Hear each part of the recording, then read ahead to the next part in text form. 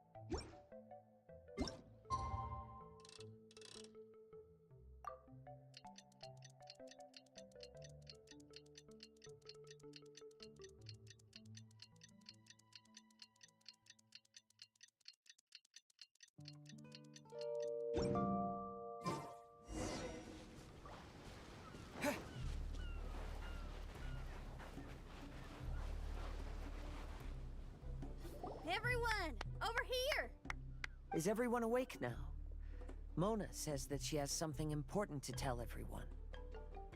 The first glimmering daybreak after the return of the Immanakreich most certainly revitalizes one's innermost spirits. What Main Fräulein means is that she is ready to take on the next challenge. Yeah, we're rested and ready too! Alright, then I'll get to the crux of the matter. I just peeked into my scry glass and there's a new mirage forming on that island over there. And I have a feeling that this one is my mirage. Oh, so now it's Mona's turn. You were with us for all of ours. Seems like it's time for us to go with you into yours. Well, I'm sure there's nothing to see, really. Lady Magistus, are you embarrassed? No, absolutely not. It's not like I'm worried about everyone judging me after seeing my embarrassingly pathetic mirage or anything.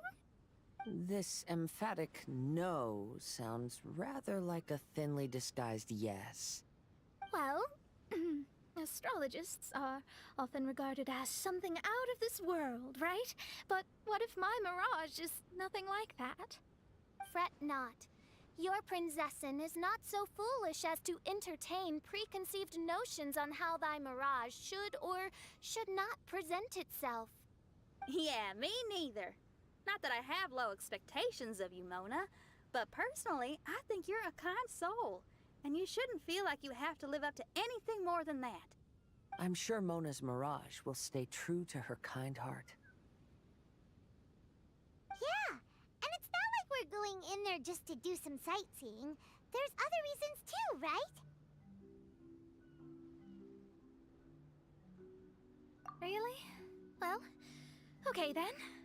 I suppose I'm not worried as long as everyone doesn't get too excited. All right then, let's get going.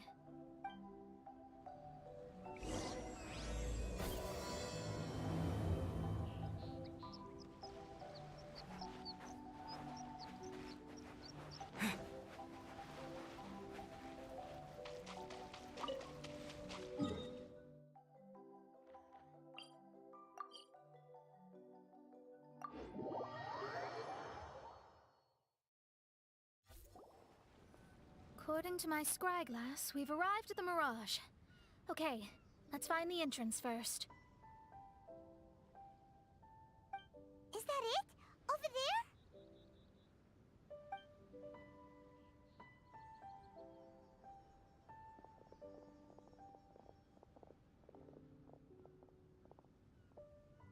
Huh. This looks like some kind of pool. We're not gonna have to swim to get in, are we? Huh? Wait, do we have a non-swimmer among us? No, I don't think that's the real problem here. Someone's scared, huh? Well then, I'll go first. Ugh, And there she goes! She's gonna show off her oh-so-perfect swimming skills now. Please be mindful of your wording, main Fräulein. Oh, right. See you later. Whoa! Mona dived right into the pool and disappeared! Let's catch up with her.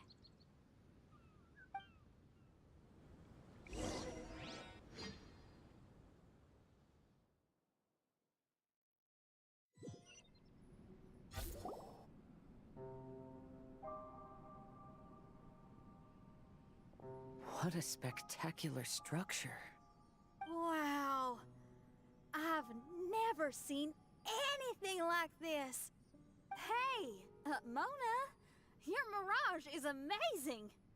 Though it falls short of the glorious Immonakreich, one must admit that it is an impressive realm nonetheless, Lady Magistus. At least it's not showing me getting lectured by the old hag. Thank goodness. Well, what else would you expect of a genius astrologist's mirage? Okay, let's get started.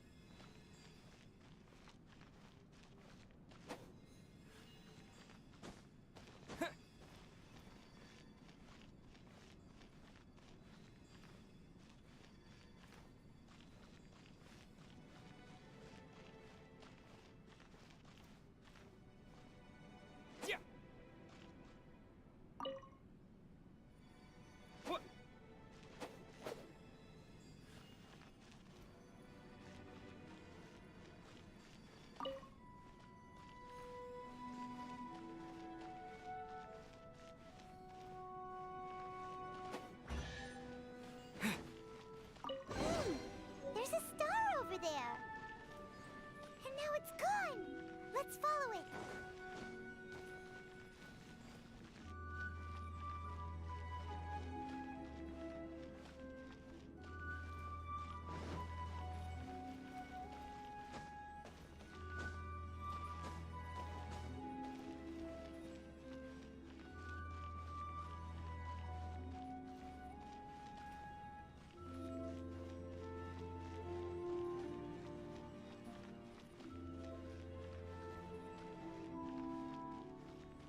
It's made its way inside.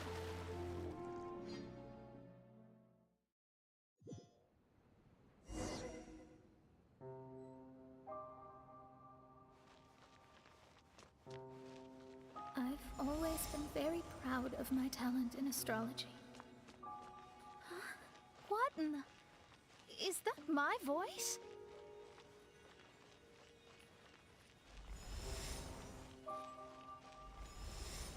I believe that astrology is a valuable discipline and that it is capable of revealing the inner workings of this universe. Oh, that's me talking to myself. When people discovered I could perform divination, they began to bombard me with inquiries.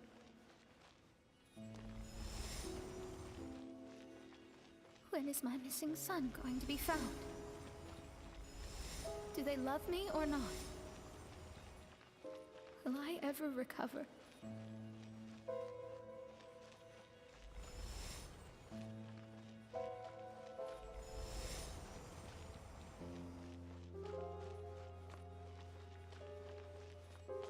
Being the honest person I am, I told them exactly what I saw through the scryglass. Though honesty may bring about resentment, I couldn't lie in the face of such a noble art. Astrology is a scam. That's insane. Can you please leave me alone now? I need some space.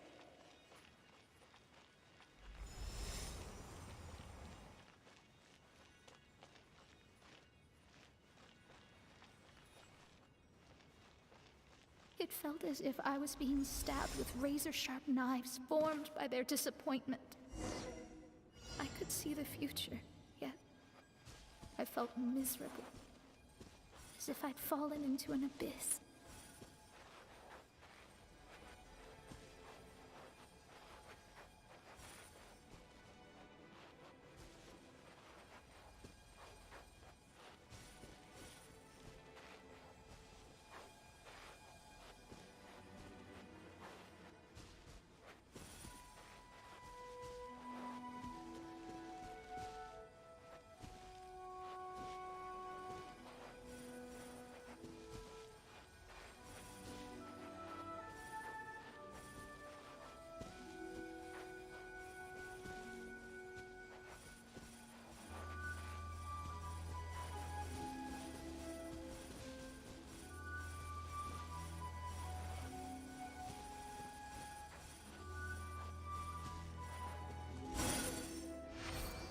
Lady Magistus, this is heartbreaking.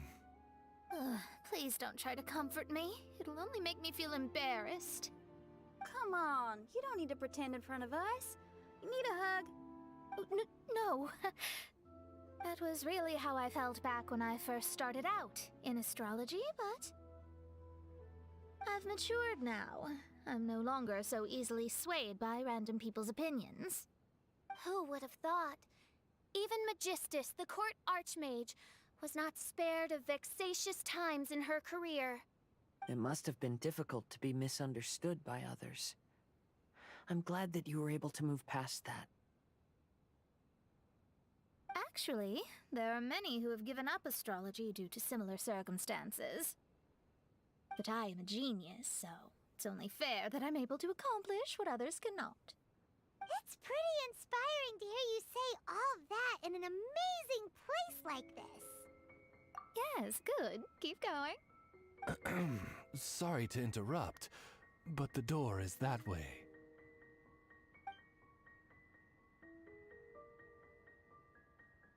All right. Now let you shower me with praise after all the mysteries are solved.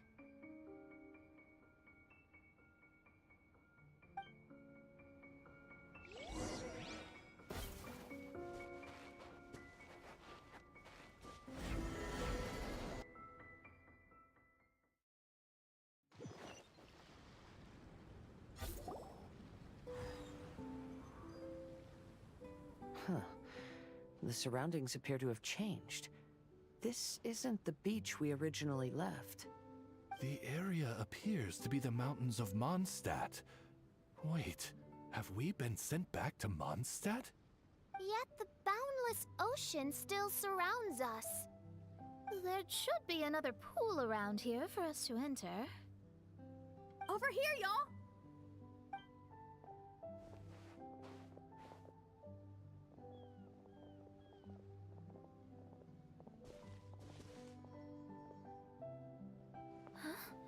Why isn't it letting us enter? Oh, something seems to be floating on the water there. Is it a painting? Or what is it? It seems to be hinting at a specific place. It is anticipating that the Princessin would guide her loyal followers to the location that has been chosen by fate. Why is it always you that has to take the lead? Whatever, doesn't matter. Let's just find this place first.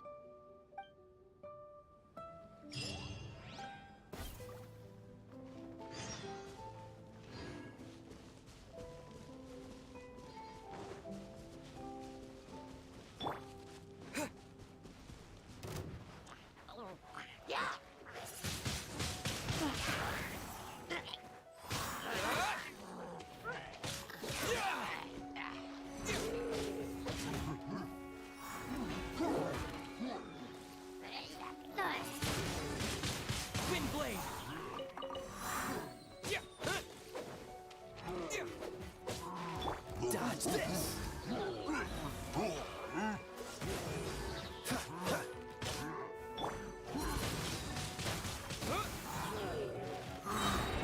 Disappear!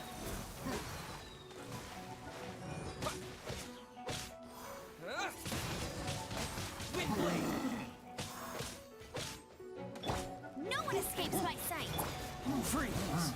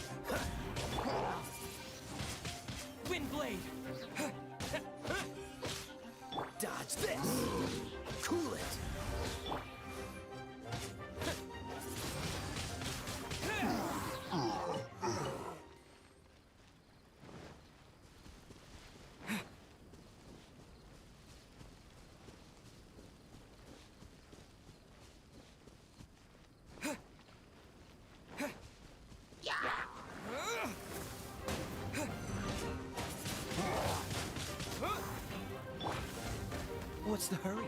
Dodge this! Ha!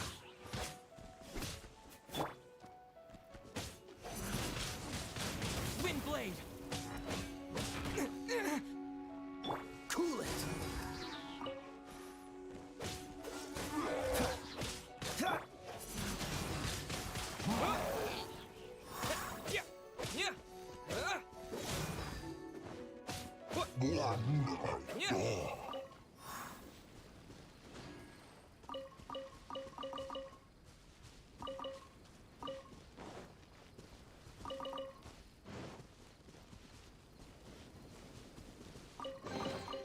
A reward on the road.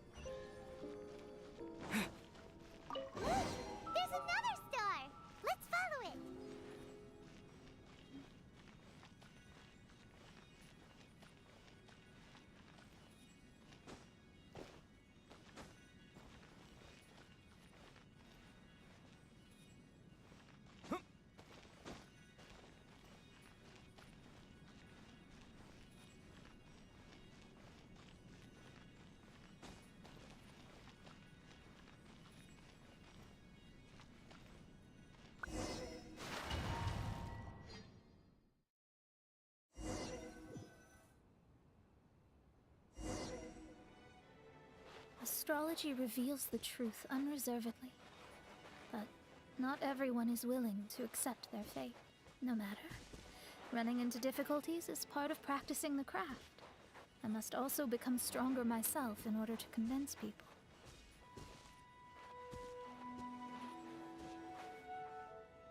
I once met an adventurer on a mountain who also happened to be picking fruits. He was even kind enough to share some with me, so in return, I agreed to perform a divination for him. The results were terrifying. I advised him to give up adventuring as soon as possible. He fell silent for a while. Surprisingly, he didn't doubt the results of my divination like others had. But he looked quite perplexed. Even so, I have to keep going. Adventurers can't just give up in the face of hardship. With that, he picked up his pack and headed for the peak.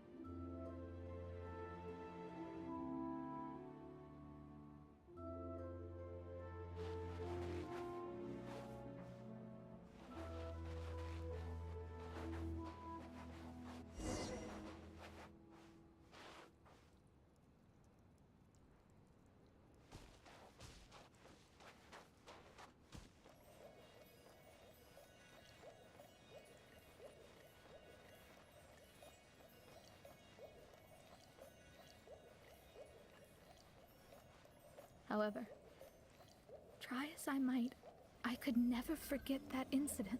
Why is that?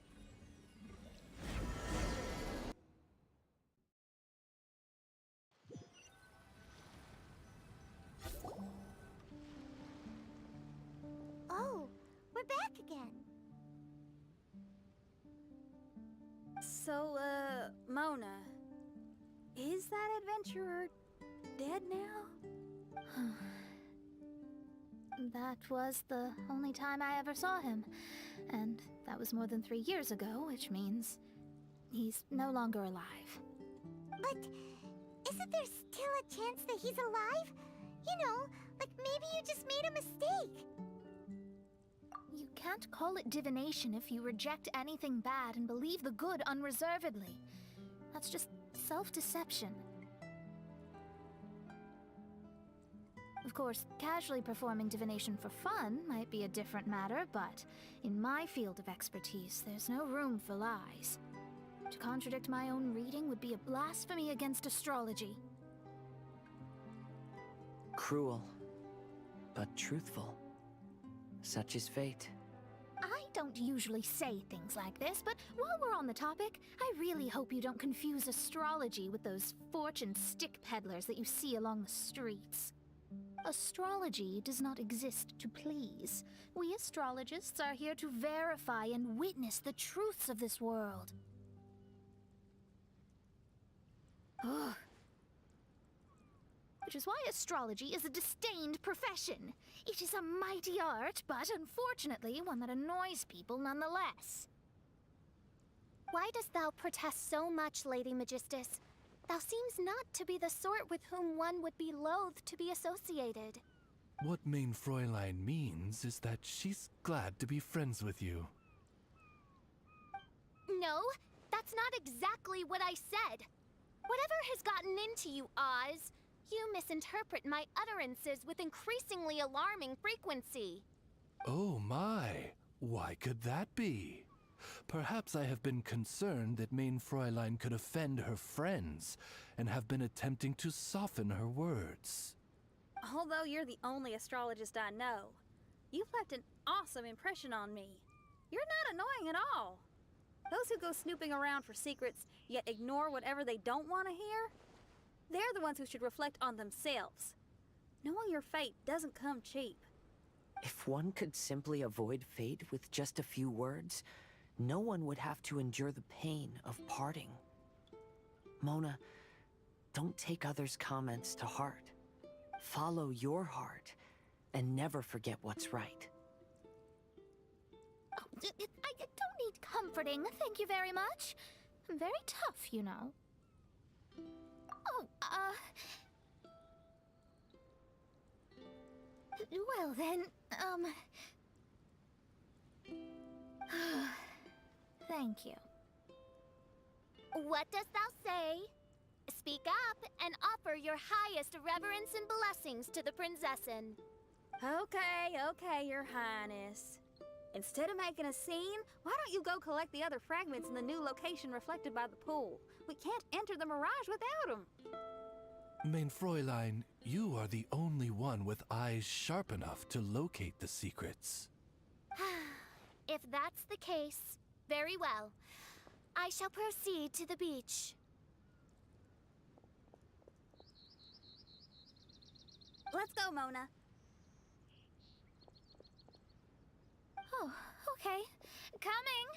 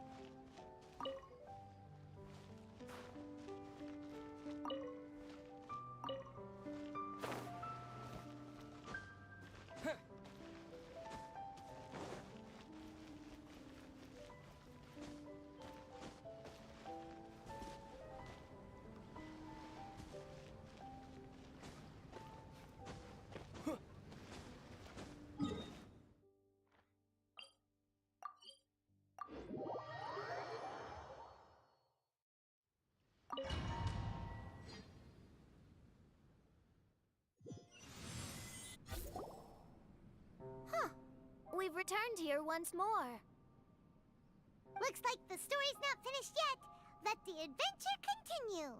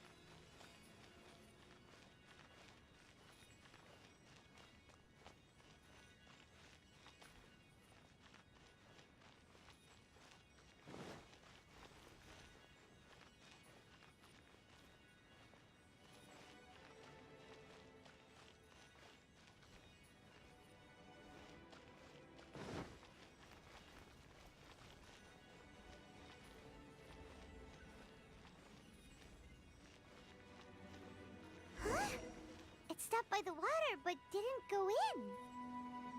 Seems almost like it's waiting for something.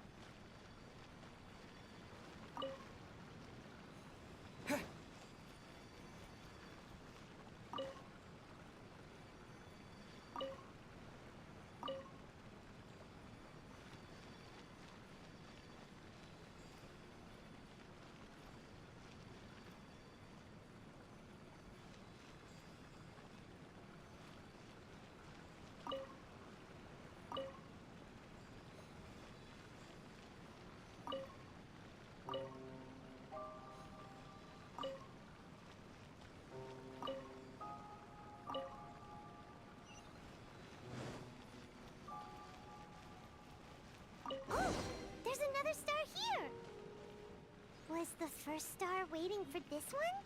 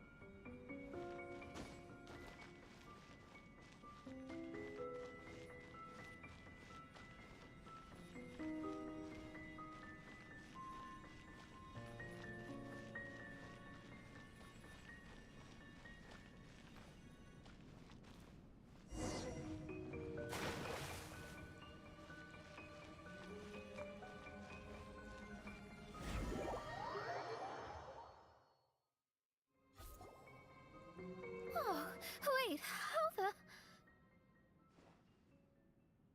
Another house in Mondstadt? What are we doing in my house? Your house? This is your house? My, how unexpected. I heard Lady Magistus lived a modest life, but this abode... Look at the labels on these books on the ground. Only one of its kind? 990,000 mora? Hey, that's super expensive! There are so many expensive-looking hardcovers over here. So this is what an astrologist's room looks like. The rooms are exquisitely designed. This place must be very expensive. Hey, I'm just occasionally out of mora, that's all. I never said I was a pauper. You're not? Oh, so what about those times I treated you to meals and had you over to my place for dinner? Mean Fräulein, mind your phrasing. Thou wert blessed with the coveted opportunity to enter the palace of the Immanok Reich and meet with the Kaiser and Kaiserin der Verurteilung. Or hast thou conveniently forgotten this magnificent occasion? Oh, yes! The stew and cold cuts your mother made were heavenly. I could go for some more of that right now. Lady Magistus, this is not the time for such things. Is that Mondstadt cuisine? I want to try some. I heard Mondstadt has lots of local delicacies, especially meat dishes. Then I shall extend to you the honor of meeting the Kaiser and Kaiserin with me on a future occasion. Really? Hey, we should go too! Now that you mention it, it has been a while since I visited a friend's house. I shall gladly oblige. Oh, but shouldn't we bring some sort of gift? Those two are very kind and understanding, so please, don't worry about that. Just bring yourselves. You seriously have to try her mom's cold cut platter. It's her specialty or something. Anyway, it's simply delightful. Not to interrupt, but perhaps we should start working on the puzzle at hand? Ever since I entered this place, I have found myself most preoccupied with that ornament. Oh, right.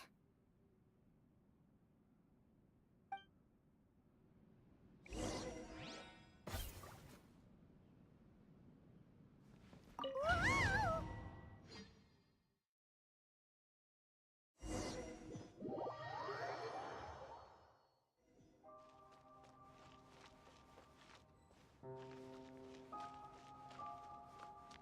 Astrologists are able to understand the most complex signs among the stars.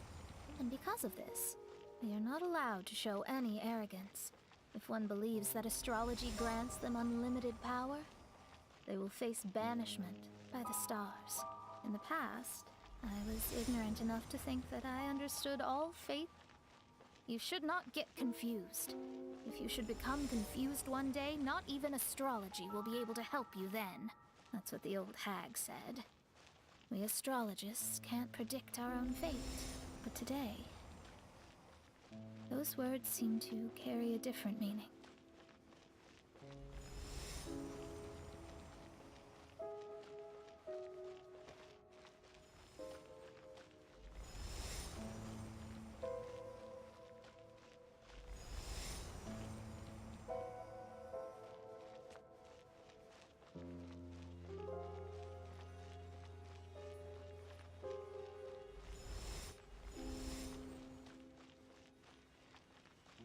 I understand now that people won't always follow a beacon's guiding light. Even though the way forward may be dark and dangerous, they will still resolutely forge ahead. Fate is called such precisely because it cannot be altered or reversed.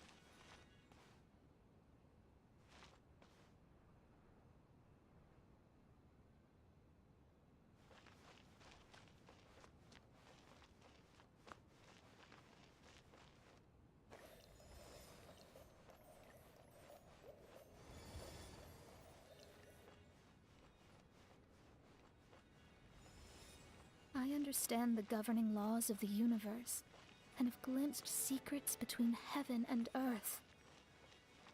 Observing it is enough for me. There's no need.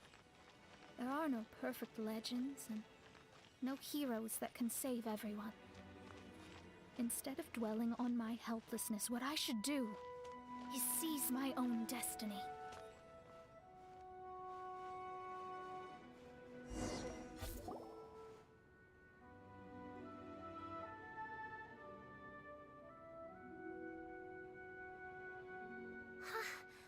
What a magnificent view!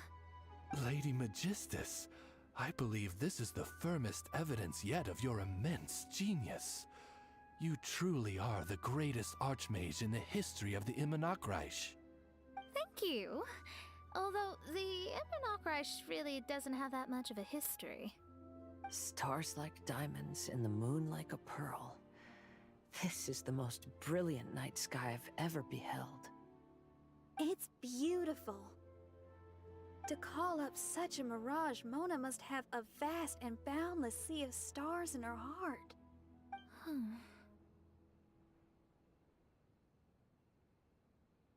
I'm just thinking. These must be the things that we aspire to. This night sky is incredibly beautiful.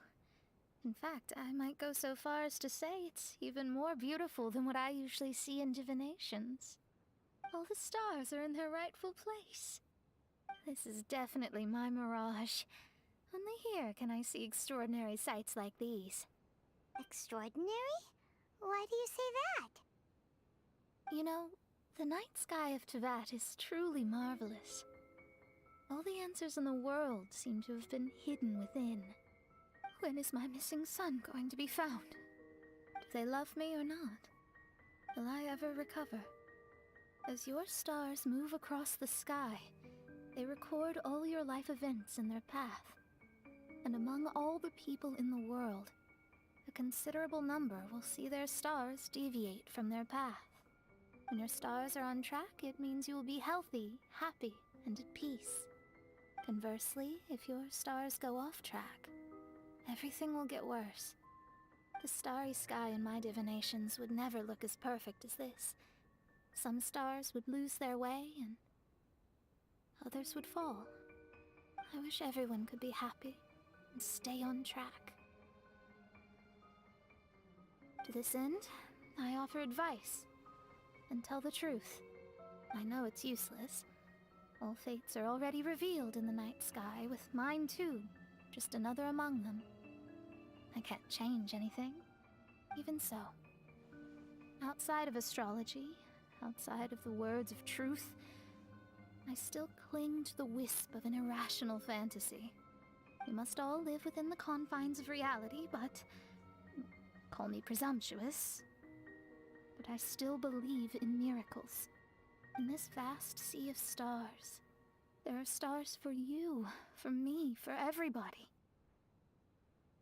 What are the chances of one star encountering another? Are these encounters not the most wonderful miracles in all of destiny? I don't know. But within Tevat, the stars in the sky will always have a place for us. Even if astrology is resolutely rational, fate remains arbitrary, cruel, but romantic.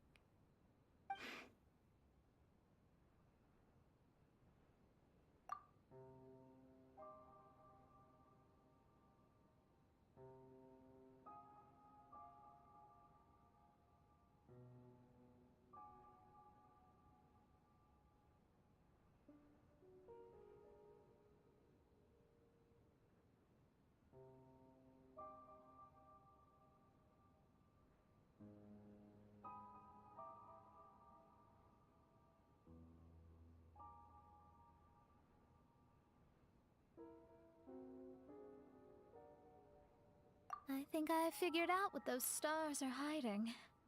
Now I will seize my own destiny.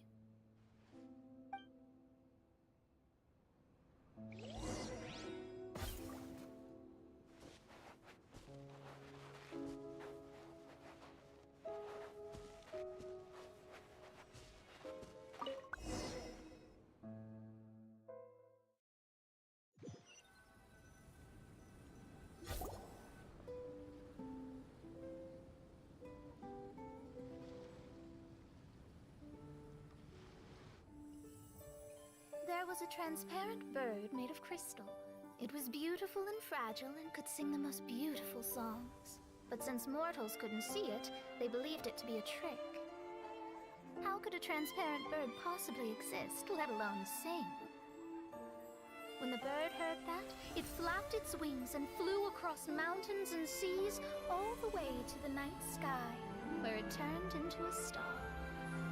Its brilliance was so dazzling that it illuminated everyone. It allowed all those that could see it to follow its light through the dark night, to sail through the seas under the guidance of the stars. It was born in wisdom, but trapped in ignorance. It has never voiced a complaint, for this is its destiny. Guiding people to see their destinies is the very meaning of its existence. We're back here again! So, are we completely out of the mirage? How strange. My mirage didn't contain any hints on the Fatui or the machine. Does that mean they had nothing to do with these mirages after all? Or perhaps these mirages are a mere consequence and not part of a process at all? Paimon's lost! I mean, these mirages were not steps towards solving the mystery, but rather a direct effect of whatever's going on. Someone did something to bring the mirages into being. As they were just passive side products, it was natural that they couldn't provide us with any useful information. In other words, those mirages were only about ourselves. Pure materializations of ourselves. Interesting. Everyone, maybe we should go back to where this whole thing began. During our first day on the island, the Traveler and I checked out the Fatui camp together. We found a strange machine there, as well as some disoriented Fatui. The researcher who spoke to us claimed that the machine was just a Fatui industrial invention. He even promised to not disturb us. Right! And the Cappy Cap guy looked half asleep the entire time. He kept talking nonsense. I wonder, is it possible that madness and mirages are two different outcomes of the machine's influence? If so, everything can be traced back to that damaged machine, except for the difference in how it affects people. This, I believe, is caused by differences between the affected people themselves. Oh. When you put it that way, it is indeed difficult to distinguish dreams and hallucinations. So what you're saying is, the device affected us differently because we are different from the Fatui. Yes, and according to our observations over these past few days, I think the difference is that we all have stronger willpower. Yeah, I can get behind that. People with strong willpower will hallucinate instead of falling into madness. But those who break too easily can't maintain a stable mirage. In other words, we should go back to the Fatui camp and destroy that machine right away! No, it should be repaired rather than destroyed. What Main Fräulein means is that rashly destroying a machine we do not understand may lead to more serious consequences. It would be better to find a way to repair it first. Right. It pays to be cautious. If my guess is correct, that machine is capable of influencing the human brain, so we'd better tread carefully. So let's go now! There's no time to waste!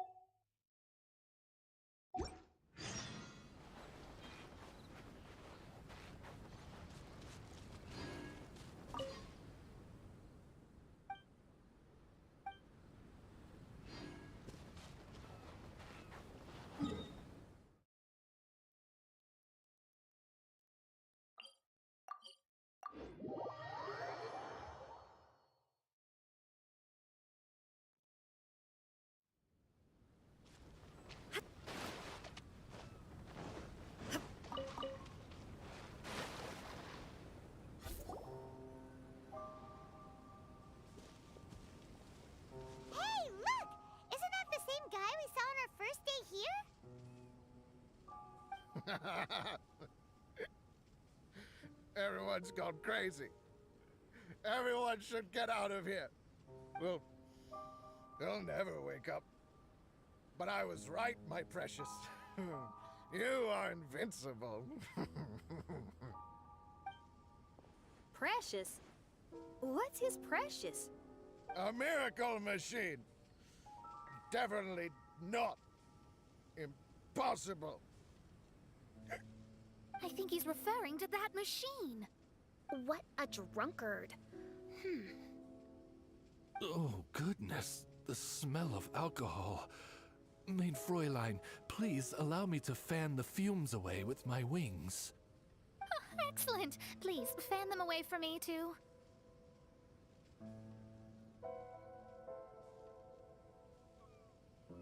Certainly. I've checked the surroundings, but there's no one else here. Isn't that strange? The Fatui is a big organization, but he's the only one left at this camp. What's more, we didn't even see him the last time we were here. Even the larger gentleman from the first time is missing. I think they must be hiding somewhere. As for why they may be hiding, I'm afraid we'll have to ask him. But he's as drunk as tone-deaf Bard. Should we wait for him to sober up? Cleanse him with the holy spring of punishment. Main Fräulein means to splash him with water. Ooh, sounds like a good idea. Let's try.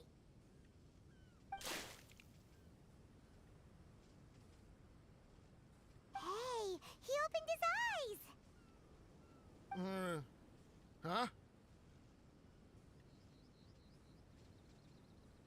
Hey, are you one of the Fatui? Can you tell us what happened here and what that machine is for? Fatui? Ha! Fatui! Those blockheads from the administration will regret it now! That's what you get for rejecting my research and forcing me to conduct my research on this deserted island. My precious! My precious! Why is he crying? Looks like he has a lot of pent-up emotions. You mocked me! And my precious invention. You don't know anything about the future. Only my invention can help us conquer the world. Idiots. Such idiots. Ow! Don't hit me. I won't blow up the lab again. I'm sorry. I didn't mean to. This man's gone insane. There's no way we can communicate with him. He wasn't like this when we first met him. It looks like the effects have grown worse, to the point of driving him mad. My manuscript. My manuscript. Only that can save. Manuscript? Where is it? Don't yell at me. Don't yell at me. Official, don't yell at him. Then I'll... Let me try. Kind sir, look at me. Now, tell me, where did you hide your manuscript? No. No, don't force me to write a report. Go away. He's completely lost in his own imagination. Allow me. Please excuse me.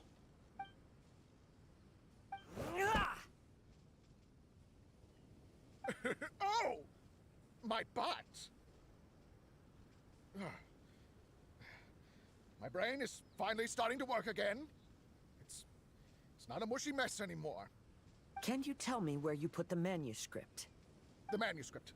The manuscript is in the crack over there. Finally! Otherwise, I was gonna have to blast some of my loudest rock and roll in his ears. Kazuha hesitated for a long time before making a move. He's so nice. Everyone, let's search the stone cracks nearby for the manuscript.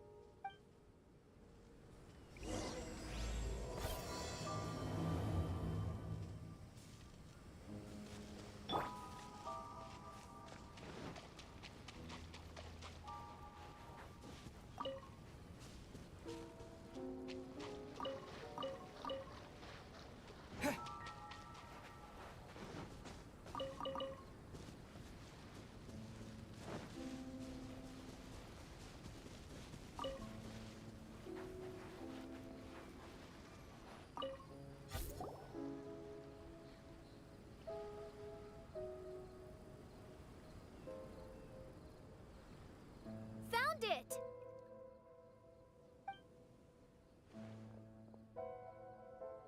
Congratulations! We found the key to solving the problem. Let me see.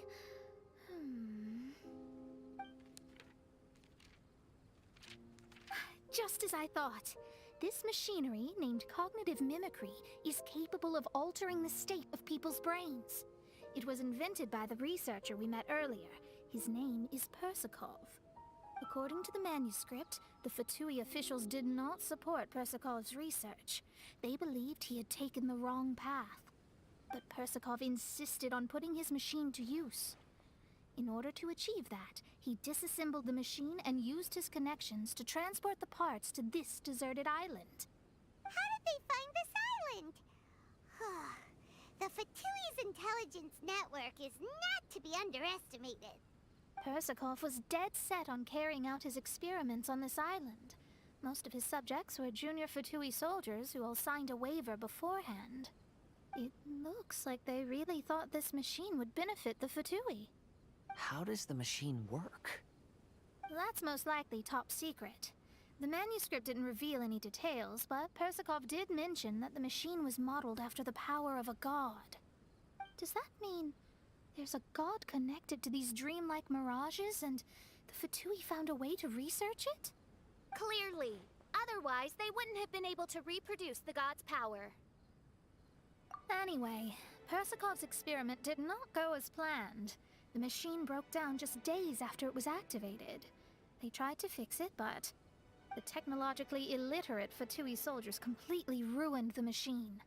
Even its most important component of all, the crystalline cores, got ejected and disappeared.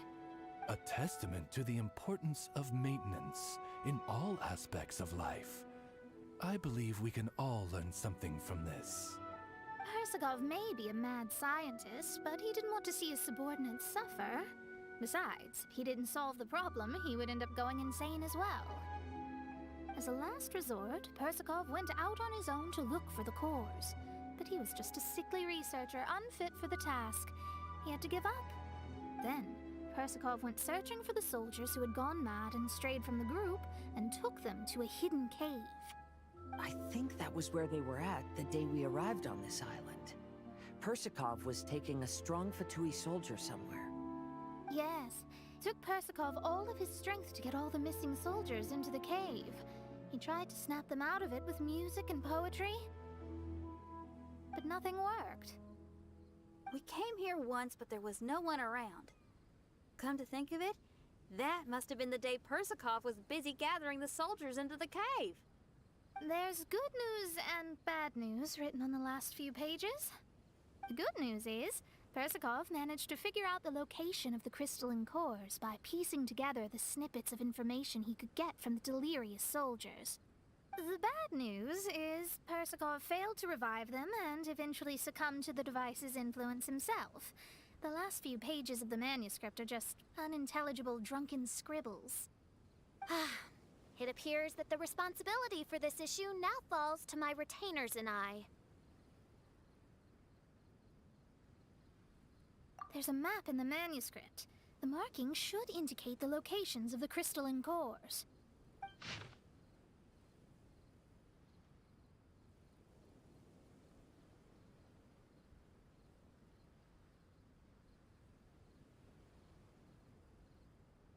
We've got no choice but to find the crystalline cores now!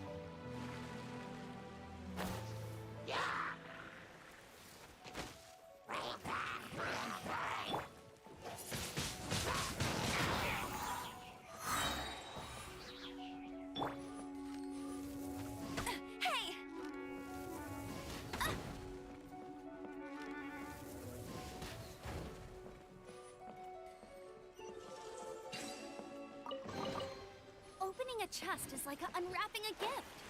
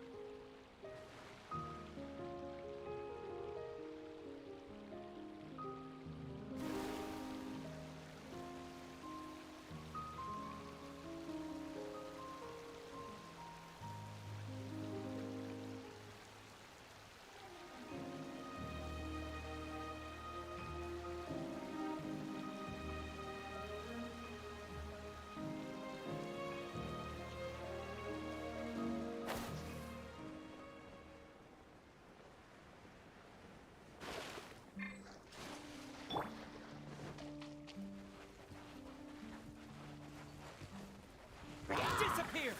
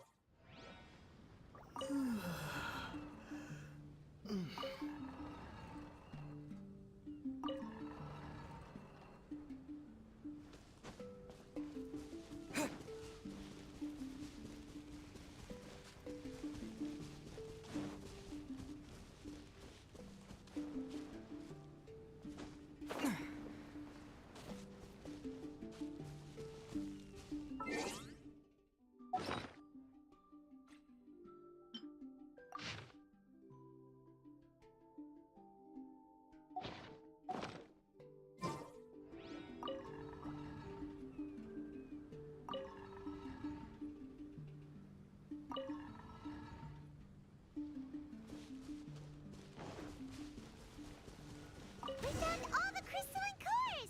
Let's put them back into the machine!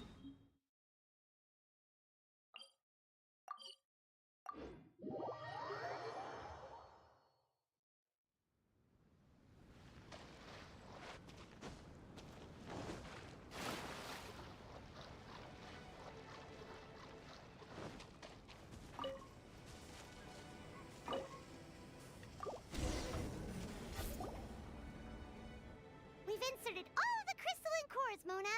Is that all we needed to do? I think so. That's what the manuscript says, anyway. Let's give it some time. Hopefully it'll return to normal.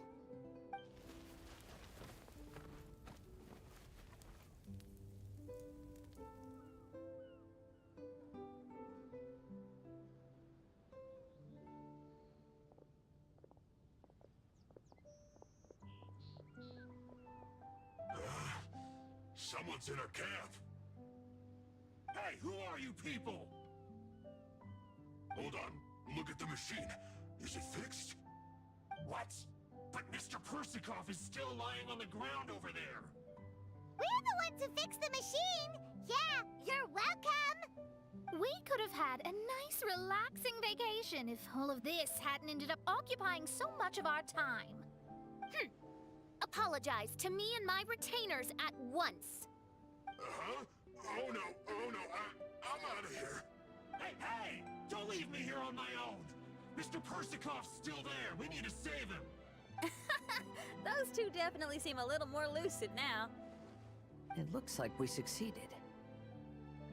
Yay! Let's get out of here then!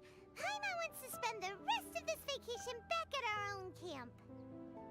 Yeah, but it feels like our camp now. Kinda like our temporary home. Then perhaps we should call it the Embassy of the Imanakreich and Dodoland. Huh? No! That's too many words! Paimon would prefer something easy to remember. Come on, let's go home now.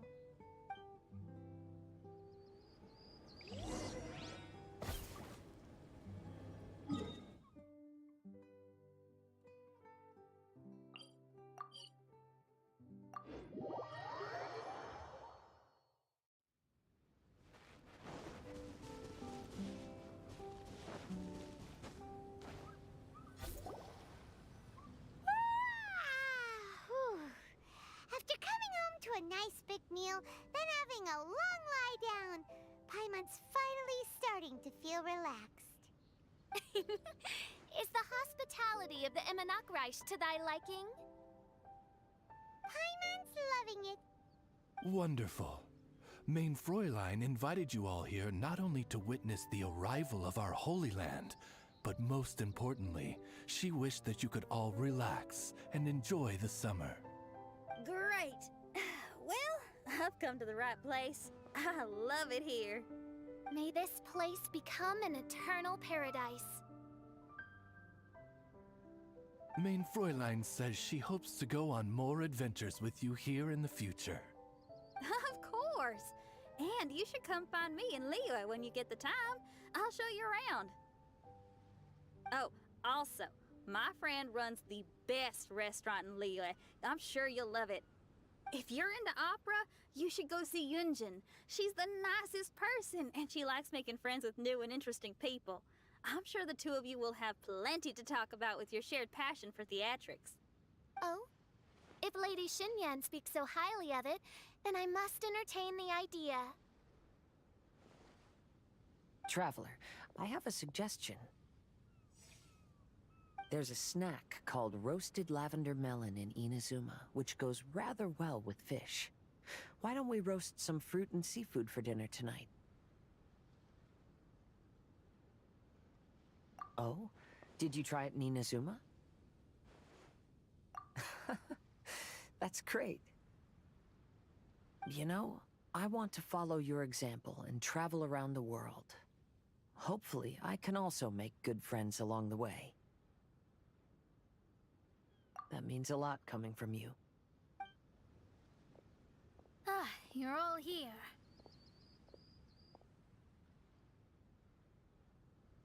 I've noticed an issue. Although we've fixed the machine, as you can see, the mirages on the islands have still not disappeared. I've noticed that too. But considering it took some time for the mirages to appear, it may also take some time for them to disappear. Yes, that's definitely possible. In other news, my scryglass seems to be working fine now. The divination results are also looking about right. Although there are some parts in the results that I don't quite understand. It's as if there is some sort of power surrounding us, and it's still watching us. Do you think it's caused by the machine? Or perhaps Persikov? Sorry, I'm also not sure. All I know is that the power is not hostile at the moment. Whatever it is, it doesn't seem to harbor any ill will toward us.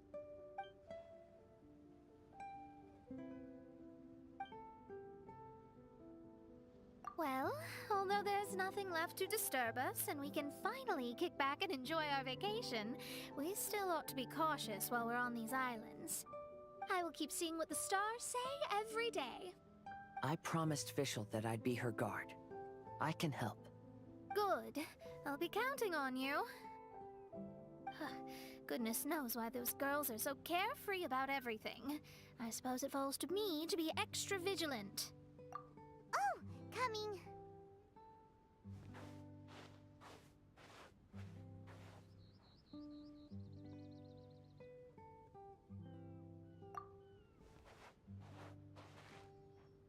Oh, so we're gonna call the tone-deaf bard, right?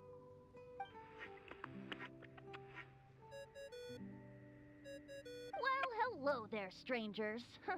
You finally called. I thought you were having so much fun that you'd completely forgotten about me. Nope.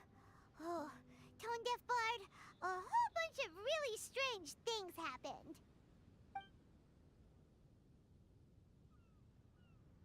A strange machine that can imitate the power of a god? Wow! I didn't know the Fatui had plans like that. Their imaginations are truly running wild. So, judging from your tone, it sounds like you don't know any more about this than we do. Alas, I am but a humble bard who sings for his Mora in the tavern. Why would I know anything about it? Ugh, so annoying. But other than that, did you two have fun? We did! We ate a lot of yummy food and saw loads of amazing things! It was really cool! That's good. The point of traveling is to record any feelings stirred along the way. As long as you had an unforgettable experience, this journey has served its purpose. As for the mysterious voice, although we don't know who it was, not only did she not harm you, she also helped you to gain a better understanding of each other, right? If you look at it that way, maybe she meant you well. I mean, if she was able to intercept Alice's communication tool, I'm sure she's also plenty capable of attacking you. Tone-deaf bard is right. I'm glad to bring you some peace of mind. Just enjoy your vacation to the fullest. And don't forget to tell me all about the marvelous mirages when you get back. I want to record all these beautiful memories and turn them into ballads. Every summer will become an unforgettable song.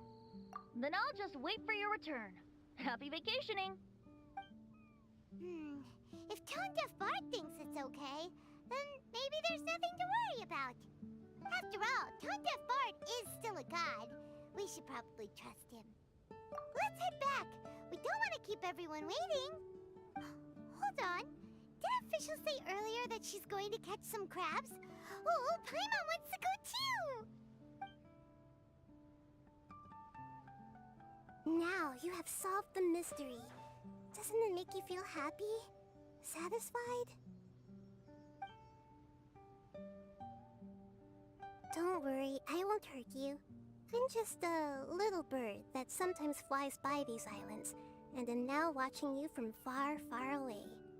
I just so happen to sense a power here that has something to do with me.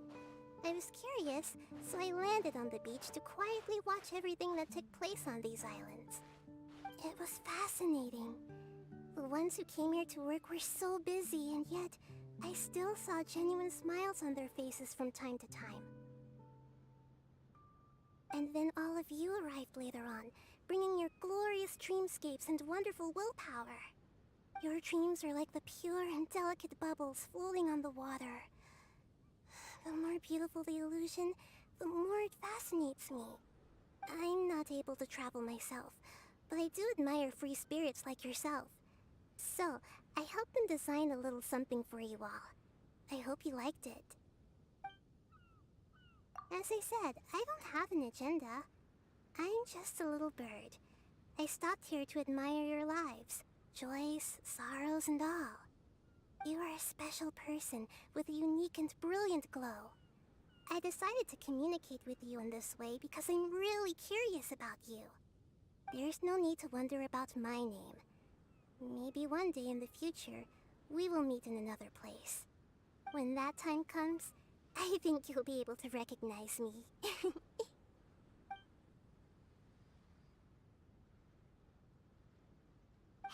what are you doing? The crabs don't catch themselves!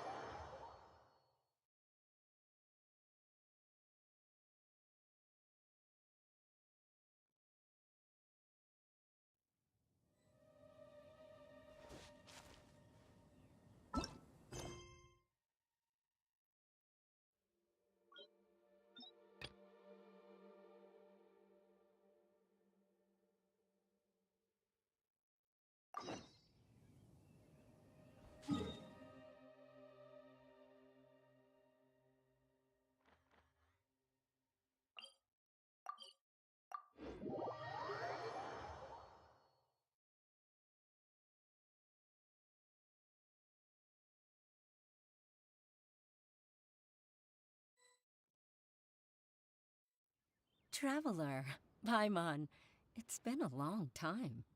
Oh, hey, Hoishin! Long time no see! Fancy meeting you here.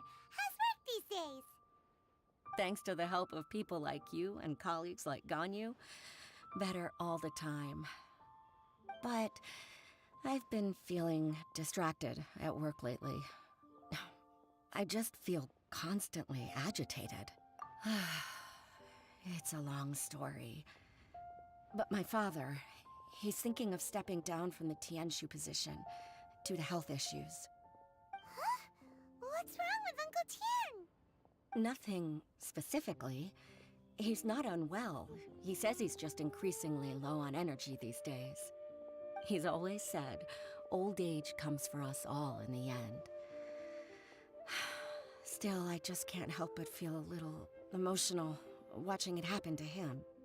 Anyway, my father's currently on the second floor of Yangsheng Tea House. Why don't you come pay him a visit with me? He seems very fond of you, too. I'm sure chatting with you will make him very happy. Sure, let's go.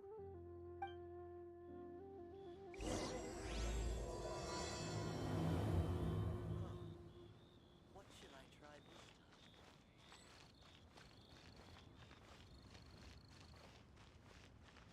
A toast to our success.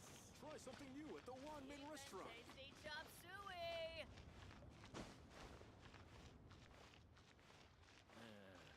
Not yet. What should I try this time? In our last tale, Rex Lapis. Zhongli, there you are! Oh. Here for a few tales? I didn't know you two were connoisseurs. Oh, no, we're here for you! Do you have time? Ah, something I'm rarely short of. We need someone who understands geology and ore. Someone who understands geology and ore. Take a look around. Is there anyone in Teyvat more qualified? The requester claims to have enlisted Teyvat's #1 rock expert, but Paimon doesn't believe a word of it. Nobody understands rocks better than you. You appear to have taken his claim quite personally on my behalf. Oh, no. It's just... Uncle Dai doesn't know what he's talking about. Paimon just wants to enlighten him. I see. Well then, it will be my pleasure to accompany you. Really? But I should inform you that despite my expertise, I cannot necessarily claim to be a leading authority. We are at all times adrift in a sea of learning. New knowledge should be welcomed with open arms. Still, I imagine I will be of help to you in this endeavor. If we do encounter an expert, I look forward to broadening my own understandings. Stop being so modest, Zhongli. Well, we got him. Let's head back to Uncle Dai.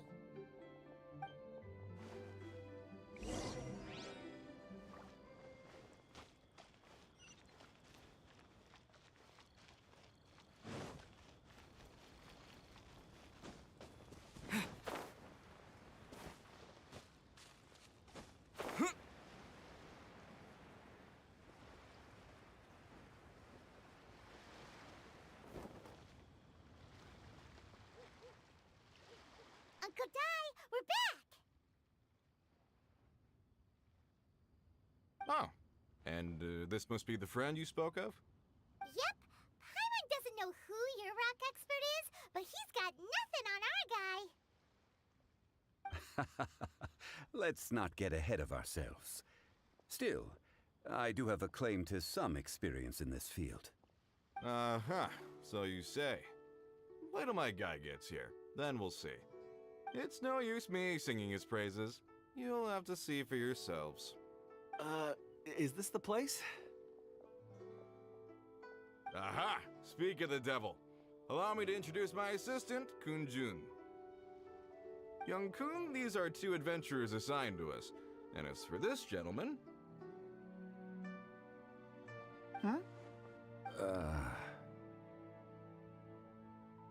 Wangsheng Funeral Parlor's consultant. Mr. Zhongli. I've heard about you. They say you're a man of great knowledge and many talents. I had no idea I'd be meeting you in person today. I am sure I recognize you. Have we met at the parlor? Wait, I've never been to the parlor. Uncle Dai, aren't you gonna test them? Huh? I wouldn't know where to start. Then they can figure out a way to test each other. If Zhongli wins, he's the assistant.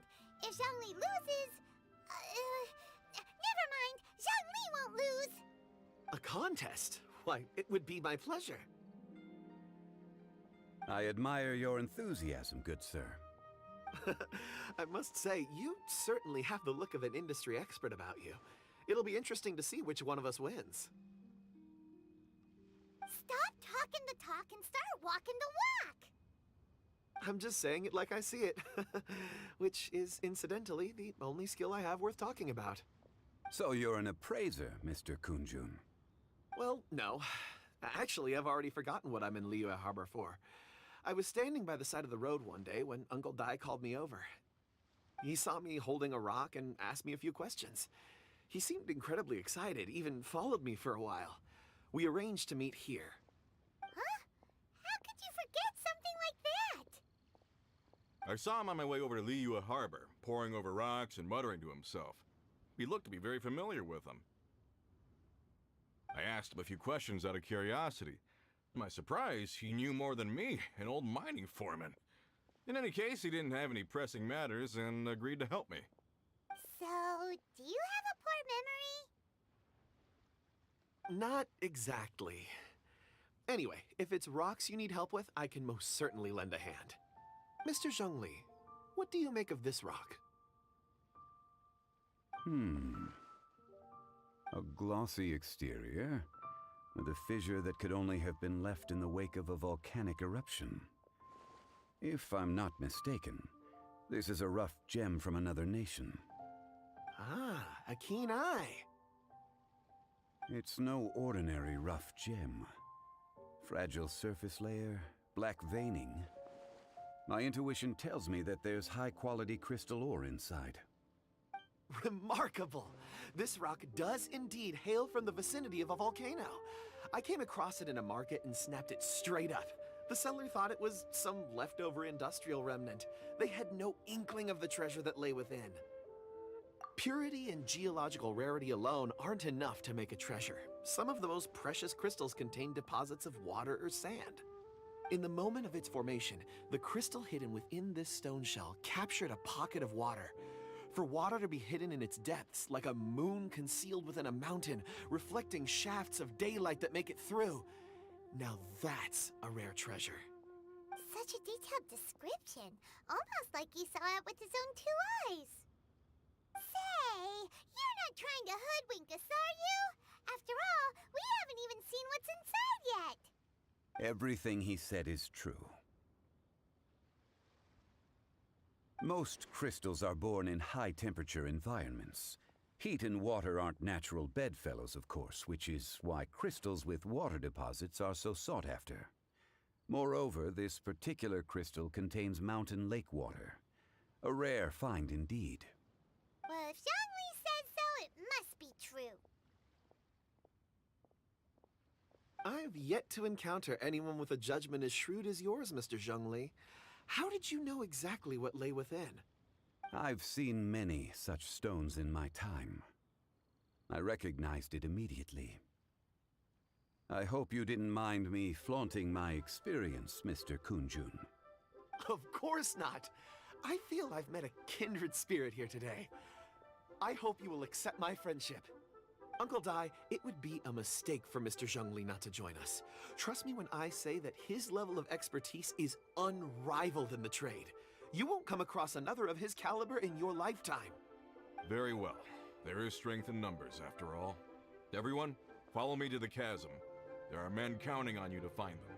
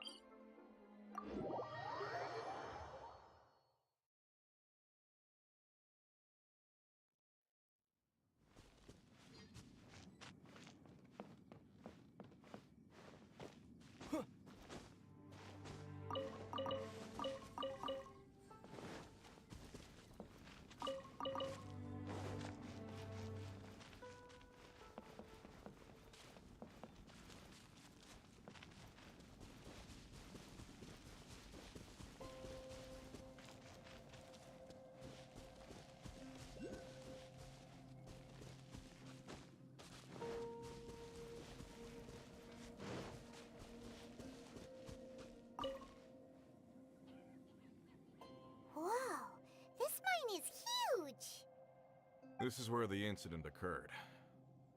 6 days ago, a group of us left the site to attend to other matters. When we returned, the 4 men we'd left behind had vanished. I led a team around the entire mine, but found no trace. That's when I decided to enlist help. So 4 miners have disappeared. Yes, there were 10 of us. We lost Long, Bold Sen, Brave Sen, and Mao. I worked with all of them. Workers in this trade are usually young men in the prime of their lives. Could it be that the 4 of them left for another mine?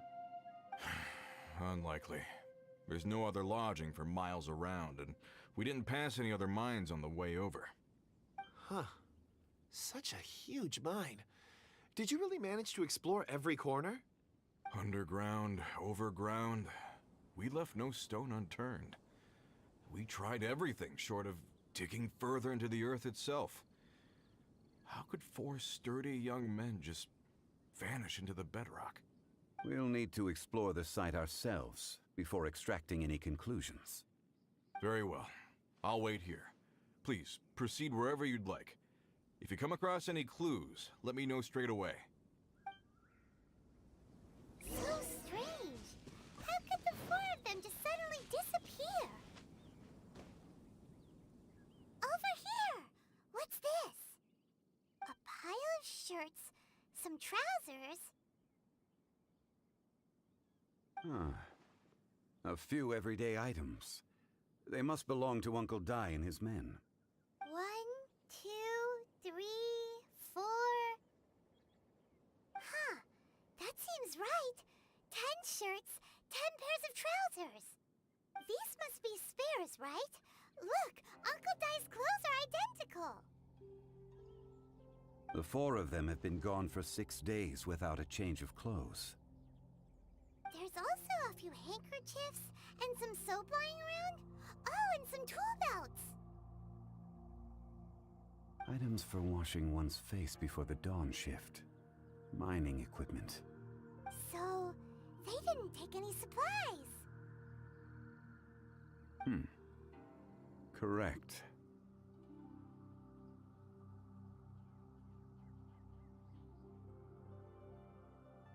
Improbable.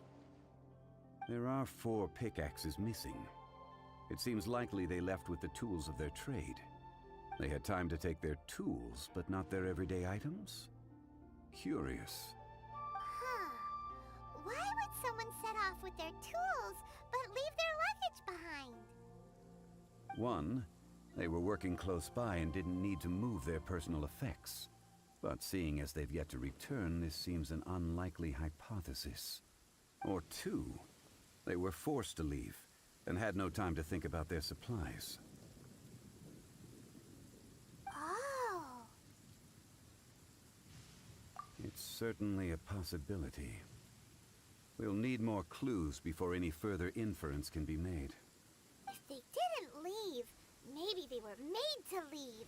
Let's make a note and let Uncle Dai know.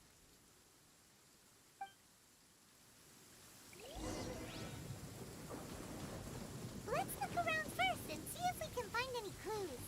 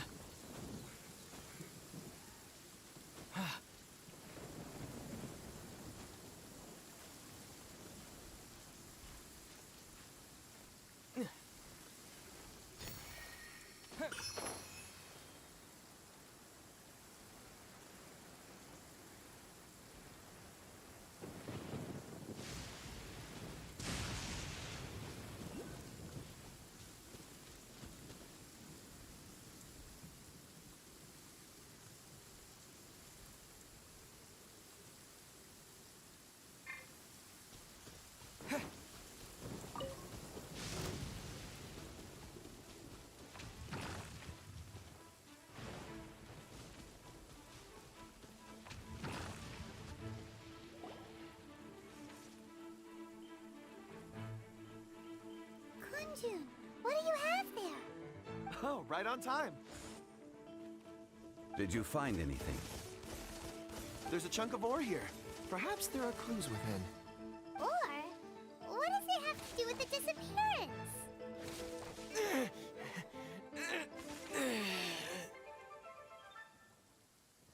Kunjun, what do you have there?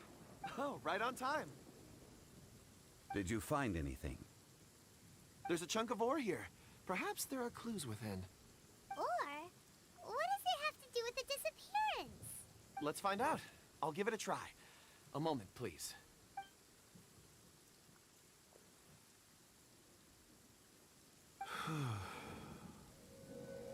Okay.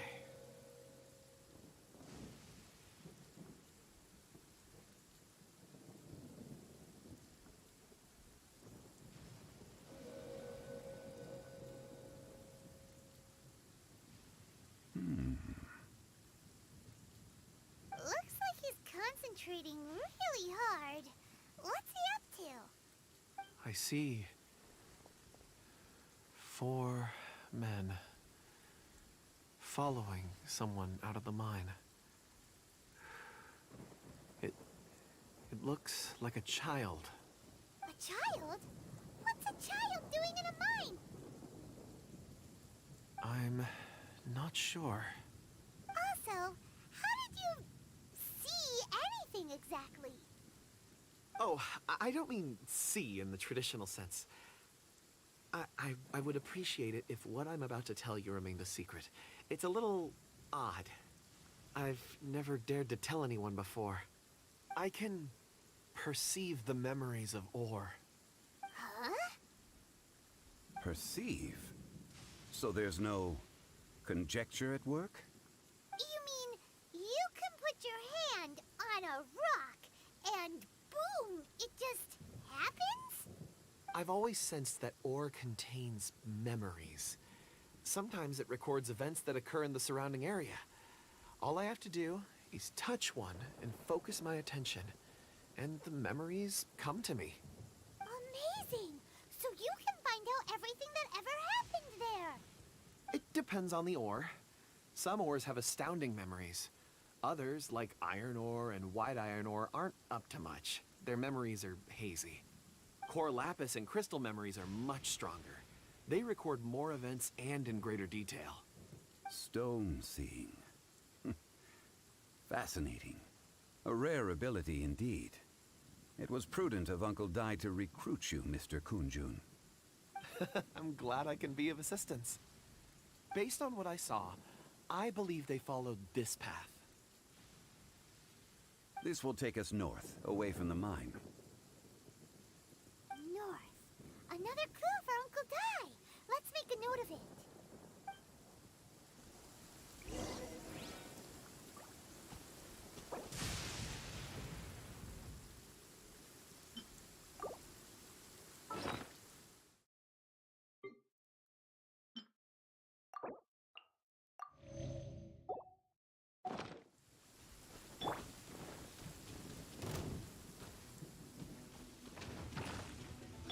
Freeze!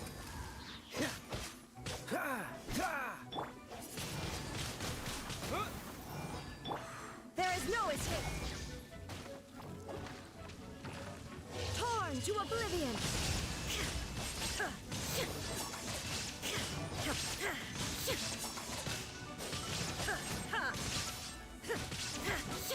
Illusion shattered!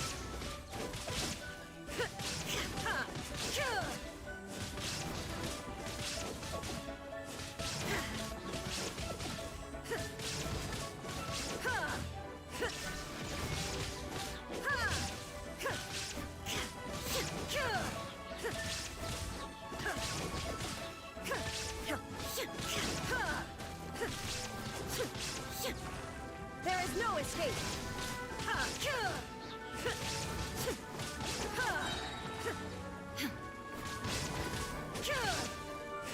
Inazuma shines eternal!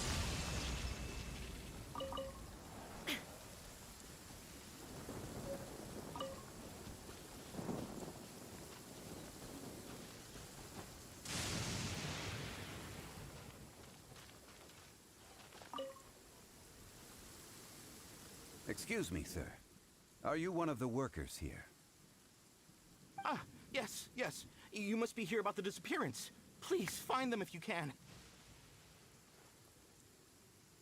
I don't know what happened. The weather was gloomy that day. The foreman left with a few men. I stayed behind with the other 4. After a while, I decided to take a break, just to catch my breath. I ended up falling asleep in the shelter inside. When I woke up, there was no sight of them. I'd only just been speaking with them and suddenly they'd vanished. Maybe I'm next. So the men that were out working disappeared, with the only one left to tell the tale having been asleep in a shelter. Perhaps an accident occurred on site. What a scary thought. An on-site accident. We should note that down too. We found some clues. Time to report back to Uncle Di. Clear skies can do nothing. You're back. How are the investigations going? We found 3 clues in the vicinity.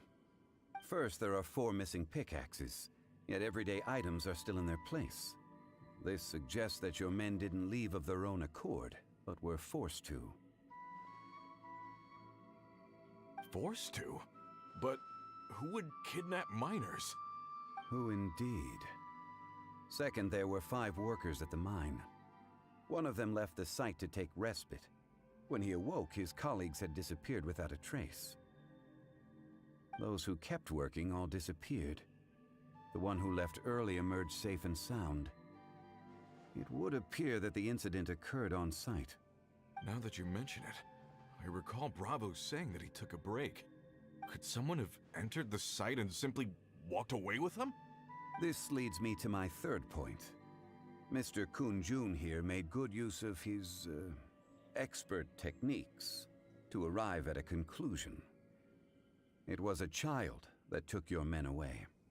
A child? But there are no settlements here for miles around. There's no way a child would have made it over to the mine. Unlikely as it sounds, that's our conclusion. Your men were following a child. Where did they go? We believe that they followed the road north, away from the mine and toward the ruins. North? Right. I'll rally my men and head in pursuit. You've been invaluable to the investigation, but leave the legwork to us. If we set off now and make haste, we might be able to catch them. Not so fast. The incident occurred 6 days ago. Even if they set out on foot, they will have covered a lot of ground by now. You're right. New plan. I'll lead my search party over to the settlements further out and make some inquiries. There are only a few settlements around here with lodging for the night. We'll go investigate and see if we can come up with anything. In the meantime, you could keep looking for clues. If we don't see each other, let's reconvene at Wangshu Inn tomorrow evening. Agreed. All right. Me and my men will get going.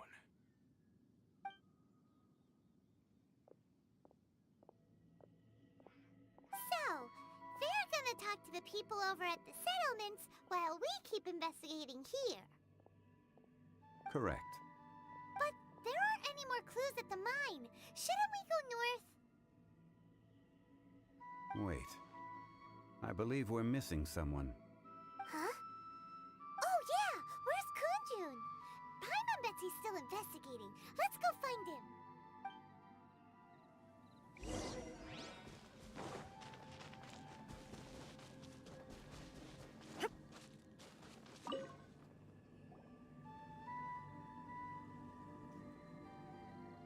Kun-jun, what are you searching for? We're all out of clues. Let's get going.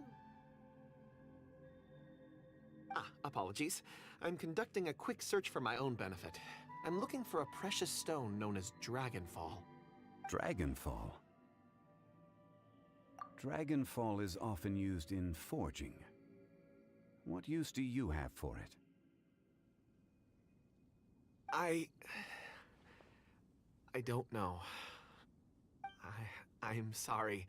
I don't recall why I'm seeking it. I've been feeling very absent lately. name and address aside, I'm having trouble remembering things. In fact, I've been feeling extremely anxious, as if there's something I've forgotten to finish.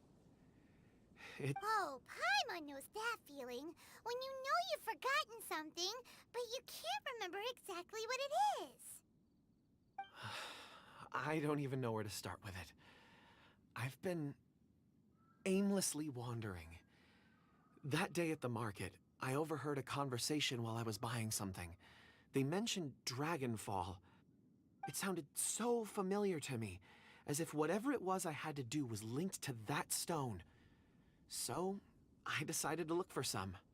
Perhaps if I can retrieve some, I'll remember what it is I have to do.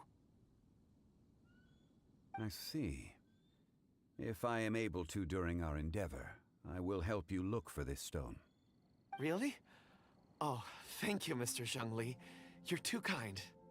Think nothing of it. Shouldn't we get going?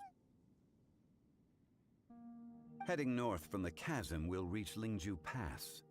If this is indeed the path they chose, there will be traces. Great! Let's have a look.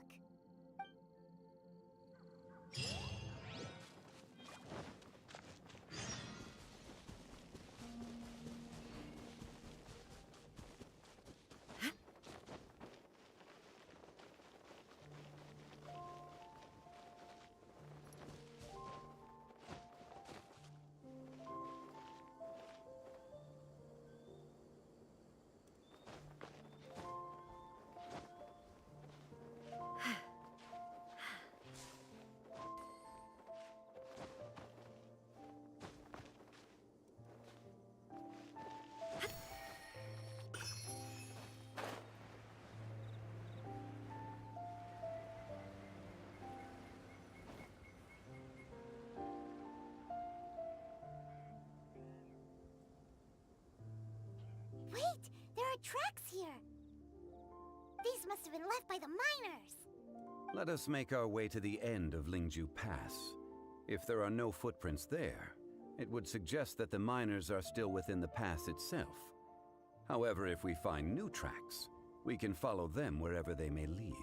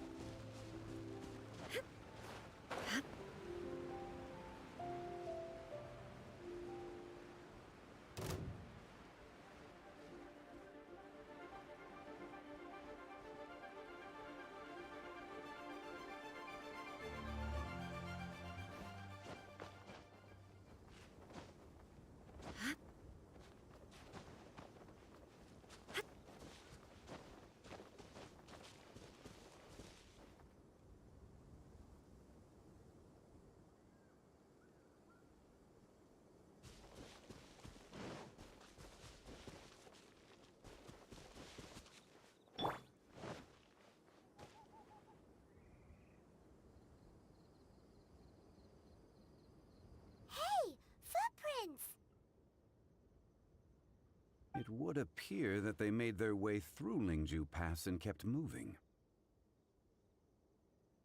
If we follow their footprints, we should be able to find where they went.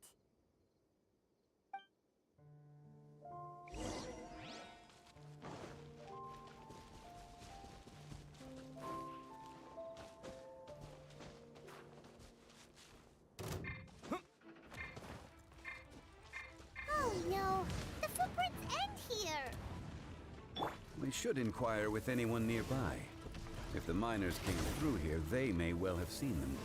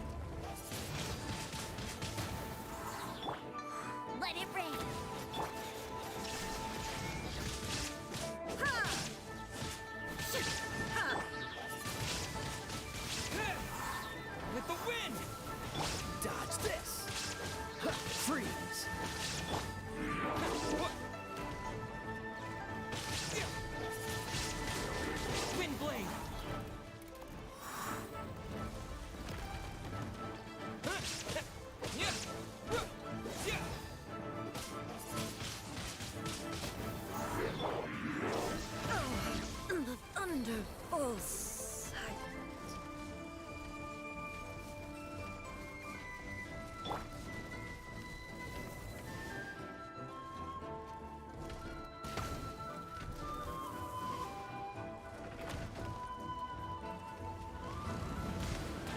Must keep draining.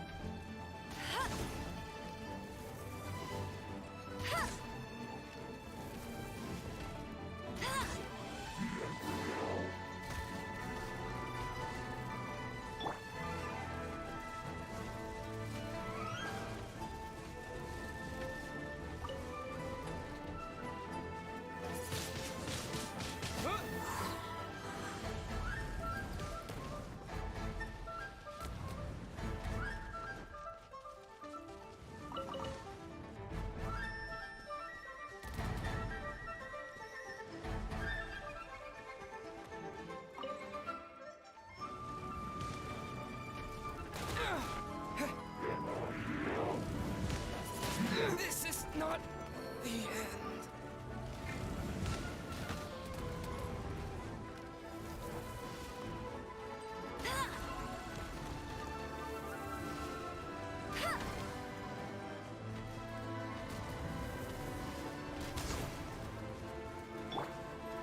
Cool it!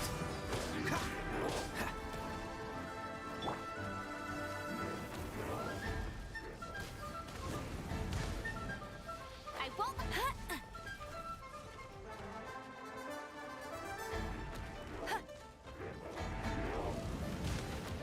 Not so hard!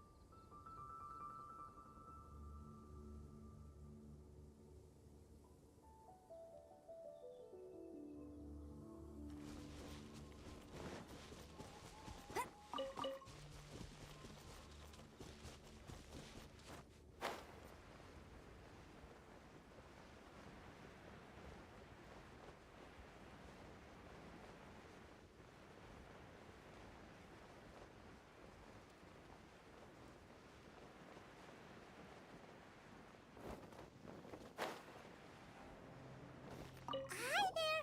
Have you seen anyone dressed like a miner around here? A miner? I'm afraid not. Let's try someone else.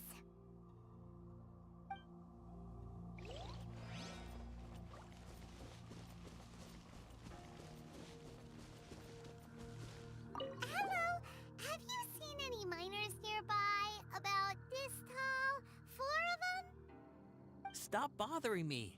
Can't you see I'm cloud watching? Jeez, a little grumpy, aren't we? Whatever. Let's go ask someone else.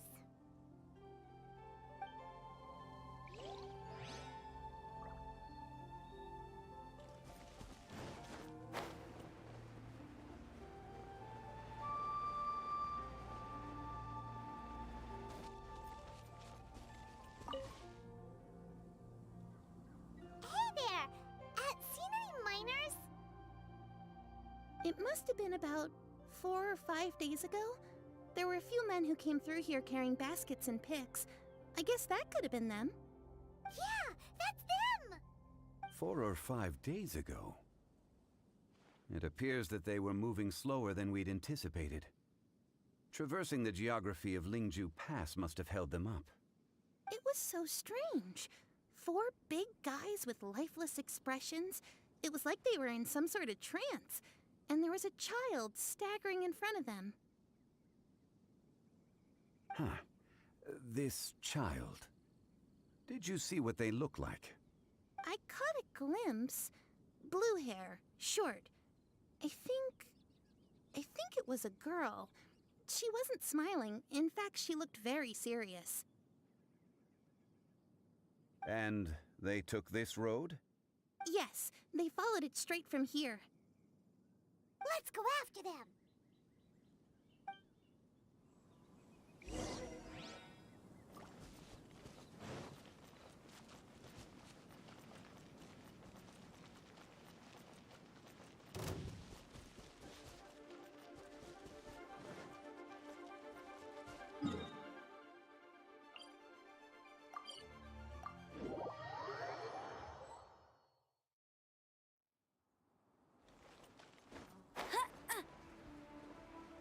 More footprints.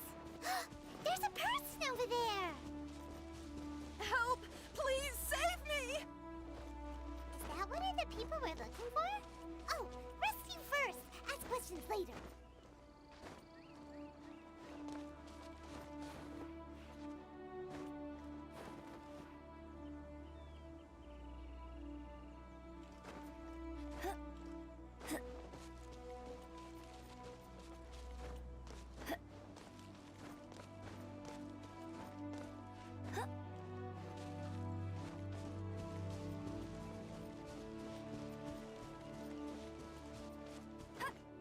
I won't let you down.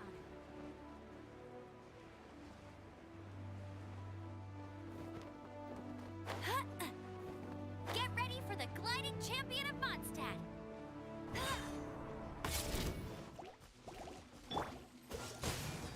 This moment will be frozen in time.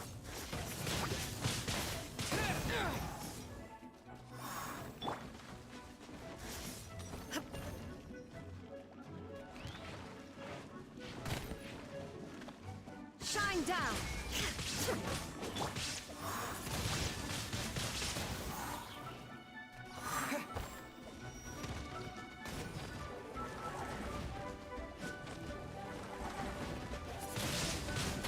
Windblade!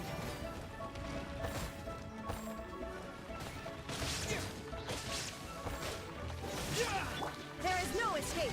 Ha!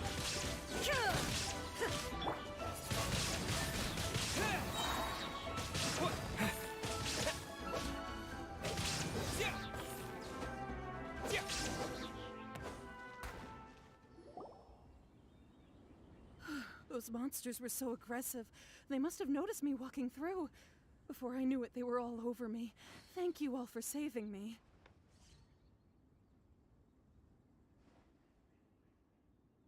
My name is Wanyu. I belong to Liyue's Shangyu Hall. I head up our human culture and civilization research. Huh? You sure you're not a minor? A minor? Yeah, we're looking for a group of 4 strong fellas carrying mining equipment.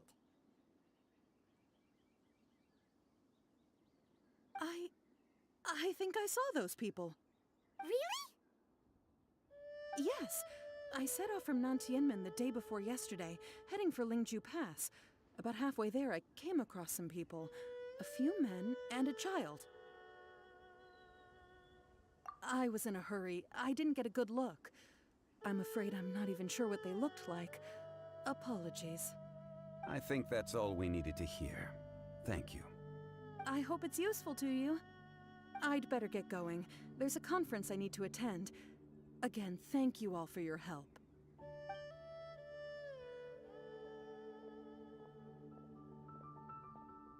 According to this scholar, the miners were heading for Nantianmen. Can we be absolutely sure that it was the men that we're looking for? A child with a group of adults sounds pretty close to Paimon. But... Hey, perhaps that rock over there can tell us more. Aha! Paimon nearly forgot about our secret weapon! It looks promising. I'll do my best.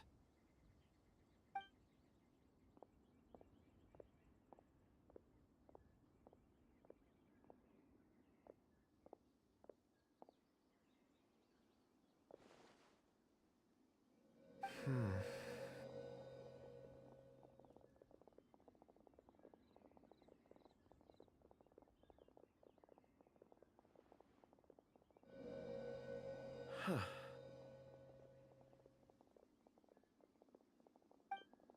It's the same group, all right. They followed this road. Mr. Kunjun, your stone seeing is something I won't forget in a hurry. I suppose it is an asset, though I rarely find a use for it. But praise from Mr. Zhongli is high praise indeed. It's a good thing we brought our Kunjun compass along. We would have lost all sense of direction a long time ago. You think so? I guess it's been a worthwhile trip then. It feels like we're cracking a criminal case. It's a lot of fun. Be that as it may, we would do well to keep our guards high. 4 fully grown men in a trance-like state, walking ceaselessly day and night, over hills and mountains, led by a child.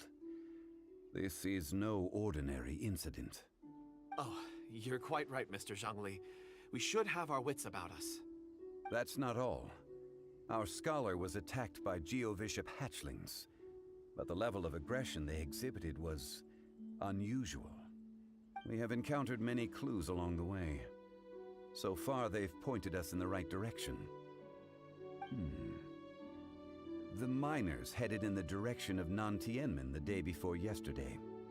From here, they would have had to navigate a perilous mountain road. If their destination is indeed Nantianmen, we should be able to catch up with them. Great! No time to lose! I left a mark in the vicinity just now. If Uncle Dai does pass through here, it should guide him to us.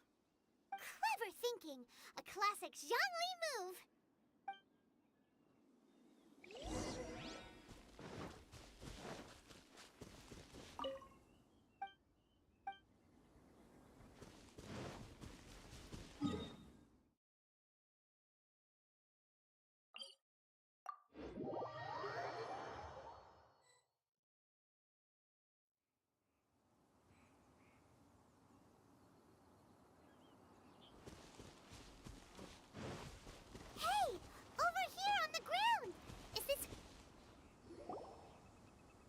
There's a basket lying here, too. This must be one of the miners. Hey! Hello? Can you hear us? Judging by his appearance, he must have collapsed from exhaustion. Should we wake him up? I can still dig. Sounds like he's whispering something.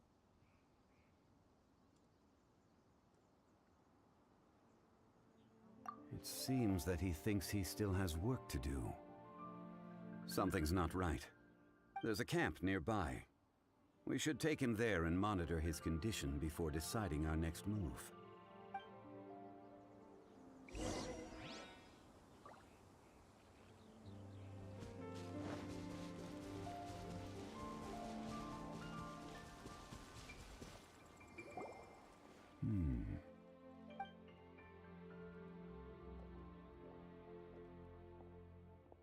How is he?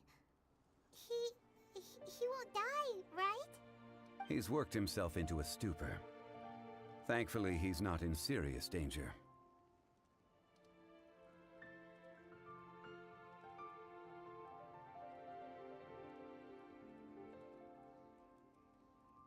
Paimon heard him talking about digging for something. Did he dig himself into this state? It's certainly a possibility.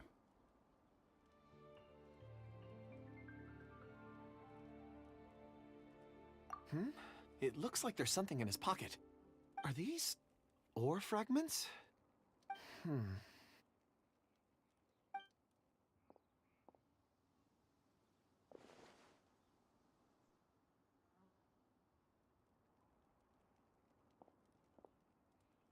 I just witnessed the memories within these ore fragments. This person brought these fragments out of the mine. He's one of the 4 that we're searching for. How he came to be here is what we need to understand. So he was kidnapped and then abandoned here. But if they didn't need him, why bring him all the way out here? Unless something happened. Something that led him to fall behind. Ugh. Paimon's had enough. This is too mysterious. Oh, wait a moment. Seeing these fragments has jogged my memory. I have something for you. What is it? Ooh, is it a present? Something for us? As I mentioned, before I met Uncle Dai, I was in a daze. After setting out with you on this case, it feels like a fog is lifting. I was so happy when Uncle Dai enlisted you to help. I would never have managed to track down these clues by myself. These are some crystals that I bought from the market. Not any old crystals, mind you. This purity is extraordinarily rare. One for each of you. A memory, if you will. It's beautiful. Oh, and the colors change as you turn it. It's like a different crystal from each angle. But of course, take it. And this one is for Mr. Zhongli. Huh? Is something wrong? Not to your liking? On the contrary. I just hadn't anticipated receiving a gift during the current circumstances. But thank you. I will take good care of it. I'm pleased you like them. It's nice to be able to give a gift that others can appreciate. Oh, I see more rocks over there. You should all get some rest. I'm going to scan the surroundings. Perhaps there are more memories to uncover. You sure like rocks, huh, Kunjun? Ores are the crystals of the earth, the sediment of time itself. I feel at peace among them. Get some rest and call me when you're ready to set off. I won't be far. Rest easy. I surveyed the area. There's no danger here. Oh, however, there is something I wanted to discuss with you. Huh?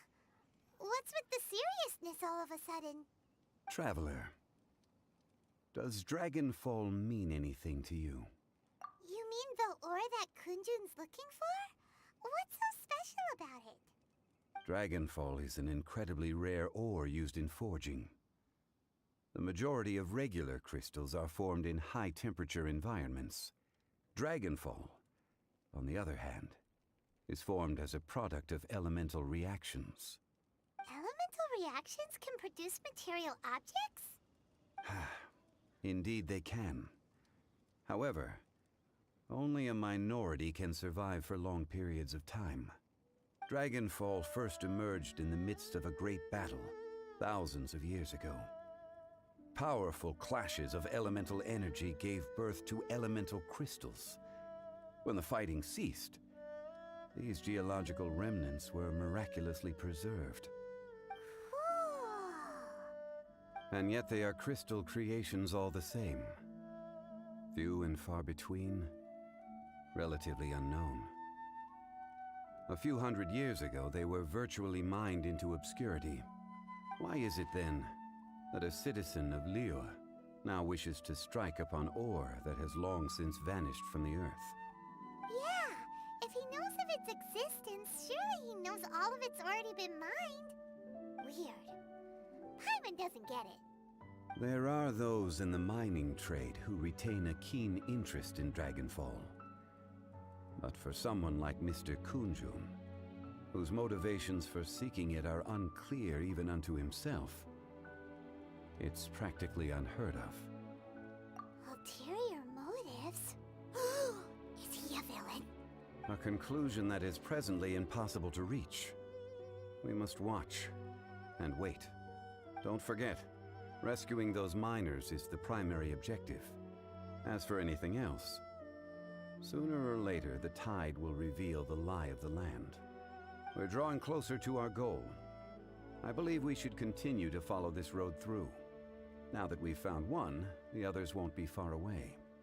When you're well rested, call Mr. Kunjun over to us. We still have more investigation ahead. We should ensure this miner is settled here at the camp. Once we've brought this matter to a close, we can return and attend to him. I suggest we leave a note for Uncle Dai.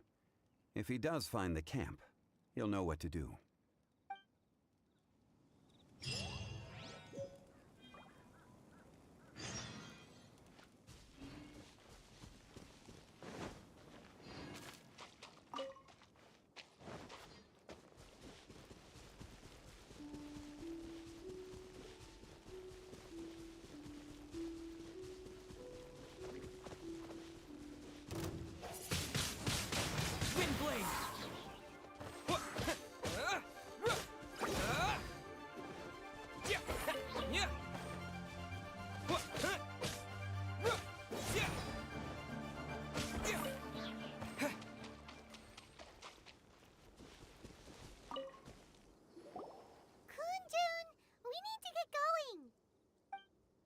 No problem. I'm done here. Any results, Mr. Kunjun? There are many beautiful rocks here, but nothing out of the ordinary. I couldn't find any clues. Then again, the memories of ore can shift with the passage of time and the changing of the environment. Difficult to say. I feel that ore memories tend to be from the recent past. So there's never any ancient memories? Rocks endure, but as eons pass, their memories are erased. Those memories that survive are rooted in powerful emotion or thought. That makes sense. It is the same for people. Indeed. Let's keep going.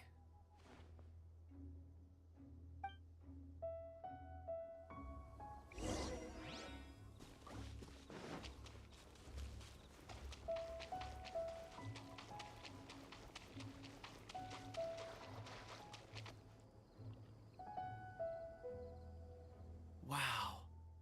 Such an immense tree. And there's so many mysterious-looking crystals up there, too. Amazing! This ancient tree. Let's conduct separate investigations. I'll take that area. Perhaps you could survey this section. All right, then. Kunjun, can you see anything worth investigating? Well, there is this stone tablet here. Doesn't seem very interesting. Paimon's gonna look over there. Huh. It's worth a try, surely. Let me see. Oh!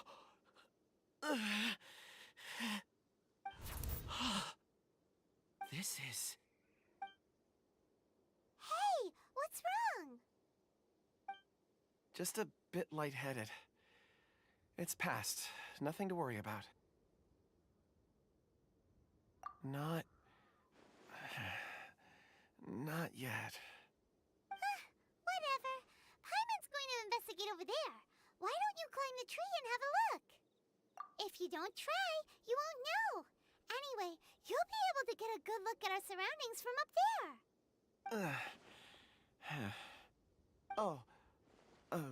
You think so? When has Paimon ever come up with a bad idea, Wait a minute. Paimon can fly. All right, Paimon will go. You wait here. Paimon will... All of you, come here. Huh? Zhongli's voice came from behind the tree. Did he find another clue? Quick, let's go see. Maybe he found another miner.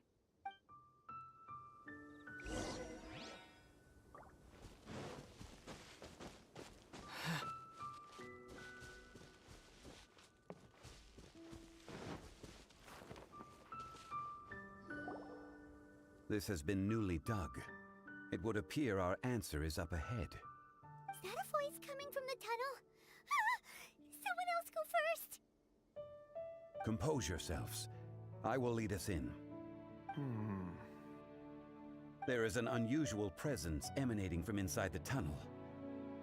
Prepare yourselves and tread lightly.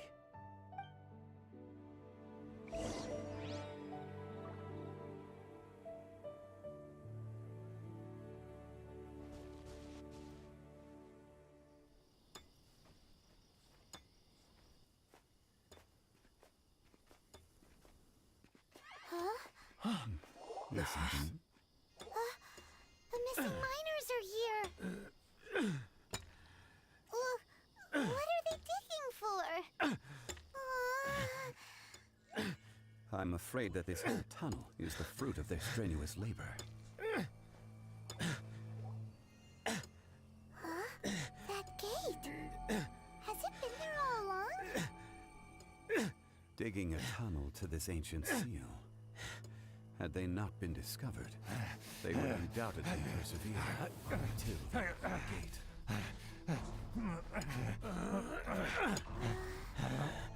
So behind the seal, there's...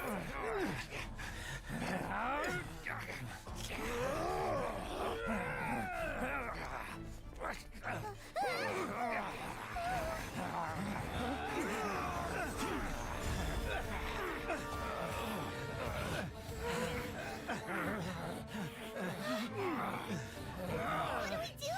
We can't hurt them.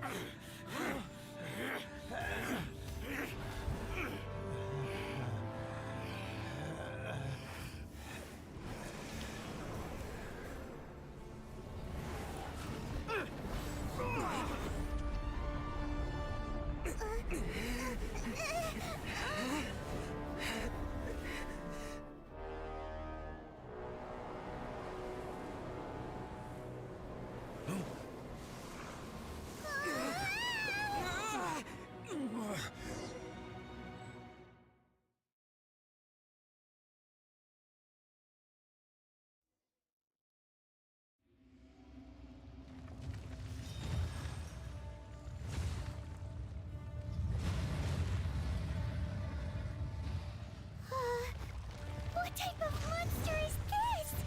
Morax, you arrive at my doorstep of your own volition. Excellent. Taking revenge for sealing me away will be all the easier. So, the little girl is your power incarnate. But if you recall, Ishtaha, this is not how we intended for events to transpire. Waste not your words. Your life is mine. Rise!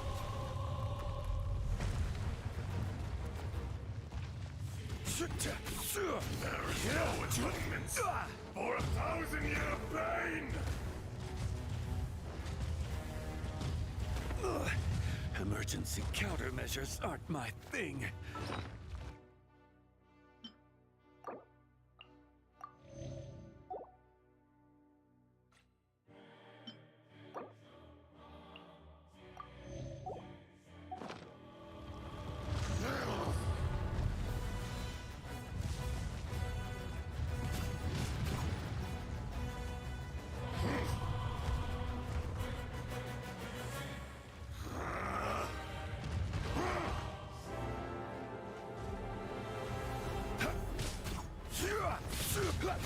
Fisher!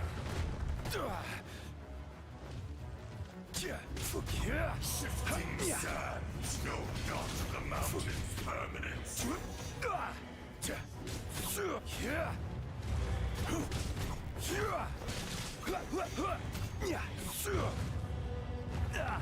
Crumble!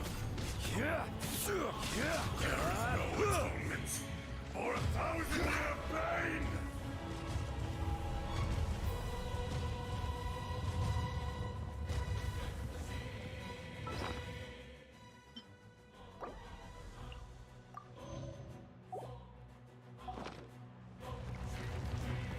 Quake! Careless!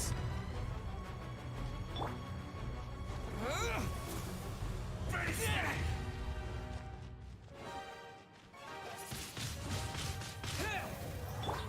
Shine down!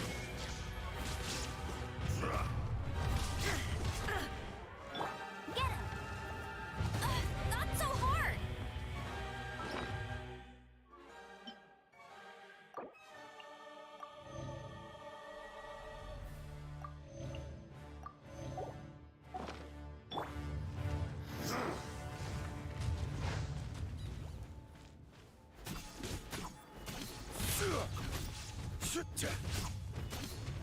Crumble!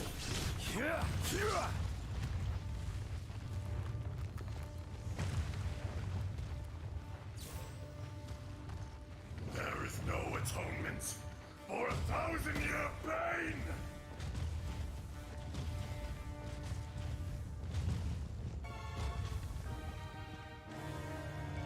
From rock to dust, sooner or later. Quake!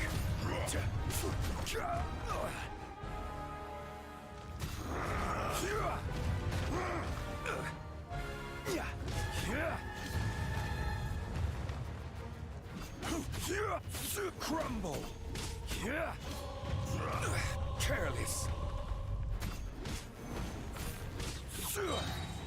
This is order! Don't get frostbite. Windblade! Crumble! Time to oblivion! Earth will not absolve you!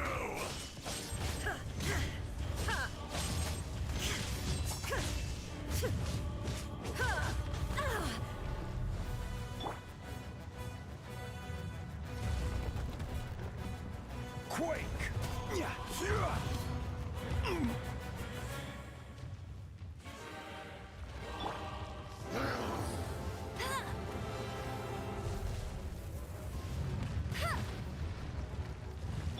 Fisher! Nothing to fear. Rise!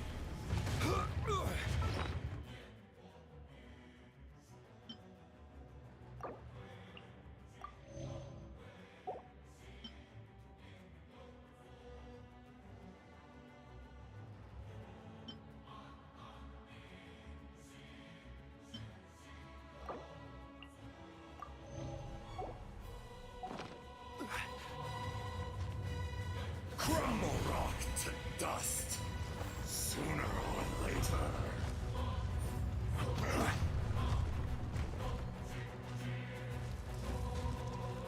Detestable! Rise! Is once not enough? You would forsake me again? If that is what you choose to believe, so be it. He who bears the weight of memory is destined to shoulder the burden of truth, as it ought to be.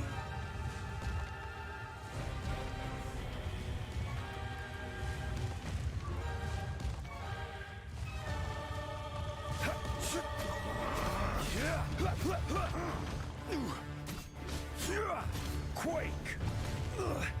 Emergency countermeasures aren't my thing.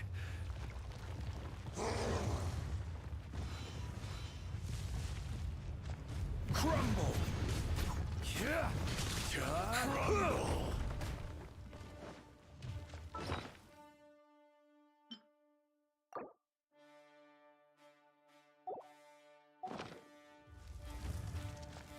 Detestable!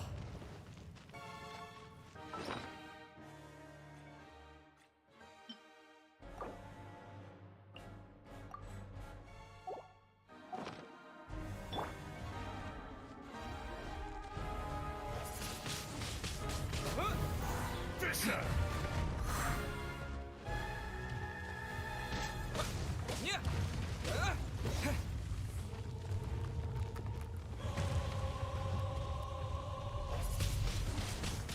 There is no atonement for 1,000-year pain! Watch out! Allow me. You've recovered. How can that... Focus your efforts, Morax.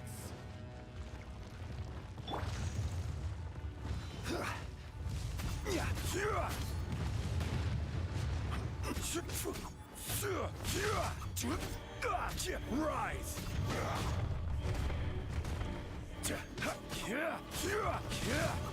Crumble! Nothing to fear. Quake! From rock to dust. Crumble!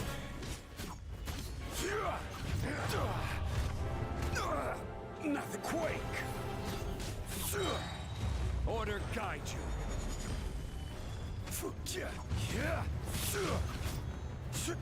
Rise! Yeah! Will not absolve you!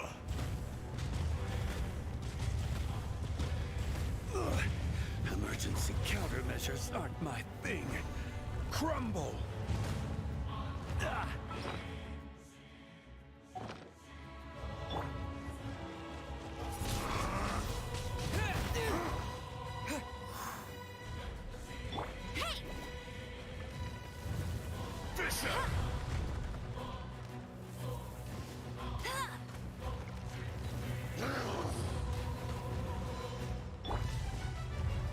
There is no insolent.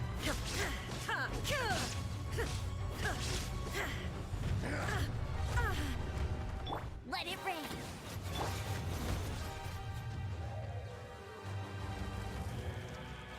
Cowardly insect! Even bedrock can be turned to dust.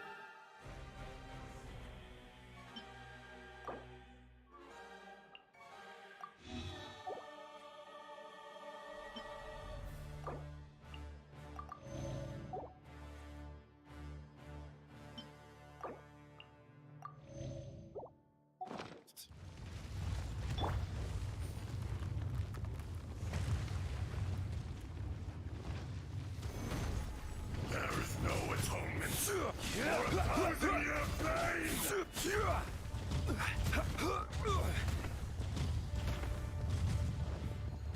Quake! Shifting sands know not the mountain's permanence.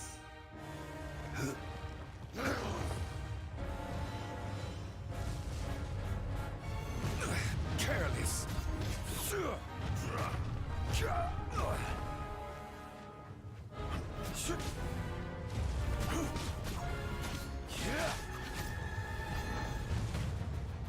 You shouldn't see me like this.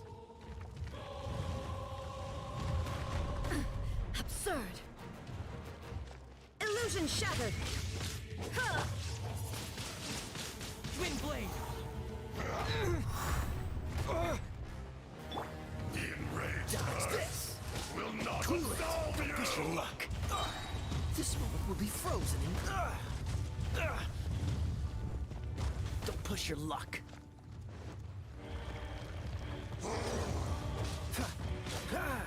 What's the hurry? I'm not done.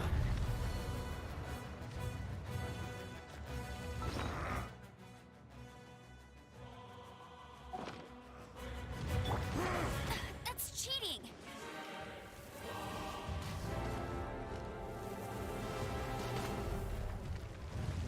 Crumble!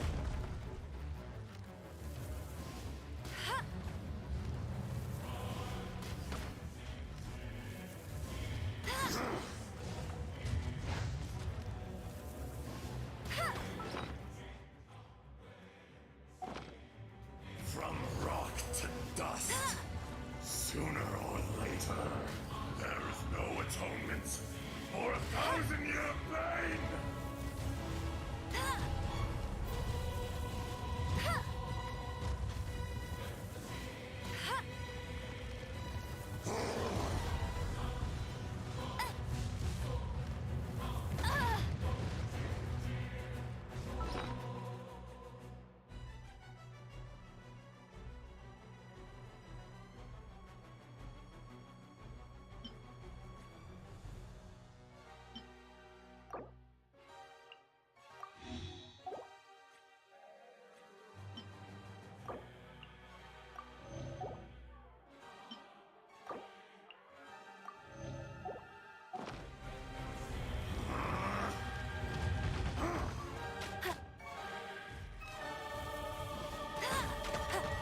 Lorax, you think you can destroy me?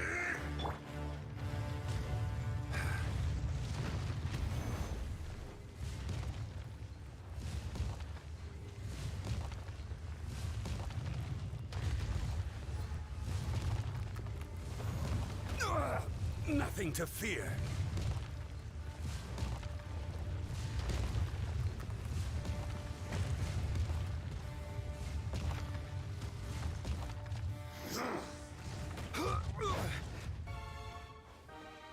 Rise!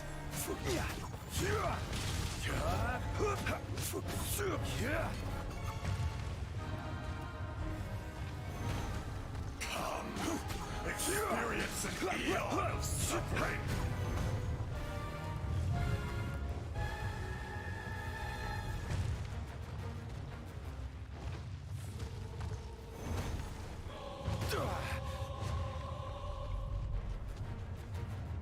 There is no atonement for 1,000 years pain. Careless.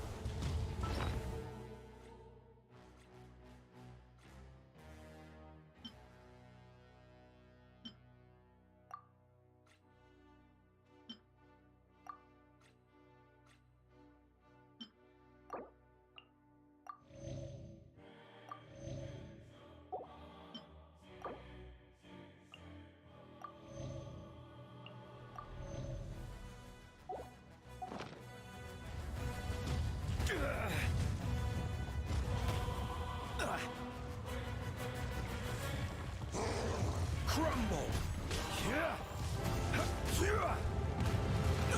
Careless!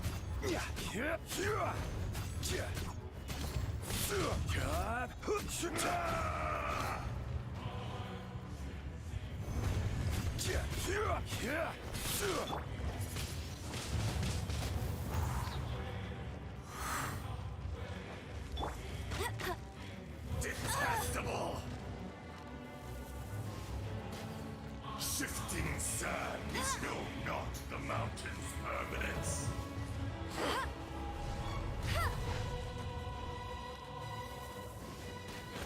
The enraged There is no earth escape! will not absolve you! Detached from the world. With the wind!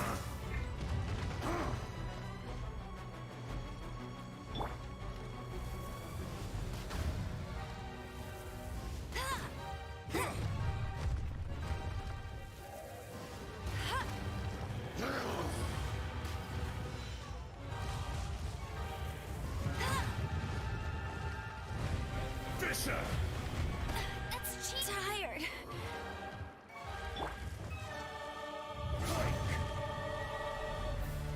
Rise!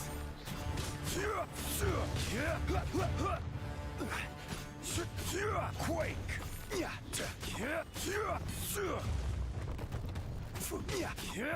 Rise! There is no atonement for 1,000 years pain! Crumble!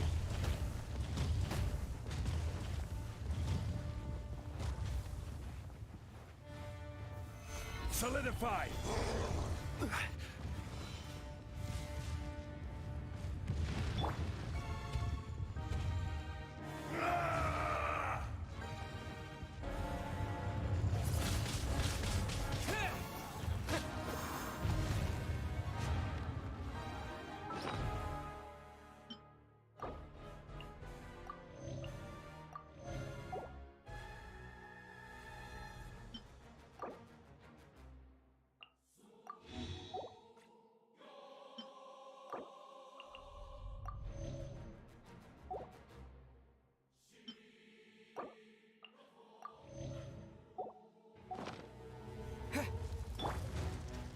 Detestable!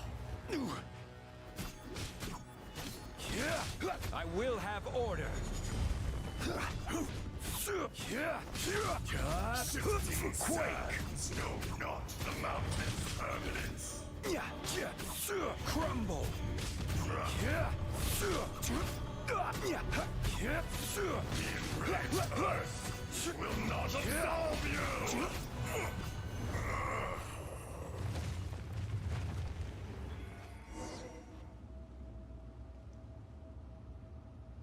Morax, 1,000 years after you sealed me underground, you return for the second time. You should call it by its name, Ashtaha. Fate. Fate? Fate? So here lies the wisdom of the gods. Destroy all deemed redundant. Enlist tyrants to ravage the wilderness. No. You have forgotten. That voice! Aishtaha. Huh? Kunjun? Morax. It's been a while. You're... Aishtaha. The very same. During the battle, you imbued us with your power. Yes. It was all I could manage. Forgive me for concealing the truth, traveler. There were things that only became clear to me upon reaching this tree. Allow me to elaborate. I am not Aishtaha the whole, but a fragment. Heaven and earth, yin and yang, opposing forces. You can consider the existence of me and the Aishtaha you see there to be a reflection of such polarities. We are a schism of the will of Aishtaha. So there are two Ashtahas? No, it can't be. That's impossible. When the seal loosened, your power manifested in this world as a child. With this new identity, you were able to vent about the forces that suppressed you. But would anyone listen? Would they even care? That's when it occurred to you. The loosening of the seal constituted an opportunity to strike back. Kidnapping the miners was all in aid of digging to the entrance to the seal itself. Your plan was to launch an attack on both ends, from outside and within, thereby fully destroying the seal. The audacity! Are you insane? If you truly are a part of me, how is it you find yourself standing on the side of the betrayer? I was another power awakened with the loosening of the seal. Too weak to reincarnate, but strong enough to possess a human body. I was barely conscious. I couldn't remember who I was. Only the past would elicit a reaction from me. But my aim was clear. Find Morax, and aid him in stopping you. I had sensed that something was amiss when you mentioned Dragonfall. Had your power been but a little stronger, I would have recognized you. Don't blame yourself. I have changed beyond all recognition. Only when I touched the stone tablet did I truly remember. It's been so long. A secret beyond all comprehension of youthful humanity and ancient dragonkind. Morax, do you want to tell the tale? There would be no harm in it. The decision is yours. You haven't changed. Then allow me. Aishtaha was once a friend and ally of the Geo-Archon Morax, with a lifespan far exceeding that of mankind. However, that which is derived of the Earth is no more or less than the Earth itself. The memories of rocks do not last long. Those memories that survive are rooted in powerful emotion. But as time passes, so these memories fade into obscurity. Erosion ground Aishtaha's consciousness into oblivion. Slowly, he forgot the face of his old friend, and his memories of defending Liyue Harbor disintegrated. Aishtaha, now incomplete, became irascible, aggressive. What would you expect? It was humanity that attacked the ley lines that sustained me. This much is true, which is why you attacked the chasm, why you waged war against Morax. In the beginning, in order to open up new territory and increase production, the citizens of Liyue came to the mountains to mine. Overexploitation caused the ley lines to quake, which brought untold suffering to us. Erosion made us even more savage. No matter how we struggled, we lost the ability to coexist with humanity. We lost all reason. Morax shared with us some of his power to prevent further erosion, but it was futile. Everything returns to dust. It is the natural order, an unstoppable force. And so, we became you. And from your will, I emerged.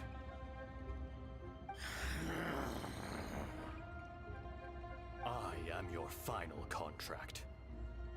Witness the promise between Ajdaha and Morax. You can hate me, but you cannot deny me. No! No! I am the remnants of Ajdaha's benevolence, the echo of a contract set in stone. I harbor a willingness to go further, a willingness to coexist peacefully with mankind. No, no! It is I, Ajdaha, forged of elemental crystal, bearer of the weight and memories of the earth, older than the mountains and the oceans that decides. I will not swear allegiance to this insect. Morax is not an insect.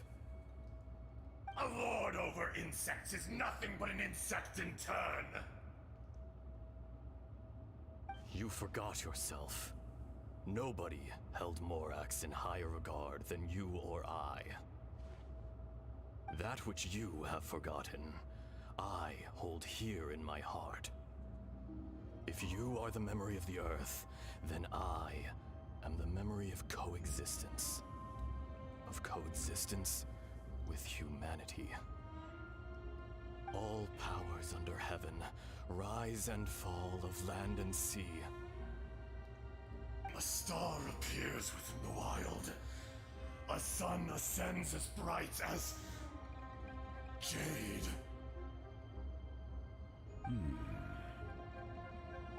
Strange. What is this feeling? And all this? You are spent, and I will soon disappear. Before I do, heed these words. In the wilderness, snow falls on a spring day.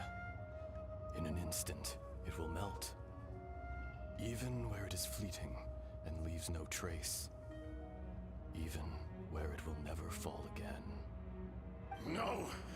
That isn't true! I don't accept this as fate! Perhaps it isn't, but it remains an inevitable misfortune. More axe! The little girl vanished! Are you satisfied, Ajdaha? I had to make amends. Satisfaction had no part in it. So, Morax, you call yourself Zhongli these days? I do. Well, I'm afraid old habits die hard. To me, you're Morax. As you please. I never did forget your gift of sight. I hardly lifted a finger. Think nothing of it. And yet, you could see. You wouldn't know the yearning of a blind dragon, searching for the sun. A pair of eyes, from Morax to Ajdaha. This, I I will remember this. Your power is nearly spent. Ah. Perceptive as always, my friend. Shall we get going, you and I?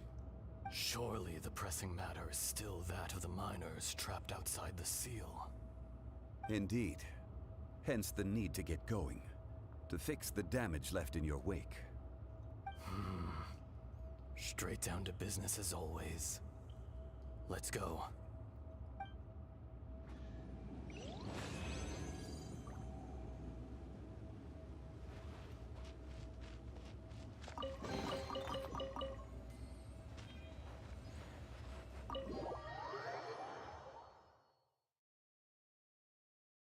Huh? How did we get here? We need to go back and check on the miners!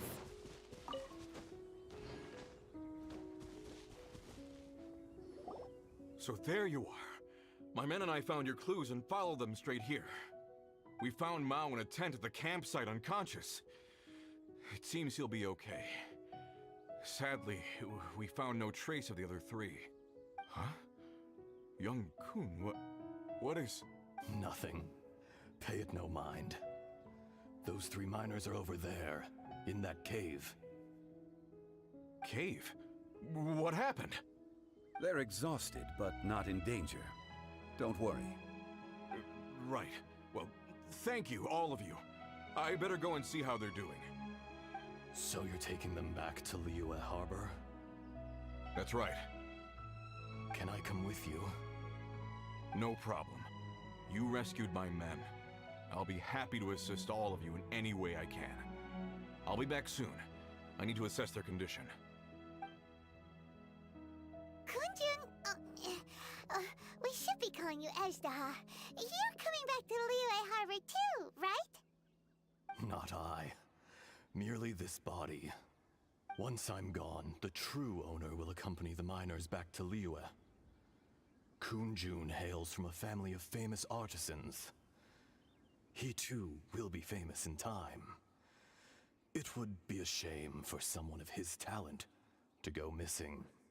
You always did have a great admiration for blacksmiths. Curious how swords and daggers are blind, yet their creators see so much. Perhaps empathy is mankind's proudest achievement after all. Ezdaha, I am no longer the Geo-Archon. I can sense it. Today I am just an ordinary citizen of Liyue. Even you met such a fate. Let's get the difficult part out of the way. I cannot guarantee that I won't be awoken a second time. No matter. If that day comes to pass, Liyue must prepare itself to face you. And how will Liyue fare without Rex Lapis? Even without a god above, this remains a nation of men. I was once their god. I ought to be here to witness their rise and fall. All life is shaped and then ground away by the endless flow of time. You were always the strongest among us. Yet, it would seem that even you have been eroded. That's unimportant. Fate is ordained by heaven. Even if our mission had already concluded, it would be cowardly not to strike out on the road of departure. You may live forever, doomed to a lonely existence. Yet, even this is temporary. When you reach the end of time, those people, those past and future relationships predetermined by fate, they will be waiting for you. I do not pretend to match your rhetoric when it comes to the subject of a life long lived. I fear that the life of an... Were it not so, you would have killed me long ago, and would not be having to face me again now. You've brought a smile to my face. When all is said and done, a reunion between old friends is an auspicious occasion. That day in the chasm. Did you hesitate? A heart of stone is a heart nonetheless. But I am the god of contracts, and was for a time a god of the people of Liyue. You chose justice, but did not forsake your kindness. You came to me not as an assassin, and so I was willingly sealed away. The movements of the Earth Dragon can tremble the earth and shake the heavens. With your abilities, even at my full strength, I struggled to confront you, let alone seal you away. Hence my inception.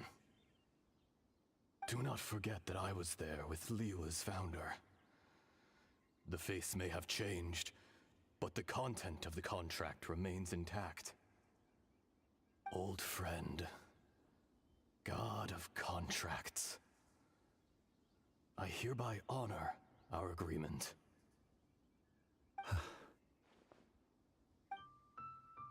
Thank you, Ashtaha. My life is nigh on eternal. I will go on with the infinite flow of time. And you, Morax, you too will live for many a day to come.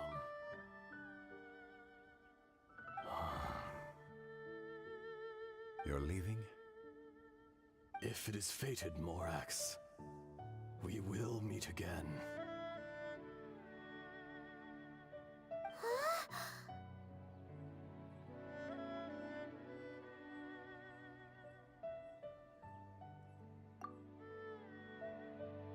Yes. Don't be alarmed. He's only asleep. Whoa. That was so weird. It was like he suddenly became another person. In fact, we have yet to meet the real Kunjun.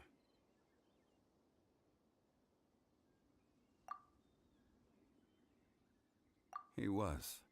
Centuries may have passed since then, but events from 1,000 years ago remain crystal clear in my mind. In our last tale, Rex Lapis was walking alone in the mountains. He heard a remote voice, unlike any other, coming from a crack in the earth. Most of the ancient geo-life forms that live below Liyue are blind, having not seen the sunlight for an age. The voice was sometimes sad and song-like. Other times it was loud and thunderous. The Lord of Geo searched here and there before finally unearthing a strange stone from the bedrock. That's how Ashtaha was. I answered his wish and took him above ground. The Lord of Geo took pity on the rock spirit and carved it into a magnificent work of craftsmanship, a vivid representation of a dragon. I bestowed him with a pair of eyes to see the world and came to an agreement with him. With his fingers, he made 2 eyes, quicker than words could tell. Lightning flashed and thunder roared, and a living, breathing dragon soared into the clouds. I agreed to let him live among the people above ground. But if the day ever came when he brought ruin to order, he would once again be sealed in the dark. The dragon accompanied the Lord of Geo, fighting campaigns alongside him in the 4 corners of the world. We have a saying to eulogize these events. The crash of a spear brought billowing dust. The mountains and waters made way at the sound. The sight of a dragon bestowed with a touch the promise of rainwater blessing the ground.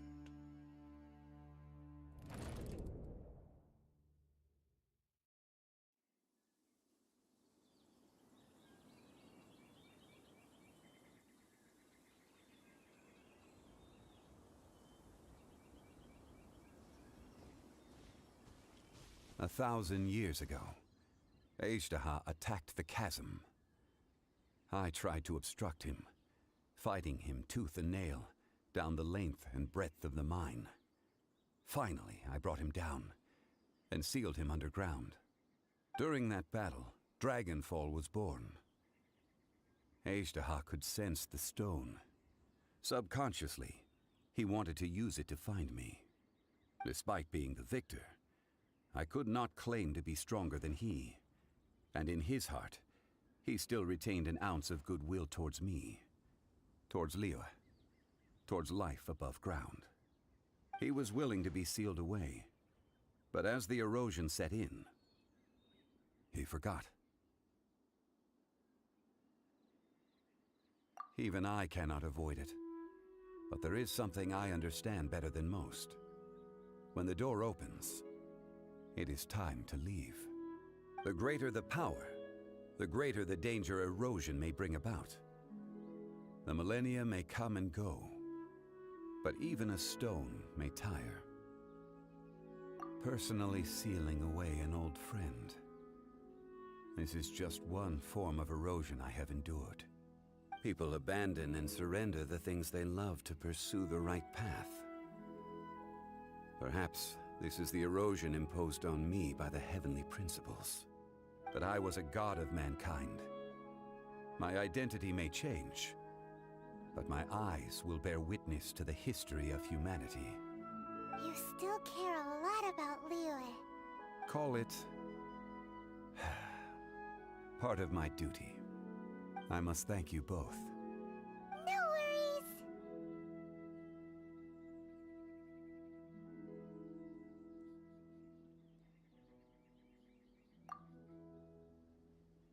Oh? About what? Oh yeah, Paimon nearly forgot. So, not long ago, we met a guy called Dane. He told us about Conria and the punishment of the gods. That's when we realized that those events were connected to the person we're searching for. Zhongli, you're a god. You've lived through thousands of years of history. Surely you experienced the incident?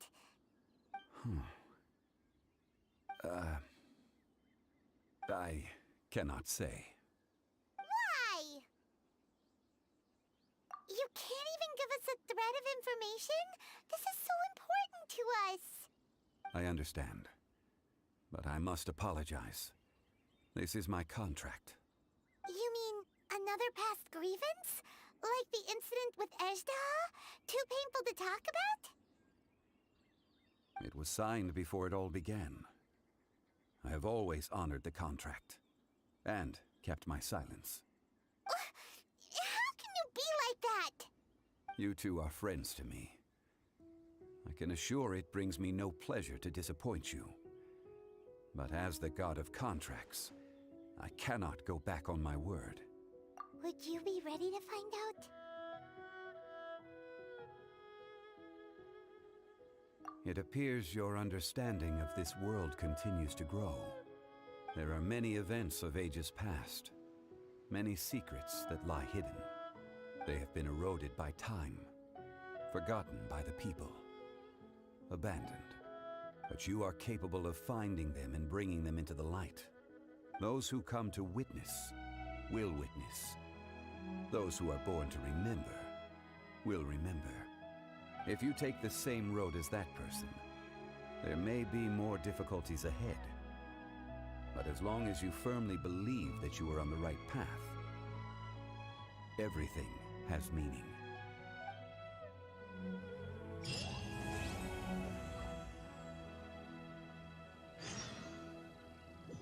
This tablet was erected by Mountain Shaper. It names Ezdaha as a terrible dragon, and serves as a warning for later generations to stay away from this place, from the seal. It's a shame. There is a fine line between good and evil. If the good and evil within him could be summarized in a single sentence... Well, never mind.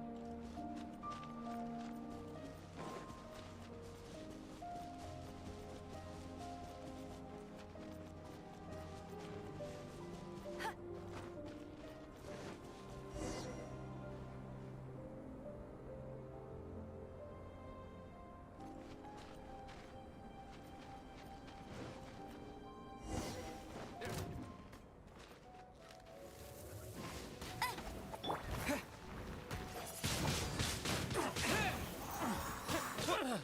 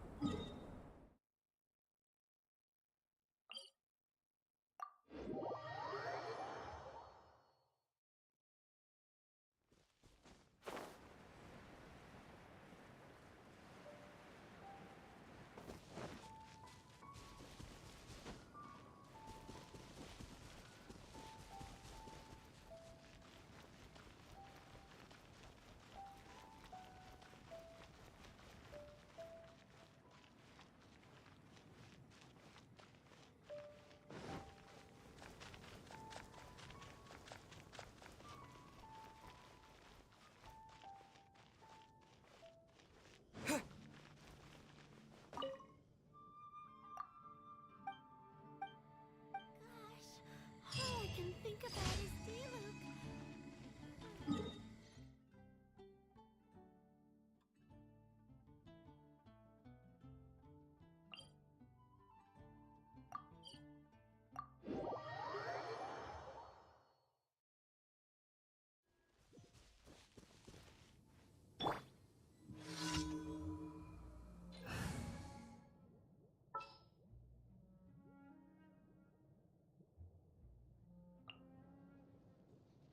In the name of the Prinzessin.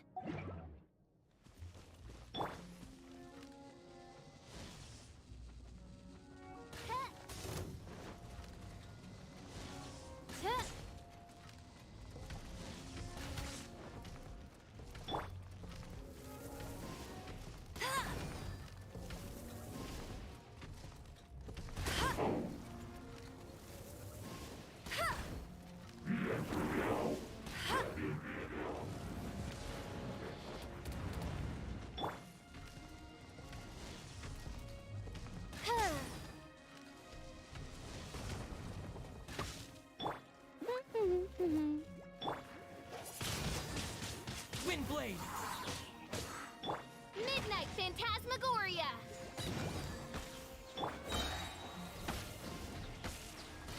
No escape!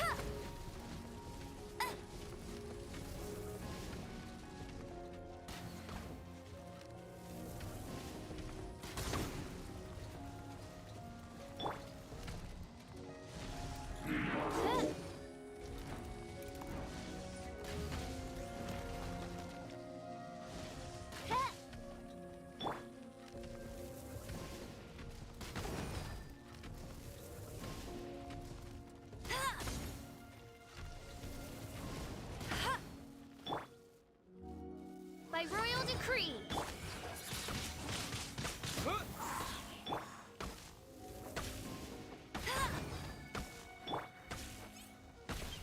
Disappear! Don't get frostbite. Freeze!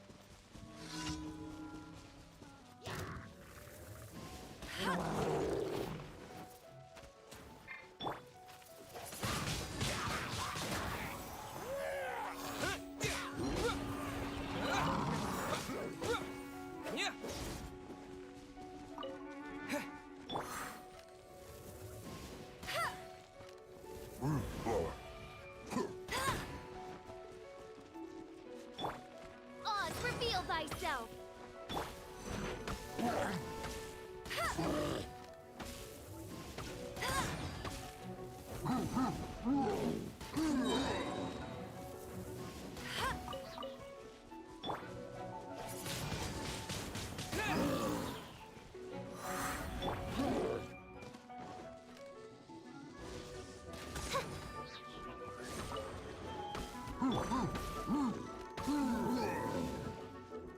Bet you can't keep up with me!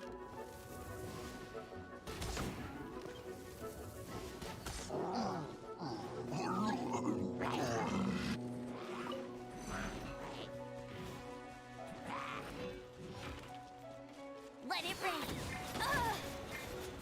As you wish, main Fräulein.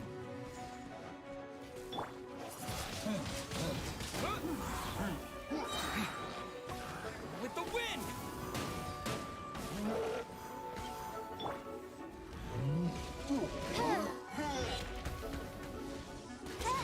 By royal decree. Oh, so sorry. Dodge this.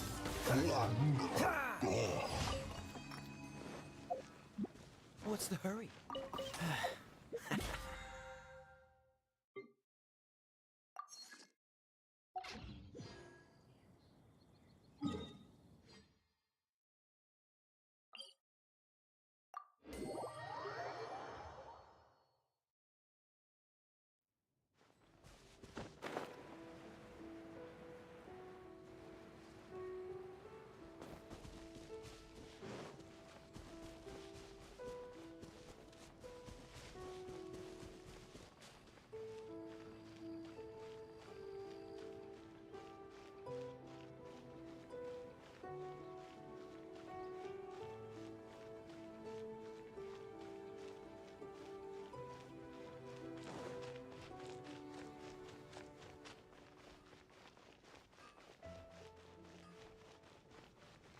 Ad Astra Abyssos. Thank you for complete. Ad Astra Abyssos.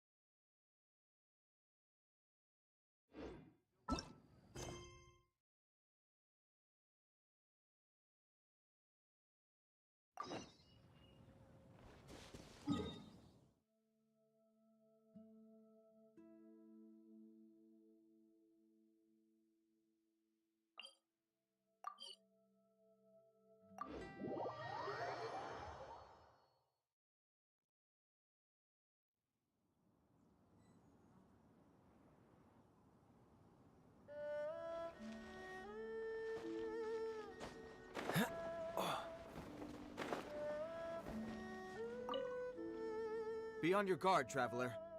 Now is no time for sightseeing. Oh, why's that? Has something happened? Yes. As unusual as this may sound, numerous eyewitness reports have confirmed an active Ruin Guard presence in this area, even though this is far beyond their normal area of activity. Sergeant sent someone to find out just where these ancient machines might have come from. It appears that they simply left their ruin and marched off all of a sudden, for no clear reason.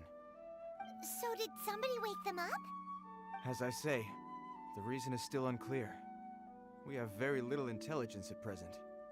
Moreover, the ruin in question is of the especially spooky variety. Strange noises are often heard coming from within. As such, we are not permitted to investigate until the order comes through from headquarters. In any case, the only sensible strategy in the meantime is to increase Millilith patrols. We must not let innocent civilians come to harm. That's a good point. Ruin guards are probably pretty dangerous for regular folk. Wow. I'm very grateful indeed for the offer, but it just wouldn't be worth the risk. Oh, don't worry about that. This one beats up ruin guards for breakfast. Is that so? Well, if you're genuinely offering. I did see some Ruin Guard footprints on the hillside, but since then I've been too busy warning passers-by to investigate myself. Footprints, eh? Interesting. We'll take the case. While the Millilith stands guard, evil shall never prevail. On behalf of the Millilith, I salute you, traveler. You have my gratitude. I will rendezvous with you once I have finished my patrol.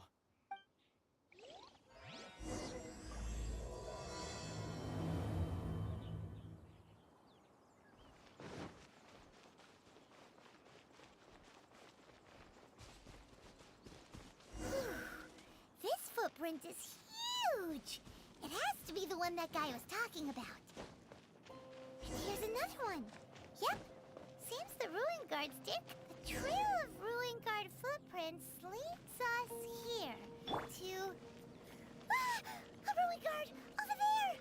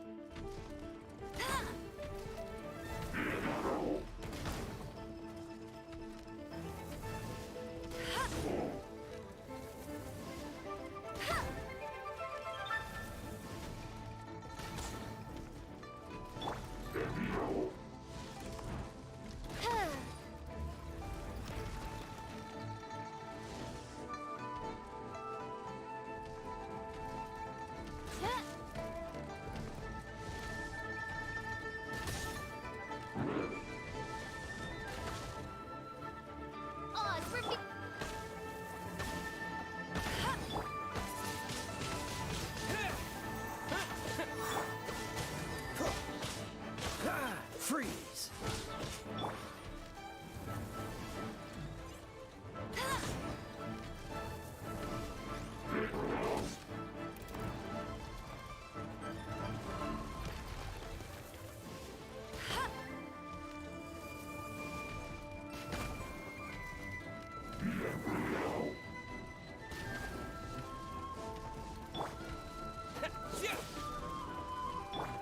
By royal decree.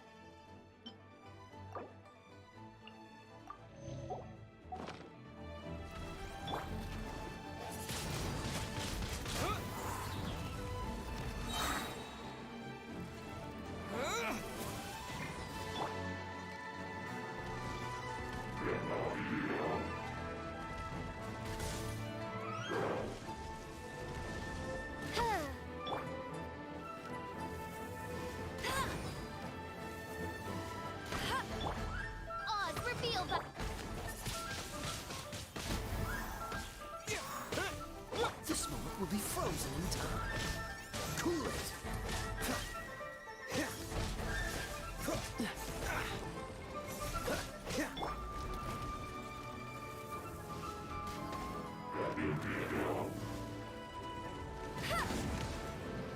Must keep draining.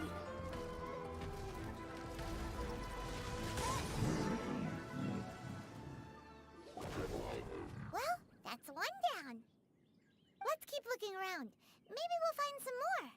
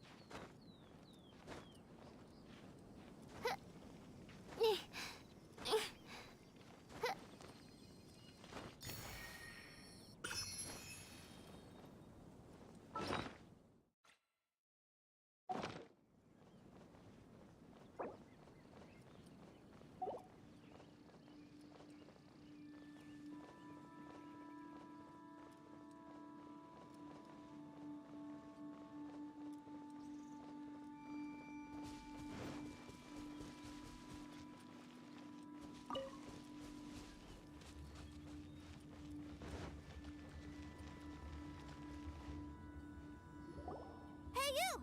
Check this out! Isn't it awesome? What is he wearing? I've never seen one this close before. Have you ever seen one?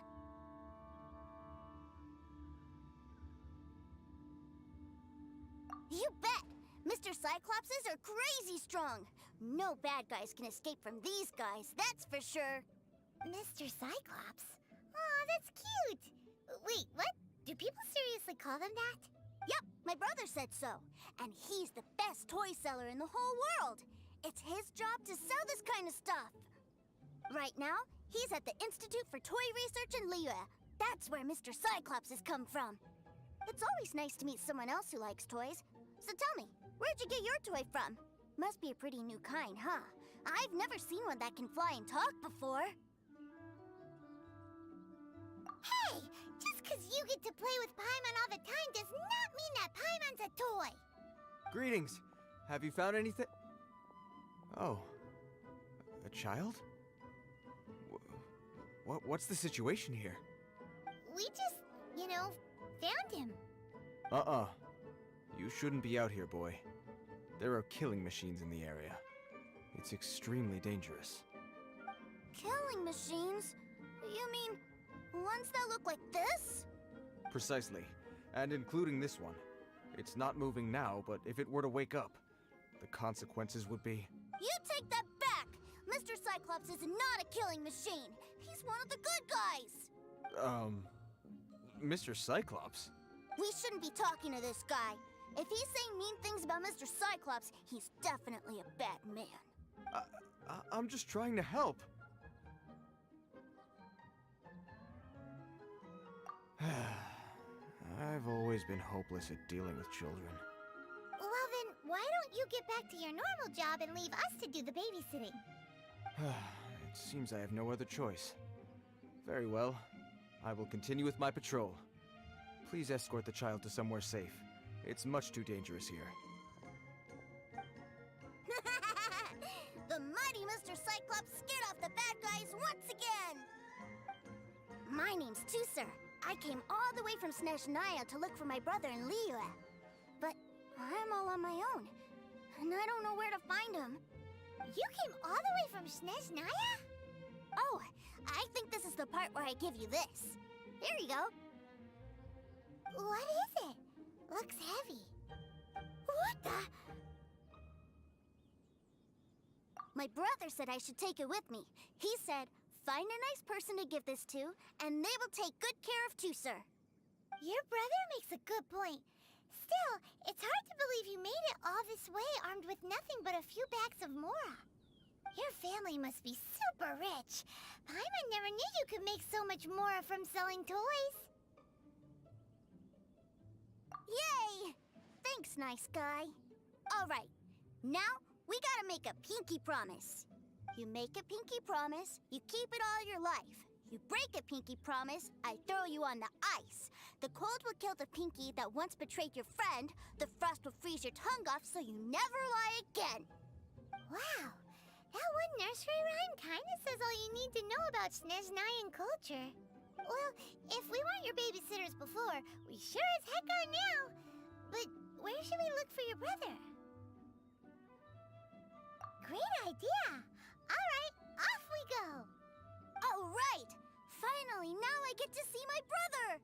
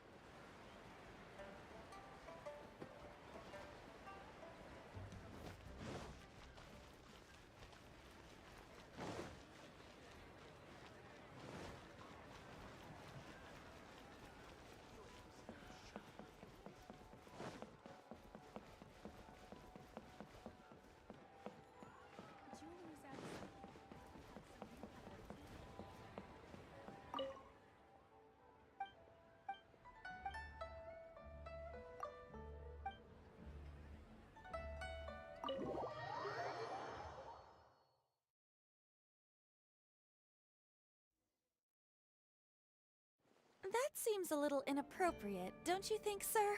How can you... Relax. Once in a while can't hurt. It'll be fine. Huh? What is he doing here?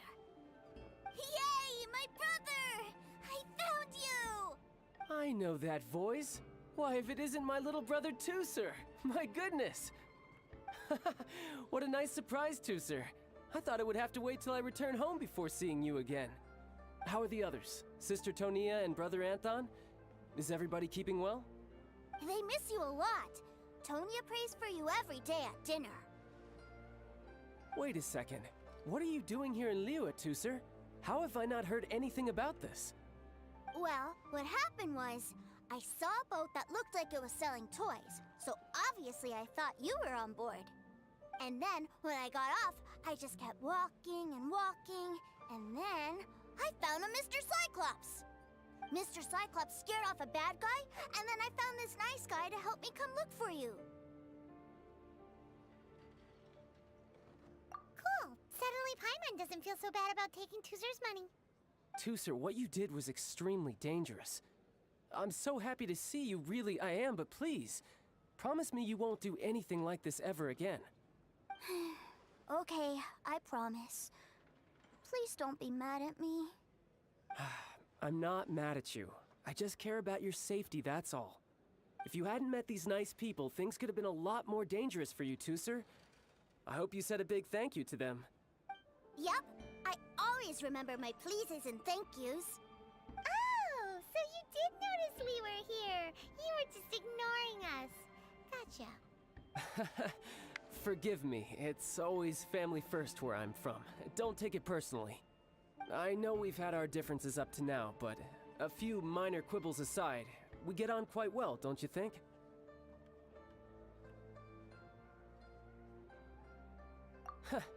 Come on, you know I'm just a pawn and all that, just doing my part.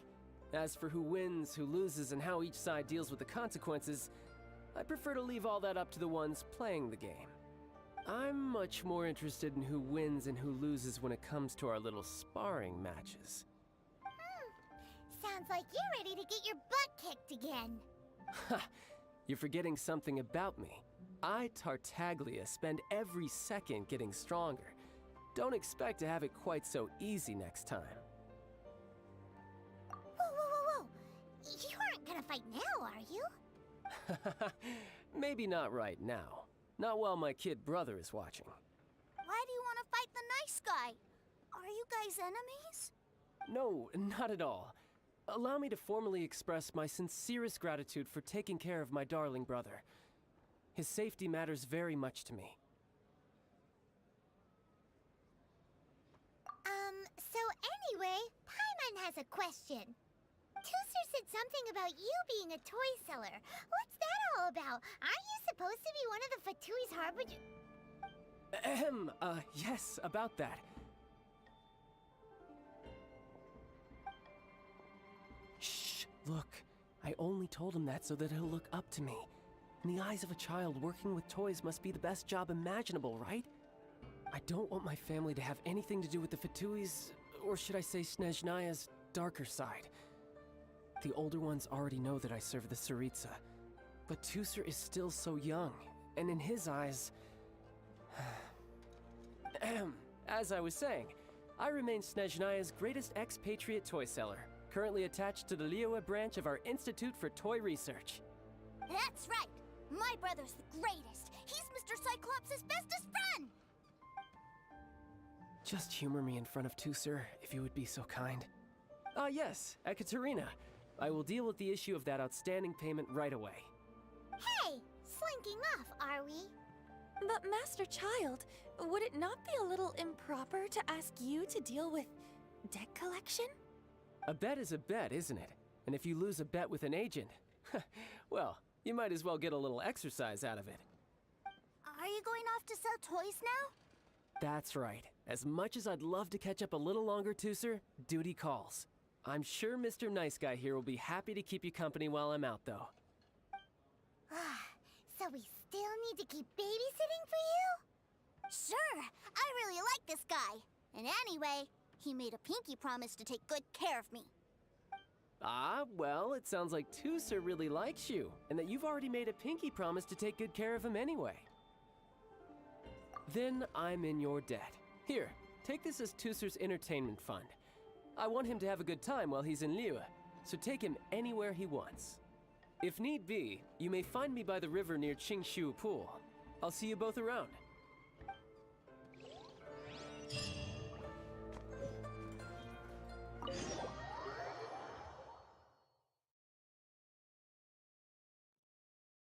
Looks like we'll be hanging out with Child's kid brother for a while. So, where are we going to play first? How about we start with the toy store?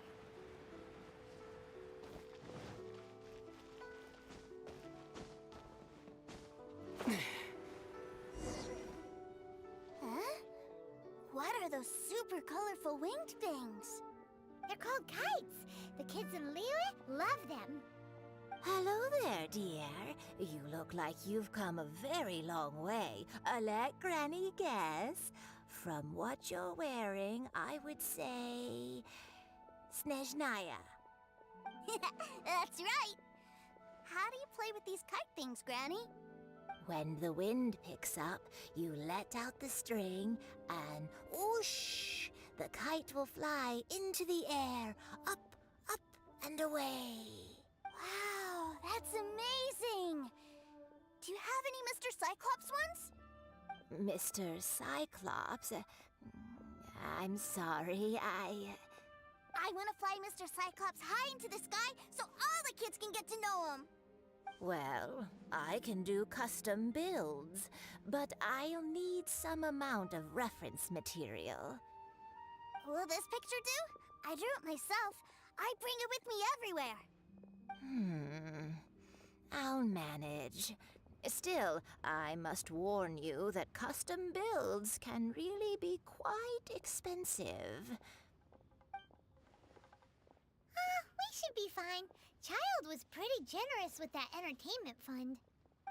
But then again, throwing money around willy-nilly is, kinda irresponsible.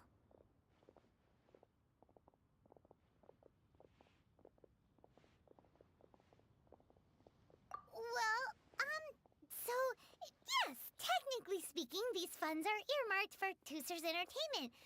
But if there's any left over when we're done, either way, it's time to talk prices.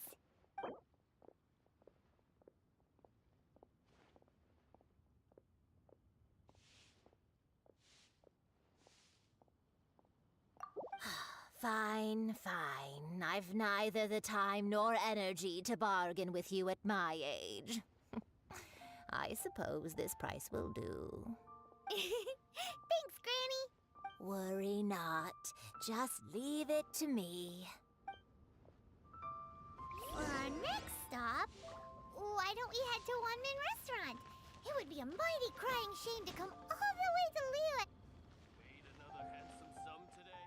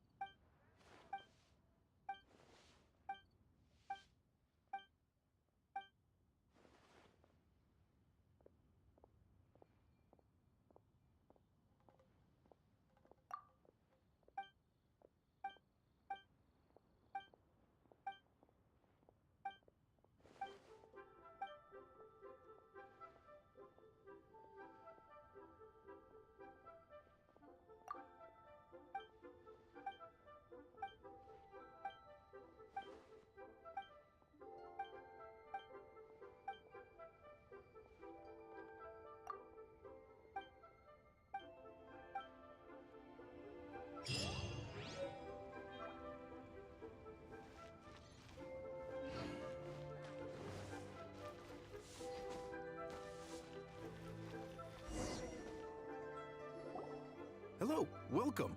Table for three? This restaurant has a really choking smell. A choking smell? Oh, you must be referring to our signature spicy chili scent. Spicy chili? But I can't eat spicy food. Oh, what a pity. A person who can't eat spicy food misses out on half of life's joys. Is it really that bad? My meals have to have lots and lots of sugar, and the oil has to be extra virgin vegetable oil. Wow, we've got a real rich kid on our hands. Looks like Wanmin Restaurant's dishes aren't to Tooser's taste. Maybe we should go somewhere else. Will that be all? Any more special requests? What do you mean, Chef Now? Giving the people what they want is the very reason Wanmin Restaurant exists. If I thought for 1 second that I couldn't make a dish to satisfy this child's taste, I would have absolutely no business calling myself a chef ever again. Whoa, there seems to be a lot of professional pride riding on this. Then we'll leave it to you, Chef Now. We'll be eating here after all. Sure. But let me say this first. Special requests are going to cost you more than normal. Of course, we aren't going to demand prices anywhere near as exorbitant as the likes of Lily Pavilion or Sunya Kiosk. Is it just Paimon, or are premium custom orders in fashion lately? Still, surely there must be a little room for negotiation, right?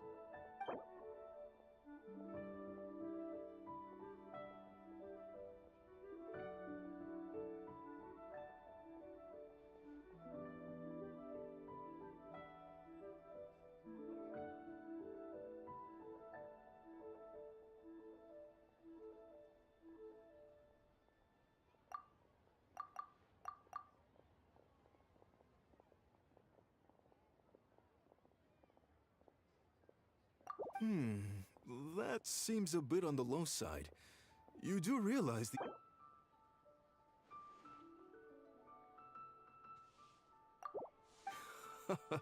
Ah, you folks. Let's go with this then. Any more haggling and we'll ruin the other customers' appetites. Thanks, Chef Mao. Please sit wherever you like. Your food will be here shortly.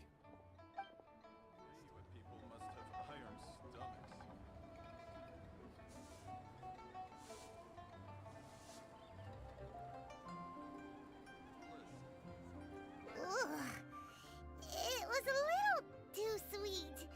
Paimon feels a little sick. I thought it was just right. Almost exactly like how my sister Tonya makes it. But this doesn't feel right somehow. Didn't we bring Tusser here to try Liyue's specialties? Whatever. So where do you want to go next, Tusser? I was so caught up looking for my brother when I first got here that I didn't get a good look around. Good idea! The hustle and bustle at the wharf is a specialty of Liyue Harbor, too. Longsword in hand and the world at my feet.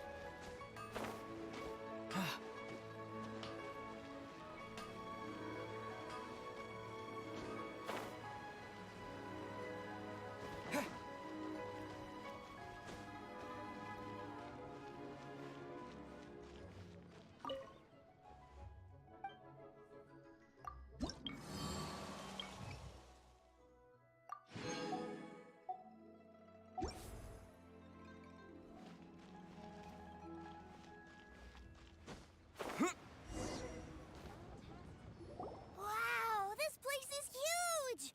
And there's so many people! Are the waves here always like this? Don't they ever freeze? Given Liyue's climate, the area around the harbor's mouth probably never gets cold enough to freeze. Paimon is kind of the traveler's exclusive personal tour guide, but since this is a special occasion, Paimon can make an exception to help Tusser get to know the place. This place is Liyue's commercial hub, and it's been the biggest port in the Seven Nations ever since it was decided that Liyue would take on the world through trade.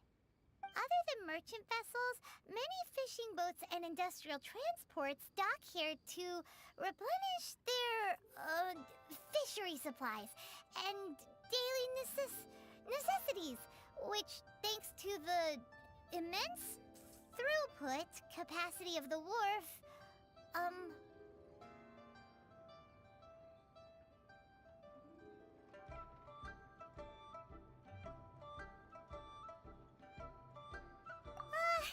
yeah, Paimon can't remember how the rest goes anyway. Well, guess Paimon will just have to explain this Paimon style. So this harbor is like Tevat's mouth, and it's the biggest mouth you've ever seen. All the nations float their boats over the sea into the mouth. The harbor goes nom nom nom nom and has a taste of each boat and the cargo it has on board. Then, Liyue Harbor rubs its big round belly in satisfaction because it's all stuffed full of delicious mora. Hey, what's that big metal hook over there? I want to see. Wait, Tusser, don't run off! After all that, he wasn't even listening.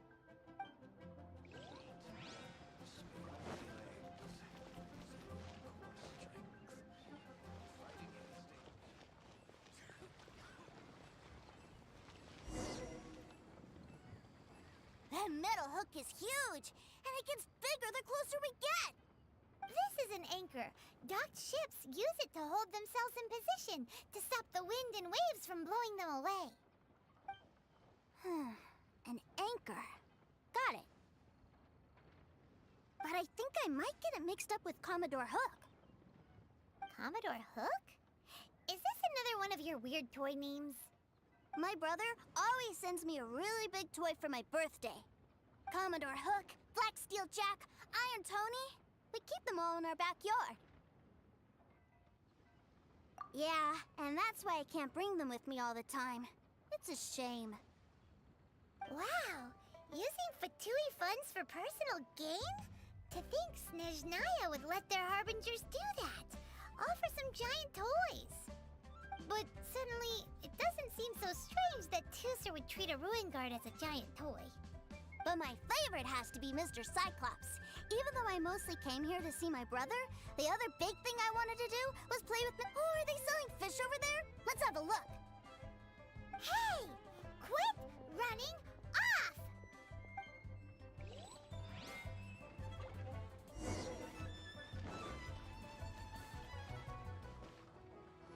Is this where they sell fish? Wow, the fish here in Leo are so small. Hey, whose fish are you calling small?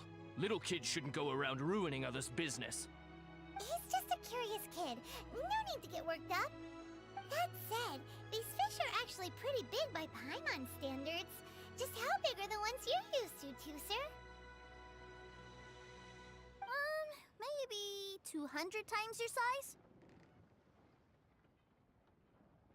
There are legends in my hometown about it. It's supposed to be a super delicious fish. I told my brother about it, and he went out to sea to catch one for me. A few days later, he returned with a humongous fish slung over his shoulder. Anthon and I were so happy. Are you sure that was a fish? Paimon thinks it sounds more like some sort of leviathan.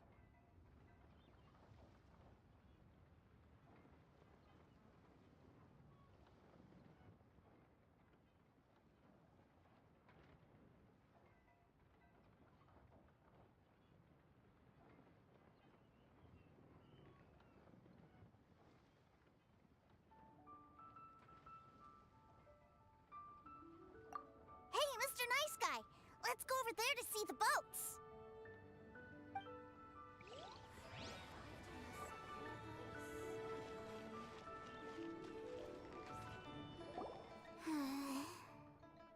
What's wrong, Tusser? Are you tired? You don't seem so happy. I miss my brother. What? But we were just with him. Yeah, but for such a short time that it doesn't count. Take me to see my brother. I don't want to play anymore. Yep. You can have all the patience in the world, but it won't help you at a time like this. Well, we've played with Tusser long enough, haven't we? Paimon thinks we've tried our best here. Child said that he'd be by the river near Qingshu Pool. Why don't we look for him there? Yay! Let's go! Let's go!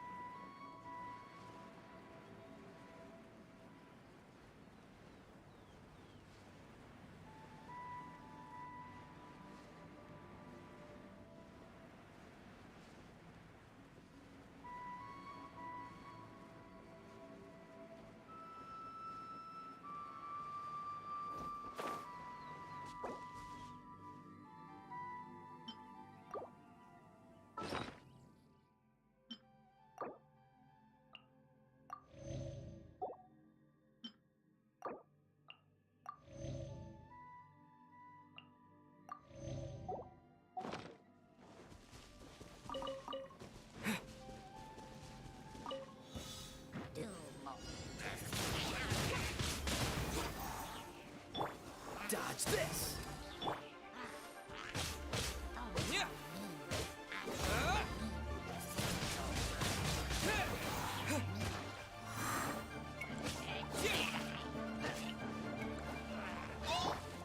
By royal decree.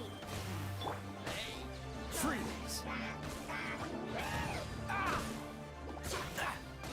Dodge this! Windblade! Disappear! Midnight Phantasmagoria!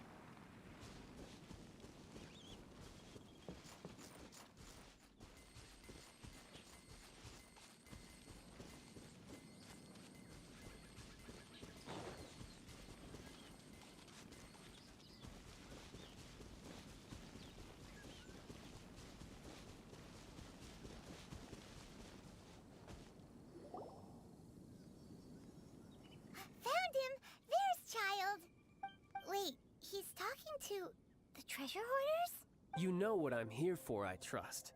Oh, you got lip. Making us guess, are you? If you want to join up, let me just say this first. Dandy kid like you ain't welcome. Oh, what a commendable imagination. Well, in the Tsaritsa's name, I suppose I should forgive you country bumpkins for your ignorance, for I am... Brother! You're selling them toys, aren't you, brother? That's so cool. I've always wanted to watch you work.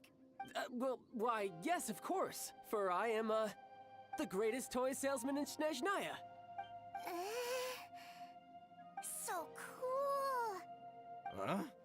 You playing games, pretty boy? So, will you buy or not? The toys that Snezhnaya produced 3 months ago will run you, yes, 600,000 mora, to be paid in full. Toys? And how much money? Wow. Is that what it's gonna cost to fix that head of yours? Look at that! Spreading joy and laughter to everyone! That's what toy selling's all about! I'll say it again. Toys from Snezhnaya, 3 months prior, 600,000 mora paid in full. Yeah, no. Sorry, sales boy. The same joke isn't funny twice. Or were you always cruising for a bruising? Alright then. I'll make things a little easier for you. I'll join the treasure hoarders. Perhaps you'll be more willing to pay when we're brothers in arms? Would you listen to yourself? You think we just let any old person into the treasure hoarders? I'm not so sure you could hack it. Well then, why don't you put me to the test, dear seniors? I like to... Looks like you're not gonna pack it up until someone packs you in. Alright then. Show us what you got. Truth be told, we've set up a shop here because there's a fine little loot cave nearby. But the treasure hasn't been easy to get at. We've been at it for 2 days now. If you think you're up to snuff, why don't you have a crack at it on our behalf? Of course, that means that once you got it, it's ours. Come on. If we can't do it, do you really think this guy stands a chance? An initiation test, eh? Interesting. It's been a while since I've been assessed by someone else. The loot's on the opposite cliff. We're gonna hang back here and watch the show. Huh, no problem. Don't blink though, or you might miss it.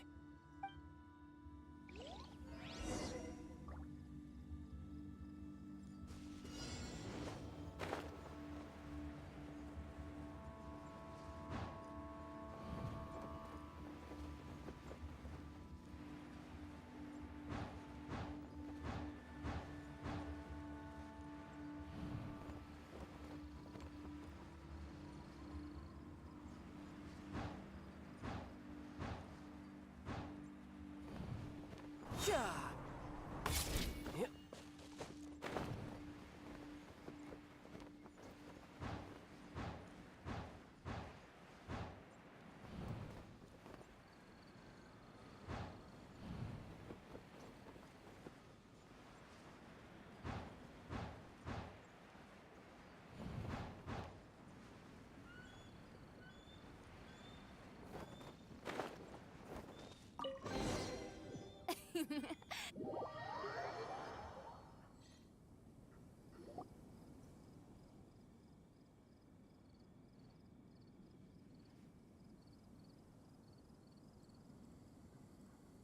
Well, I have the goods. Here you go.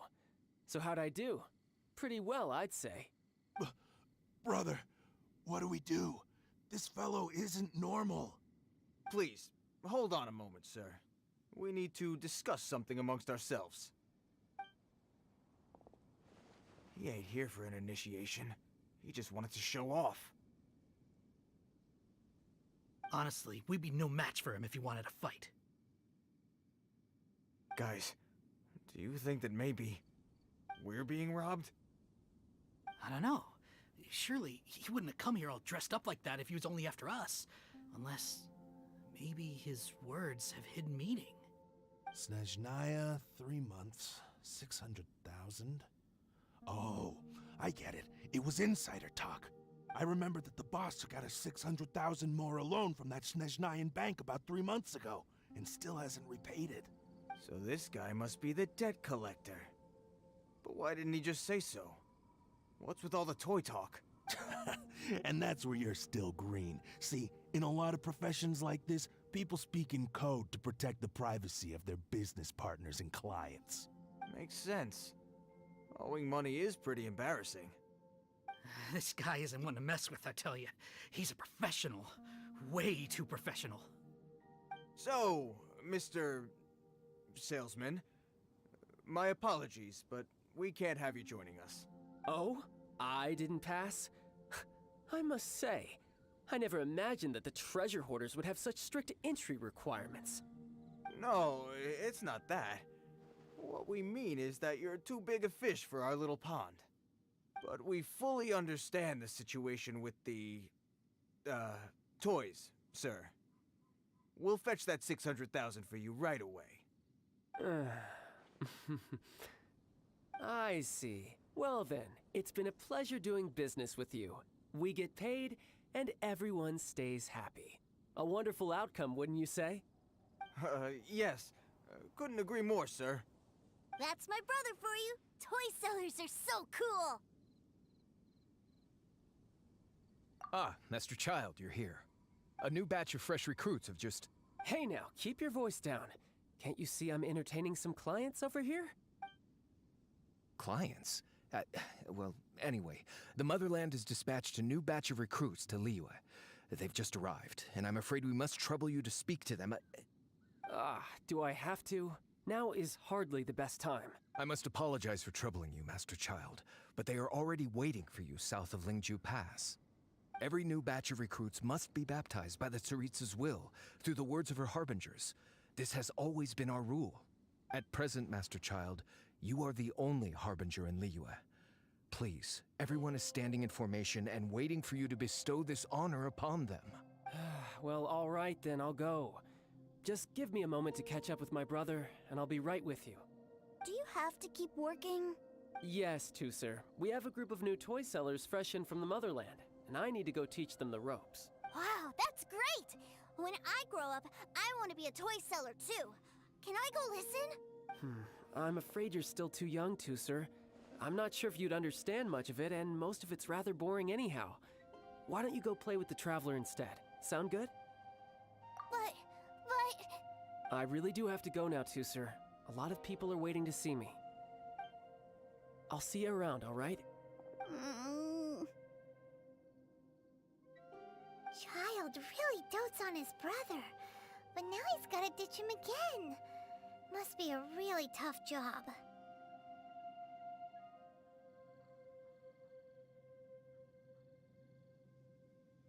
Yeah, you're right.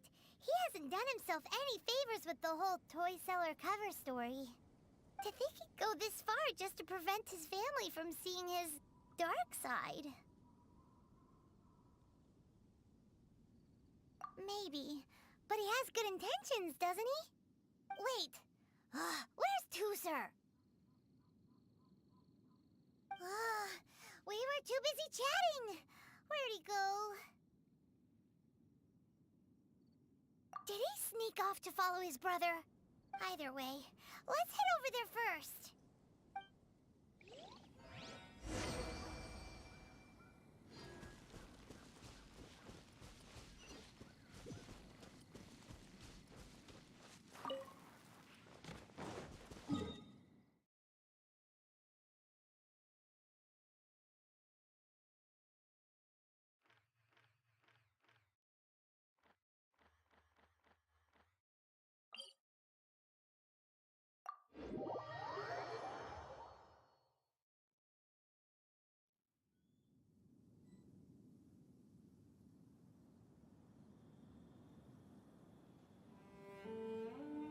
I created another universe and founded paradise. For I, Fischl, am the Prinzessin de Verirrt.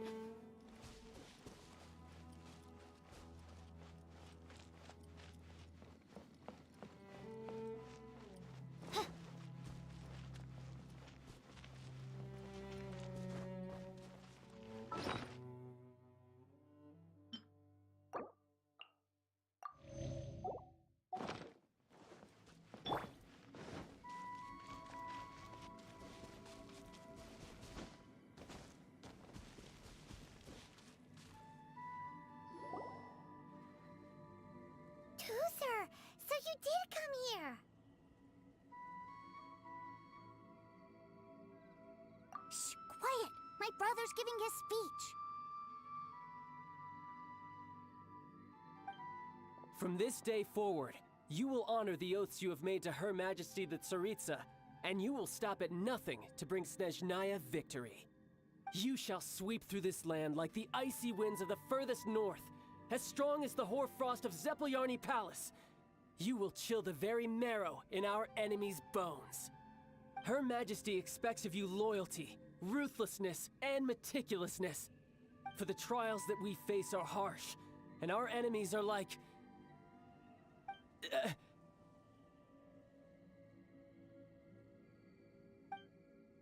like kites and rattledrums, who shall become redoubtable foes of Mr. Cyclops in the marketplaces of Liyue. Uh-huh. Kites are really fun, too. This is, of course, an analogy. As they say, the marketplace, too, is a battlefield. Uh-huh. So as your sales manager here in Liyue, I demand that you obey my every order. A refusal shall be considered a betrayal, and the price for betrayal is to be dishonorably discharged from the Liyue Institute of Toy Research. Whoa, that's really strict. Won't people be really sad if they get fired from the Institute? Huh? Seeking to please everyone pleases no one at all. Time to try something else.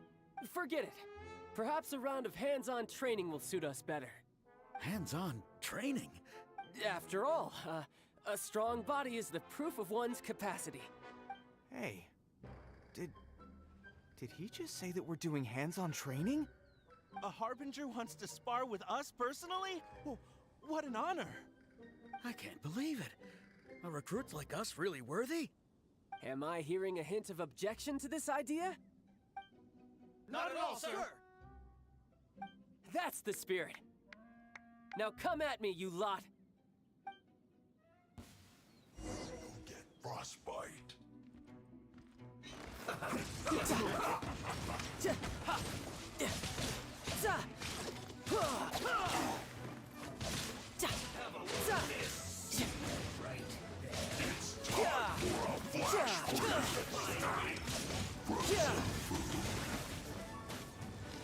You're pretty good. Yeah. Yeah. You're mine. Yeah. Chill to the bone.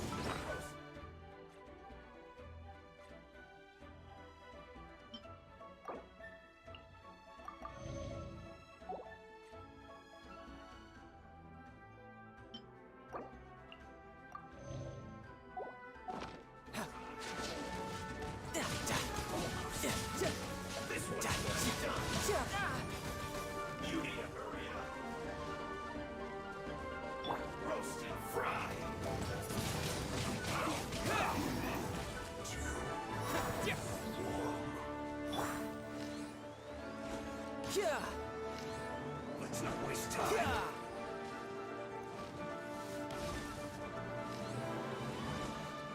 Yeah. This was well done. No time to lose. Yeah. Roasted fry. Yeah. An unfortunate fault.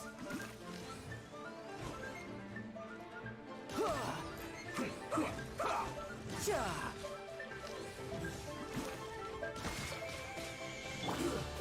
Shouldn't get careless. Don't get frostbite. Let's end this quickly. What of this? You can run, but you can't hide.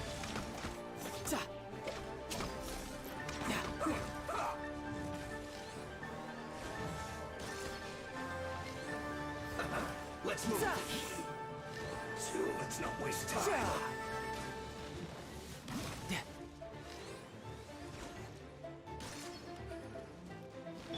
Cool it. Dodge this. This is bad. Tidal wave.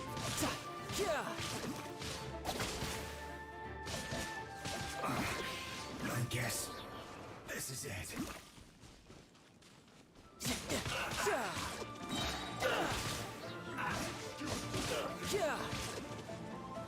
Don't be a killjoy. Couldn't let your guard down. Just begun.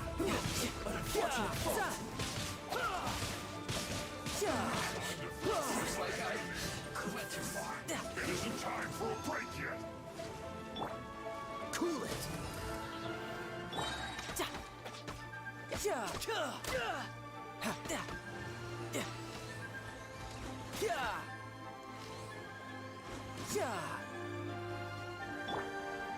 No one escapes my sights. Oh, so sorry.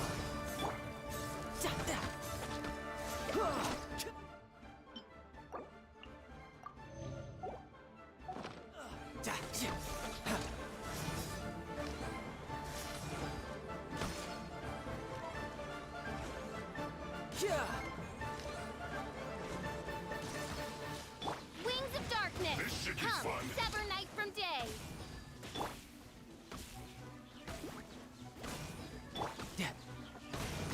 How can this be? My duty at an end. Well then, do you all understand what I said earlier? Yes, sir. Excellent. And you all almost managed to get me limbered up. In other words, you've done well for new recruits. Thank you, Lord Harbinger. All right, hush now. Now then, I wish you all glorious victory for Snezhnaya, for Her Majesty the Tsaritsa, and for yourselves. Dismissed! Brother, you were amazing. Oh, Tusser, what in the world are you doing here? There I was thinking that the Traveler had taken you to play at Wang Shuin. Yikes, that's some terrible acting. I told you, didn't I? I never pass on an opportunity to improve my strength. I'm not the man I was when we first met. By that, I assume you mean that I didn't use the Foul Legacy transformation, yes? It puts a great strain on my body, so it's best saved for crucial moments. I still haven't fully recovered from the injuries I suffered when I used it at the Golden House. Anyway, I'm no Senora. I don't use The Foul Legacy transformation? Does it make you stronger than Mr. Cyclops? You could say that. I want to learn to fight too. I want to be cool like you. Now, Tusser, fighting isn't about looking cool. You can only continue to get stronger if you know the reason why you're fighting. I can teach you, but think carefully first. Why do you want to fight?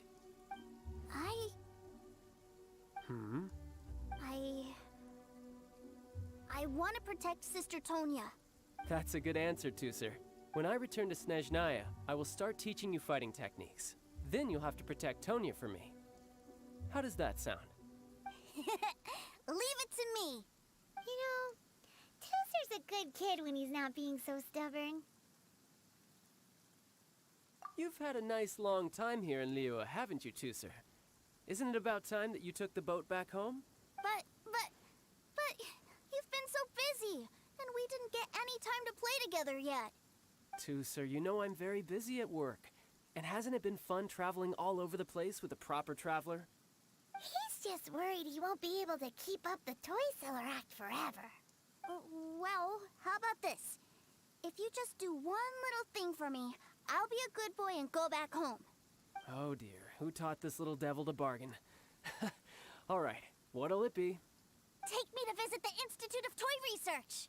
Do you think he means that ruin that the Millilith was talking about? The one where all the ruin guards were coming from? Done deal. After all, you've come all this way for me, Tusser. As your brother, it's only right for me to grant you one last wish before you leave. Exactly. Are you sure this is a good idea. It doesn't seem like the best place for kids. You should come along too, Traveler. This time, it's Tooser's turn to take you sightseeing. Let me think. Ah, yes, the Institute of Toy Research is not far at all from Lingju Pass. Now, Traveler, you're not the sort of person who would disappoint a kid now, are you? The brothers are ganging up on us again. Oh, fine. We'll go.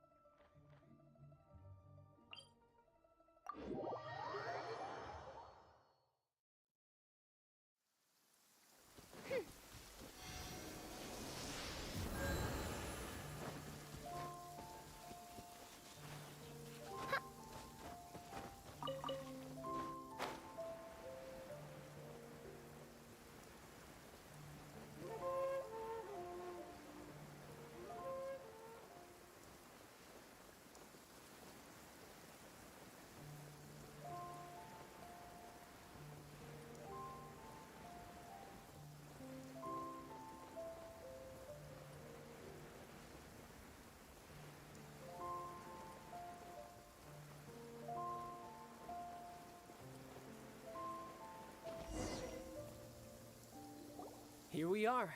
Welcome to Liyue's Institute of Toy Research. Yeah, we're here! I can already hear the sounds of machinery inside. Awesome! What is this place? And how do you know about it? Based on my limited understanding, I believe this is one of Dottoro's research facilities. Dottore is another one of the Fatui Harbingers. He loves tinkering with old things. It's a personal passion of his. So, he converted these ruins into a Ruin Guard research lab. Huh? So the ruin guards are built by the Fatui?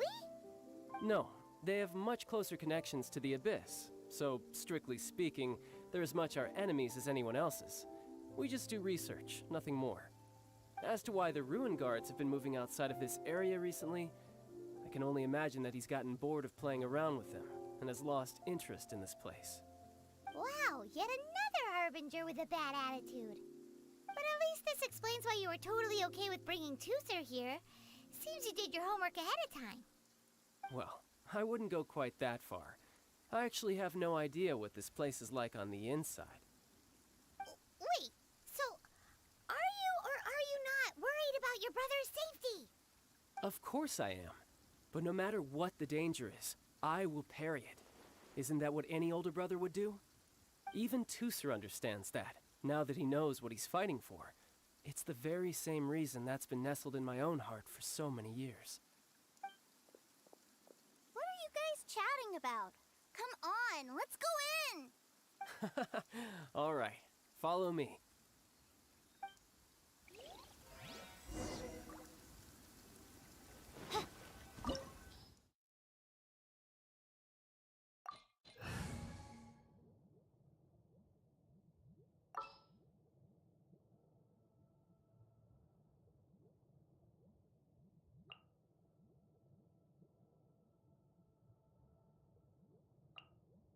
I trust you.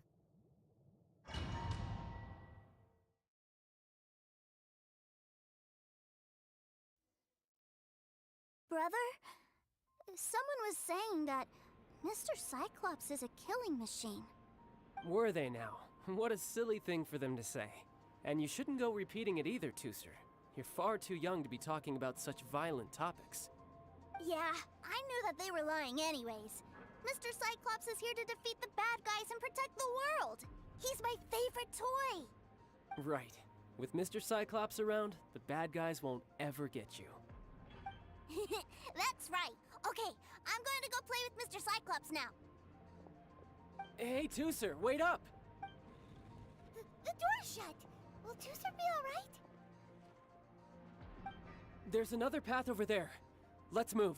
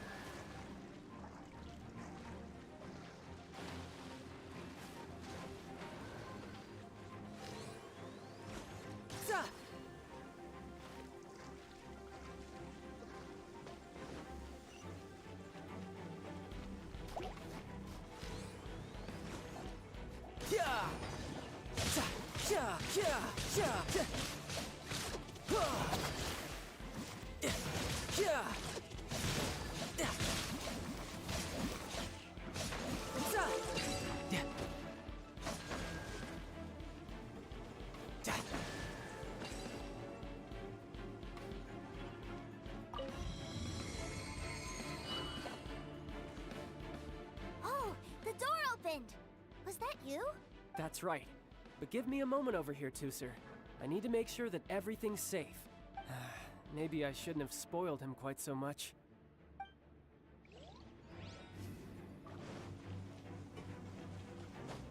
I could get used to this. Those ruin guards have all been strung up. Where are they being taken to? I don't know, but if there's a chance it's where Tooser is, we need to stop this before things get ugly.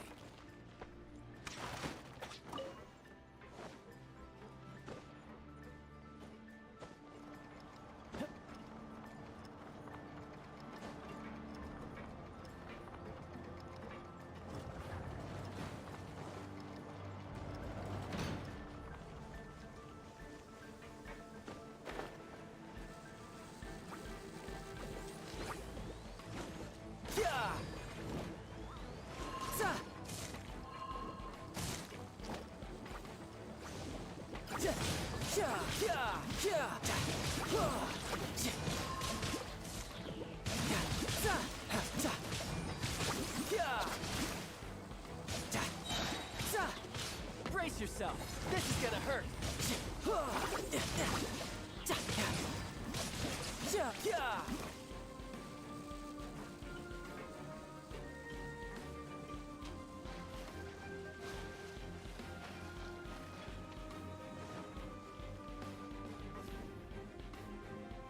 Tooser, see that big stone cube in front of you? I need your help. Yay! Do I really get to help my big brother out? You bet. Now I'll count down from 3, and then we touch it together. Ready? 3, 2, 1.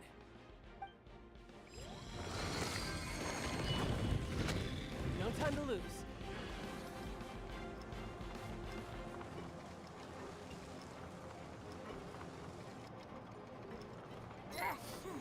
That's bright. What is that? It's a witch ray that will turn you into a little lamb if it hits you. So stay out of its way. That's scary.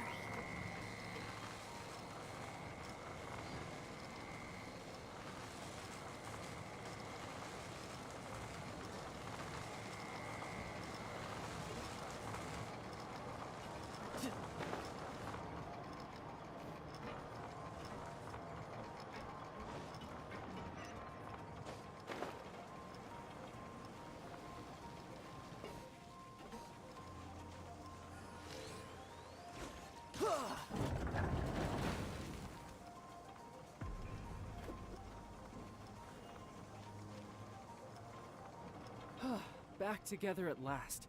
You're not hurt, are you, Tooser? Hurt? No way. This is really fun. Fun for you, maybe. We were all scared to death. What's over there? Wow, this room is huge. Is this where Mr. Cyclops takes his friends when they come to visit? It is. Impressive, isn't it? Now, how about a little game of hide and seek? Huh? Now? But... I have a surprise for you, you know. A surprise? Oh, what sort of surprise? Don't worry, you'll have the chance to look for it later. But before that, you have to close your eyes, turn around, and count down from 60. Okay. 60 is a really long time, though.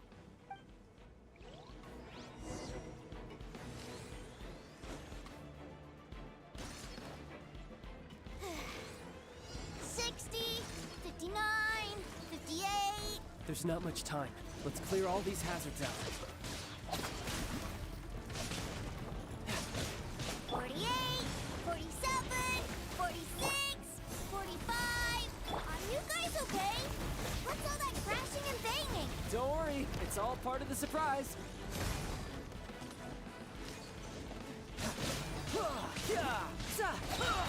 Shouldn't let your guard down. 16, 12, 10. Hey, no cheating!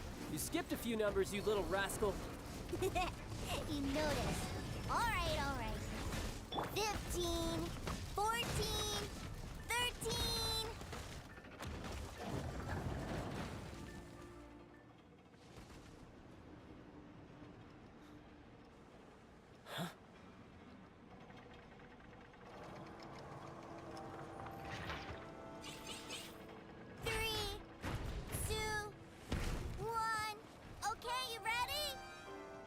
Give me another 10 seconds, Tooser. Still hiding. Huh. Now who's the cheater? All right. 10 seconds, that's it.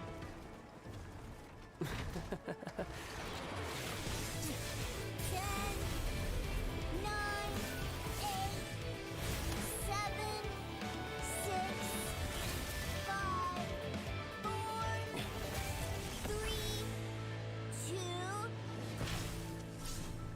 1. Coming, ready or not?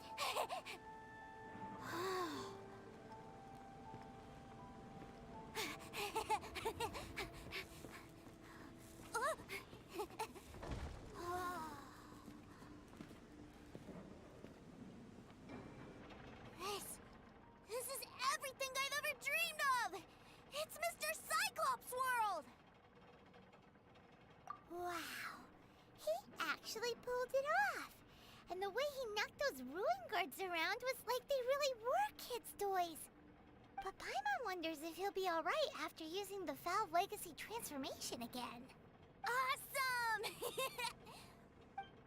Boy, if these Mr. Cyclopses weren't so big, I'd sure love to take one home.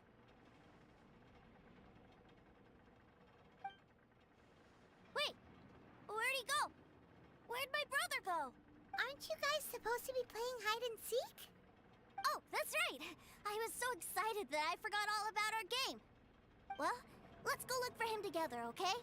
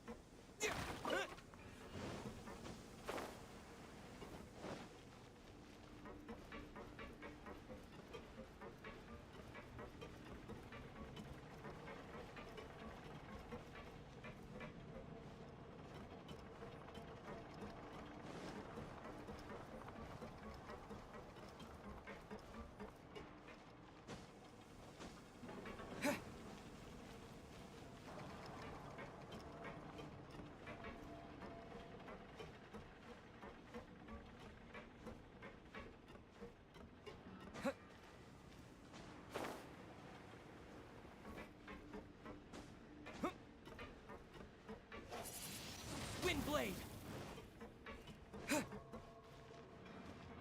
It's a good thing that you two found me first. Looks like using the Foul Legacy transformation while I was still injured took more out of me than I thought. I have no idea what I'd do if Tooser saw me like this. Look at me, deflated as a burst balloon. As I recall, you have siblings too, yes? I figured that you probably wouldn't take me out in front of my little brother. Really milking this situation, huh? Like I said, I can never pass on an opportunity to test my limits. And that's why I, Tartaglia, am always getting stronger. Anyway, childhood dreams are all too easily shattered. Even if you just leave them be, they will fall to pieces all by themselves. So someone has to protect them, right? If you make a promise, you keep it. If you make a mistake, you apologize. And if you give someone a dream, you defend it to the end. That is what family is all about, isn't it? Remind you of something, did I? Quit the tough guy act already! You need to see a doctor right away, mister! A fine suggestion, but first, I have a little something for Tooser. Please give it to him on my behalf. Huh? Is this a Mr. Cyclops action figure? Indeed. I had made it to order by a smith some time back. I had intended to give it to him on my return to Snezhnaya, but it seems that it would make a better souvenir at this point. Wow. Now that Paimon thinks about it, Child's family are really lucky to have him, aren't they? I'll also need you to explain my abrupt departure to Tooser. You'll help me out, won't you?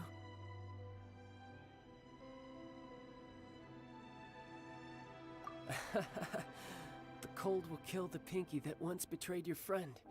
The frost will freeze your tongue off so you never lie again. Ah, that nursery rhyme brings back so many delightful memories. Tooser taught you that one, did he? All right, thank you.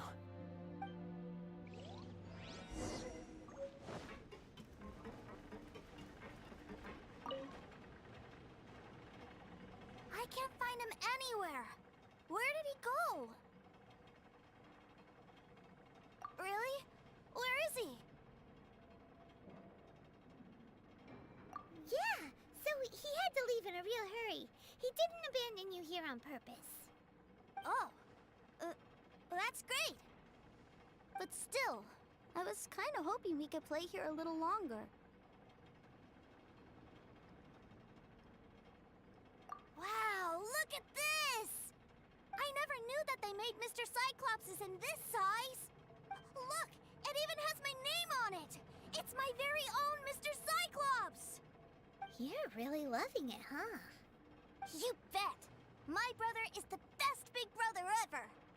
You had a tour of Liyue, you met your brother, visited the Institute of Toy Research, and got yourself a souvenir. Now that's what we tour guides call the perfect trip. Do you think you're ready to head back to Snezhnaya now? Don't worry. I know I can't get my way all the time. That'd just be annoying for everyone else. So, let's go.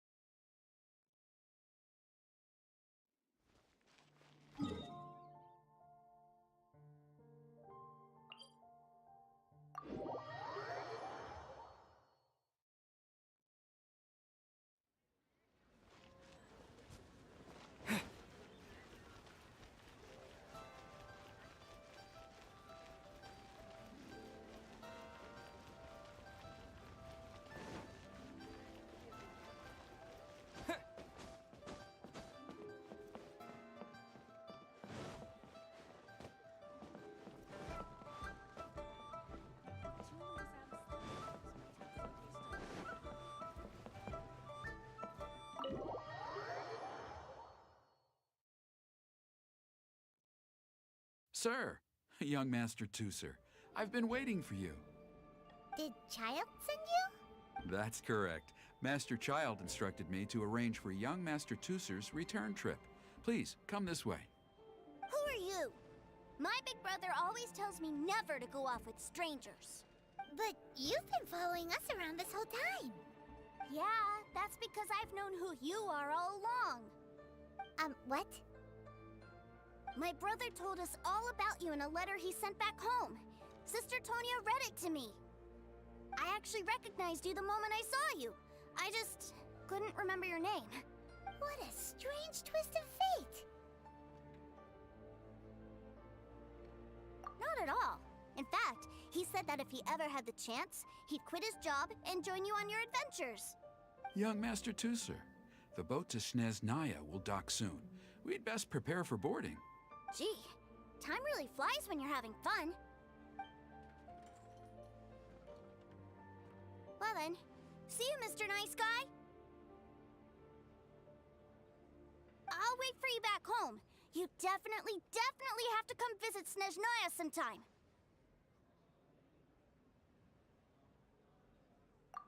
Pinky promise? You make a pinky promise, you keep it all your life. You break a pinky promise, Paimon throws you on the ice. The cold will kill the pinky that once betrayed your friend. The frost will freeze your tongue off so you never lie again. It's a... Bye-bye, Tooser. Have a safe trip.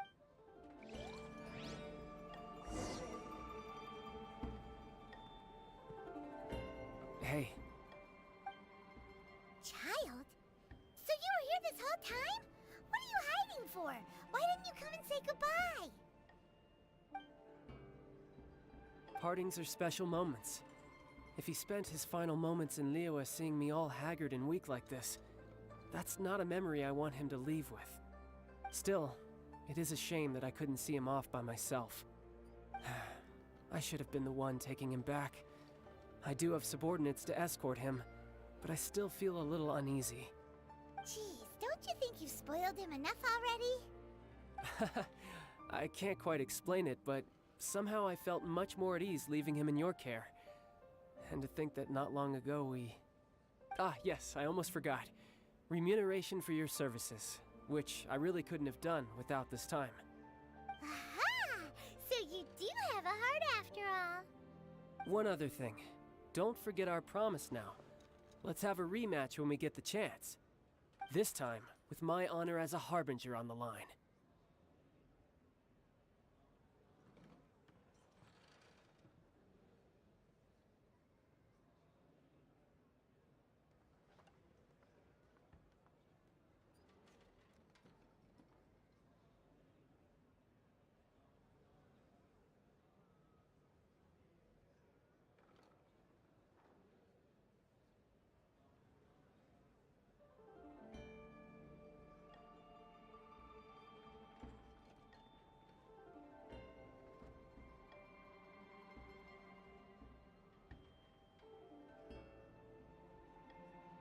You best go rest up first.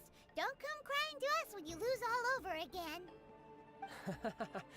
Regardless of who wins or loses our next bout, I'd also like to invite you over to my home. I'll introduce you to my other siblings, Tonya and Anthon. They're great kids, and I'm very proud of them both. We'll take you up on that offer. Mostly because we already made a pinky promise to Tooser. I'm sure that he'll be very excited to see you too. Well, that settles it. I'm looking forward to it. Now, farewell, my friends, till we meet again in Snezhnaya.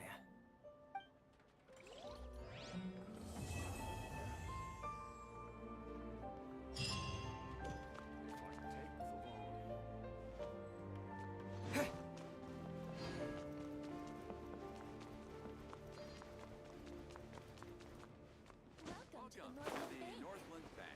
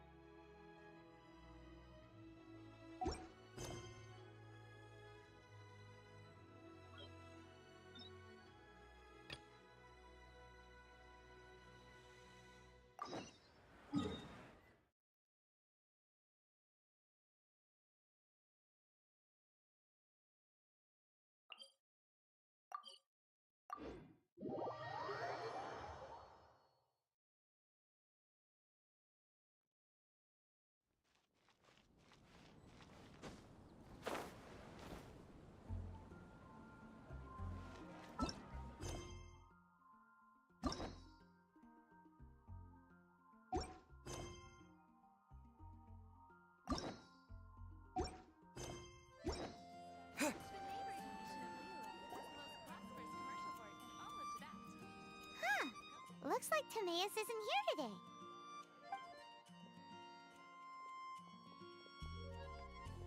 Customers? Oh, pardon me. Are you looking for Timaeus? No.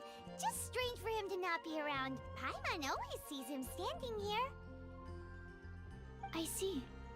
He was called away by Albedo a little while ago. I was called over to attend to the store. I'm Sucrose, Albedo's assistant. If you have any alchemy-related queries, you could always ask me. I do my best to help. Actually, I'm not very good at this kind of thing. My apologies. I don't get out too often. I'm usually in the laboratory, where there aren't many others to talk to. If you need any help, just call my name. If not, I'll be reading a book. Over there. Thanks. No worries. We're all clued up on the basics of alchemy, aren't we? Hey! Aren't you the legendary traveler? The one who repelled Storm Terror? I've heard so many stories about you. Always wanted an opportunity to research you up close. What do you mean, research? Sorry, don't mind me. What am I saying? Still, you'd definitely be able to help Albedo. It is you, after all. There's that name again, Albedo. Is he also an alchemist in Mondstadt? Apologies. I never introduced him. Albedo is the Knights of Favonia's chief alchemist. He's also Timaeus and my teacher. But Paimon's only ever seen Timaeus teaching alchemy. So that means Albedo is a teacher? Yes. He's dedicated himself to investigating the truth of this world, and has made many an important breakthrough. We often get alchemists coming to Mondstadt from all over Teyvat, seeking his help. They say that the subtlest of guidance from Mr. Albedo helps him to solve the most unfathomable of problems. Wow! Paimon didn't know he was such a big deal. Still, it seems that he's encountered a problem in his research recently. Every time I see him, he has a concerned look on his face. I'm sure that Albedo would love to hear about your incredible exploits. I know it would bring him lots of new inspiration. Albedo is a true gentleman. He'll be sure to pay you back in equal measure for helping him out. I don't see why not. Testing the limits of living beings' capabilities is one of Albedo's areas of research, after all. Albedo and Timaeus will be conducting research in the mountains right now. I'd love to take you both to see him, but somebody has to attend to the store. I'm afraid you'll have to go to the entrance to the pass and look for him by yourselves. Look out for a refined gentleman with the presence of a true scholar. And... sorry. That's the best I can do. You'll have to do your best. Hey, stop worrying. We got this.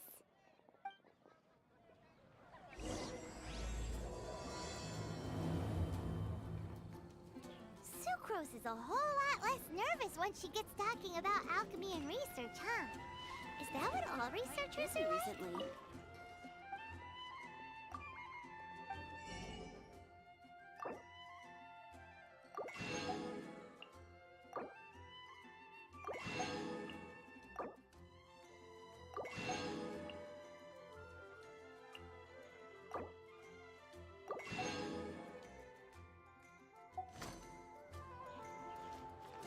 Anyway...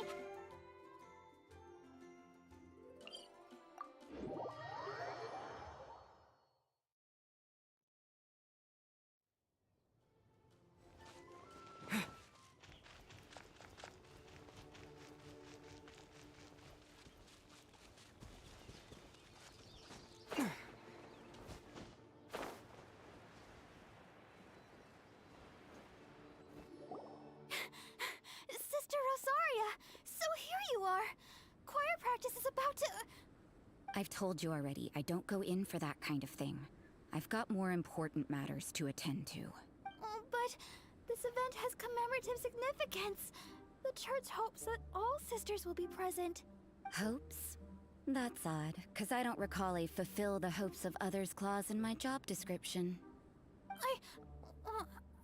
Sure, but... But what? You're the event organizer, aren't you? Do you not find it the least bit odd? What do you mean? This far out from Mondstadt at this hour? Even if you set out right now, I'll wager you'd still miss the opening ceremony. Who knows? Maybe this is someone's grand plan to make a fool out of you. Huh? Well, that can't be. People aren't like that. Evidence decides what people are like, not your feelings. Maybe you're a little too trusting of other people. Don't fret, nobody's gonna blame you if you go back empty-handed. I can't imagine anyone else was delusional enough to think I was gonna show up. But if you dally any longer, you really won't make it. You're right. It's a very important commemorative event. If I'm late, then... right, I've gotta get going.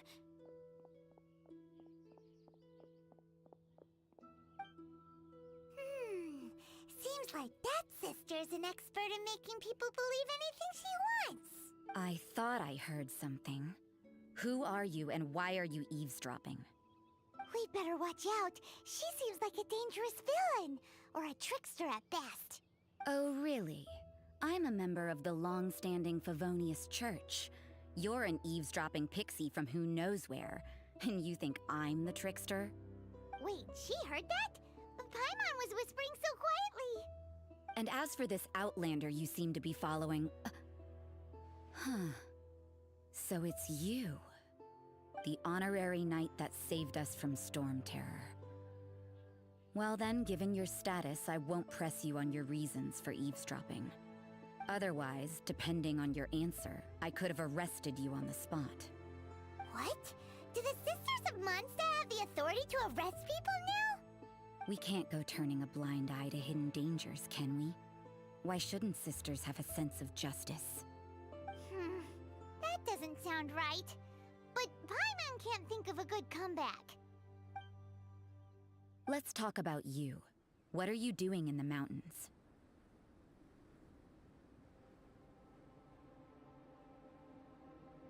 If it's him you're after, I made a point of noting his tracks. Many people have made their way up after the snowstorm.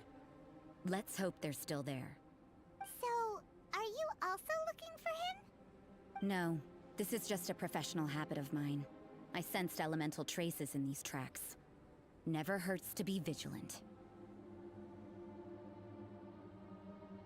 I couldn't care what you think. Come on then. I'd like to see what he's up to anyway. Rosaria said there were elemental traces in the tracks. They should show up pretty clearly with elemental sight.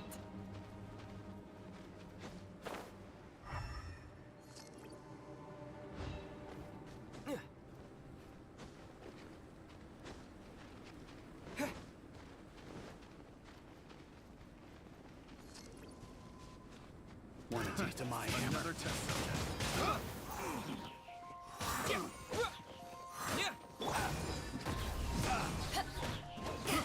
I got careless. I got careless. I got careless. With the wind!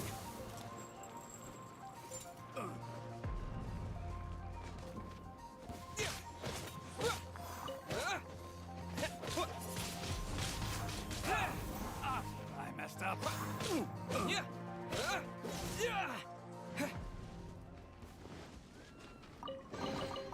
I'll keep this close.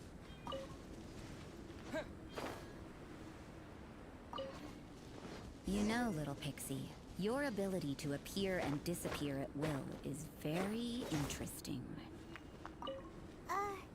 Yeah? After committing a crime, you'd be able to leave the scene without a trace. You're so suspicious. Why is Paimon a criminal in your example?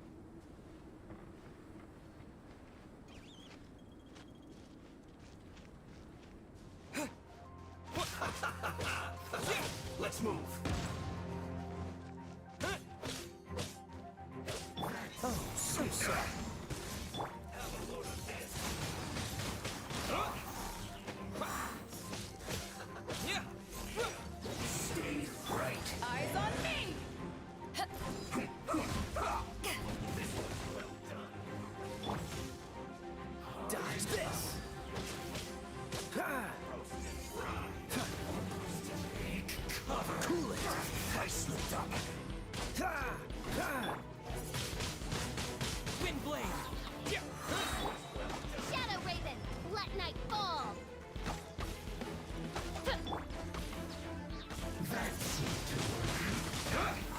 Disappear!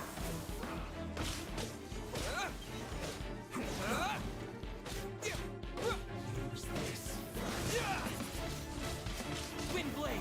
That's in this? I guess this is it.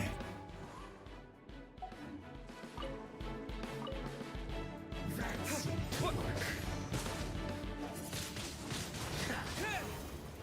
Roast and fry.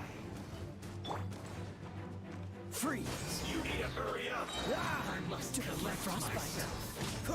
This was well done. Wind blade! Roast and fry. This was well done. Use this first. Roast and fry. Oz, reveal thyself! That seemed to work. This was well done.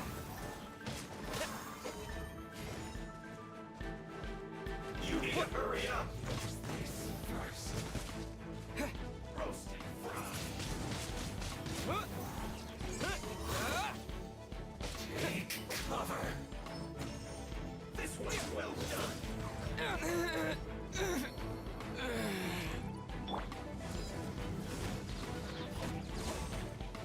This was well done. Dodge this! Cool it! Roast and fry.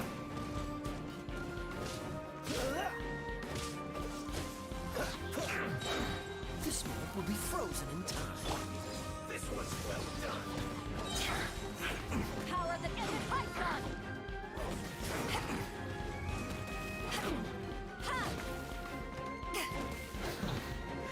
The loneliness of death. This was well done. You need to hurry up.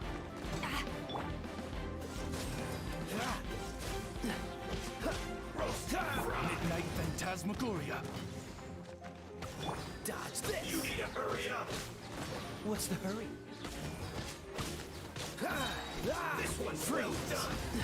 Oh, so sorry. Dodge this! Roast and fry. Freeze! This one's well done. You need to hurry up. Roast and Cool fry. it! Dodge this!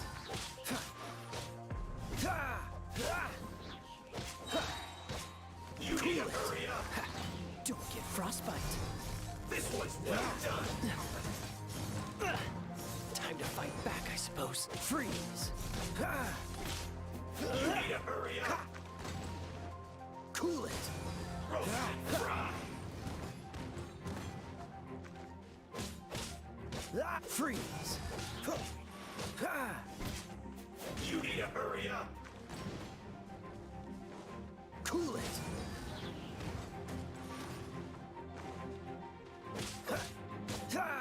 Dodge this! You need to hurry up. This moment will be frozen in time. This one's well Cool done. it! That was unexpected. Roast and fry. This was well done. You need to hurry up. Eyes on me! Feels clogged. The more the merrier. First round's on me.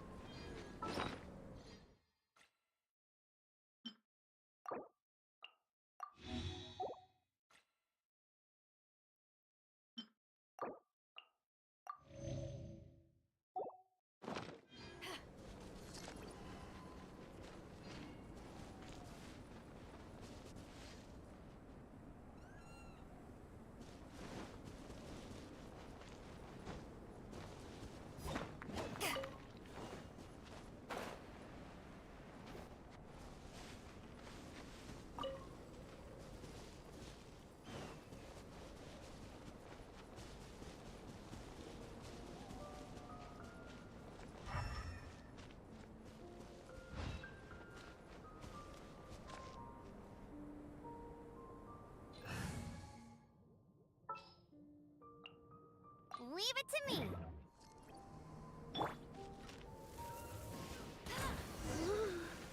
It's getting colder and colder. Rosaria, aren't you freezing? Me? I'm alright. I got used to operating in adverse conditions a long time ago. Huh? Seems like there's more to being a sister in the Favonius Church than Paimon.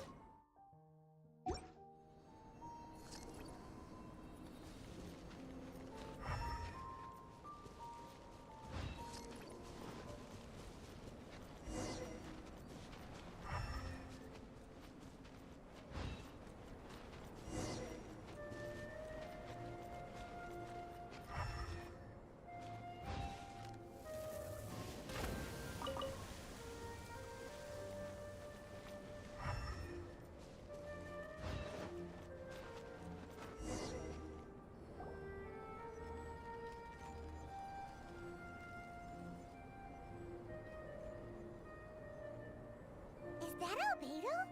Why would he hang around a place like this? The word on the street is he loves painting. He'll hang around anywhere for a good landscape. The views and scenery here are pretty good. Potential paintings everywhere you look. But can't he see those hilly churros?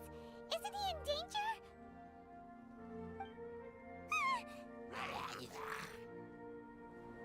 Uh-oh. Looks like we startled them. Enough talk! Let's take them out of the picture first!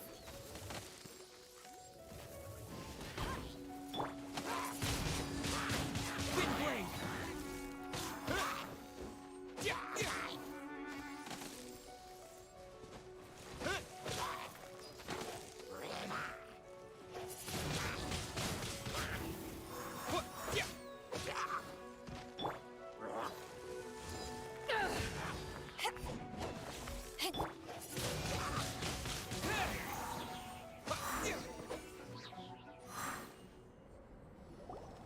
Who are you?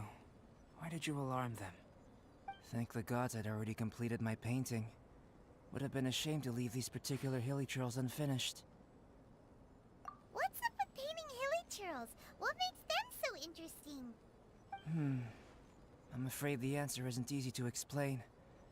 If you'd like to have a look at my painting, it may give you a clue. Wow! Look at the detail! But some of it seems to have been done in a hurry. You can find these hilly trails anywhere. Quite boring, in fact. Not worth closer inspection. But take a look at this specimen. The build, the coat, and there's a distinct force at work here. In the cyclical lives of such primitive communities, such unique attributes are an indication of evolution at work. Evolution, the transition from nothing into existence, from the known to the Hold your horses. Something tells me we're in for a thesis and I haven't got the stamina. We found your man. I'm headed back. What? Don't you have any questions for him? Hey! What a weirdo. So Sister Rosaria brought you. Surprising. And I didn't have time to thank her.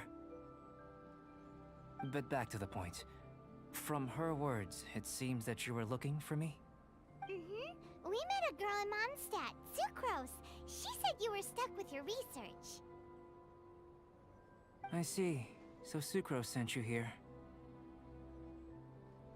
Then, if I'm not mistaken, you must be the honorary knight. You've got the whole of Mondstadt talking. I've heard a bit of everything. Your actions during Storm Terror's attack, your elemental control, and quite a few other mysterious things. I'll skip to the conclusion. There's only one possibility after all. You came from afar. From another world, correct? Excellent. If I could procure your assistance, I think my research would benefit enormously. Forgive me. This must be confusing. Where should I begin? The essence... Whoa! You want to start with that? You're right. Giving a demonstration would be better than trying to explain. For example, awakening life. breathing new life into fallen leaves. You can do that? However, I have a particular seed in my possession. The method I'm talking about has produced no results. It's like you, in that it hails from another world, helping it to grow, to bloom. That's the problem my research is up against. That's where I need your assistance. Well, if you're struggling to figure it out, Paimon's not sure we're gonna be much assistance. I beg to differ. I'm unable to comprehend the intricacies of life outside of the known world. But you're not from the known world. By observing and researching you, I may just be able to find a way to get the seed to sprout. Shall we just get out of here? This sounds a little freaky. It's possible. But I will do everything in my control to ensure your safety. Time for a change of surroundings. We should be going. There's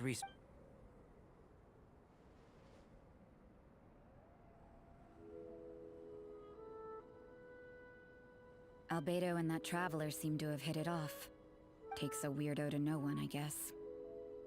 I wonder, does this constitute a risk to Mondstadt?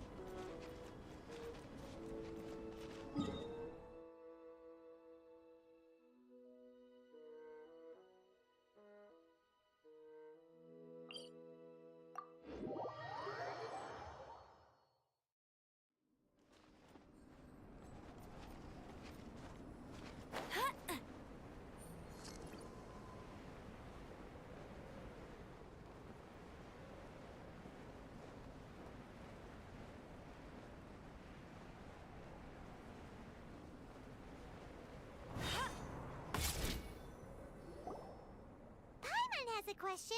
After the seed sprouts, will it grow into anything? I don't know. But I feel the importance will lie in the method, not the endpoint. Using alchemy to awaken otherworldly life into that would constitute a big leap in my understanding of the essence of life. After awakening, even creation may be possible.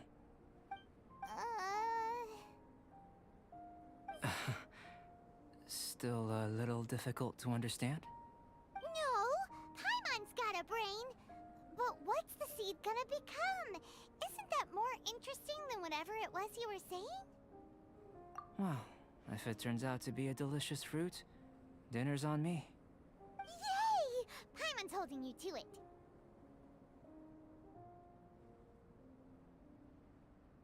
Well, let's just say I, occasionally have to look after a child. Another lengthy explanation, I'm afraid. I suppose it's one of the few non-alchemy related disciplines I'm any good at. The subject of my first research was the elements. In this world, manipulating the elements requires a vision. Though I can't see anything resembling one on your person, how you're able to freely manipulate elemental power is something I'd like to ascertain. I've got a few questions in that regard. Firstly, do you have any extra organs? A second heart? A fourth stomach? Things of that nature.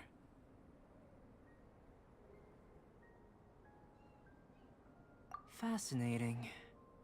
And this floating child is connected to your body in some way? What a stupid question! Can't you see the gap between us? And another thing, it's Paimon, not floating child. I was merely considering the possibility that you were an external organ. Perhaps there is some invisible force connecting you. Oh, that rules out that possibility. I wonder, did Paimon guide the elemental power to you? But that would mean that Paimon's elemental power would be enough to break through a mountain rock at least 10 meters thick, or cause the waterfall south of Springville to flow backwards. No, that definitely can't be it. Hey! How would you know anyway? In that case, it would appear that there's no obvious difference between the composition of your body and that of the humans in this world. Given that there's clearly a discrepancy in our research, it seems that only experimentation will yield the answers. Firstly, this mysterious elemental power. I'd like to examine exactly how it manifests externally. Let me lure a few slimes to the area. Perhaps you'd be able to defeat them, using whatever method comes most naturally to you. Huh? Doesn't seem very sciencey. Direct and clear observation are imperative to a good experiment. This is just a simple exercise. Naturally, if you require a greater challenge, we could bring in 6 Oceanids. Slimes! Slimes are fine! Well, prepare yourself. The slimes will be here any moment.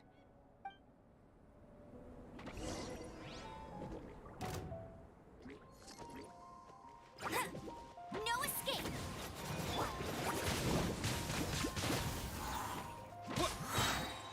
Disappear!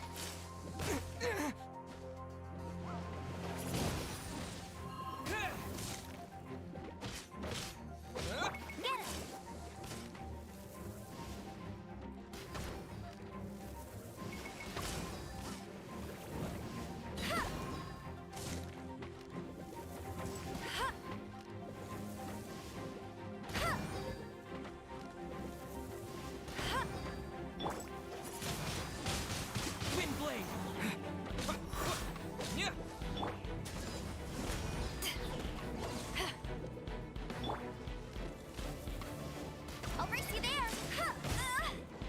Go, go, Baron Bunny!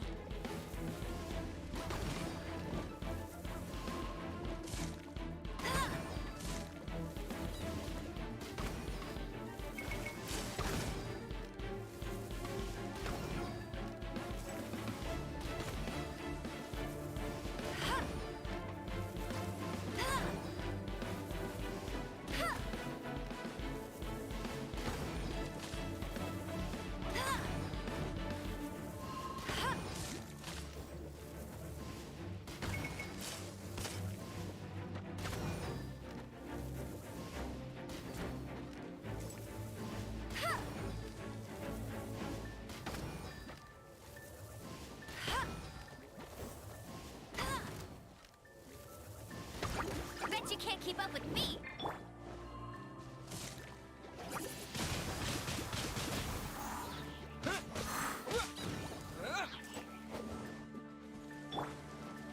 Let it rain!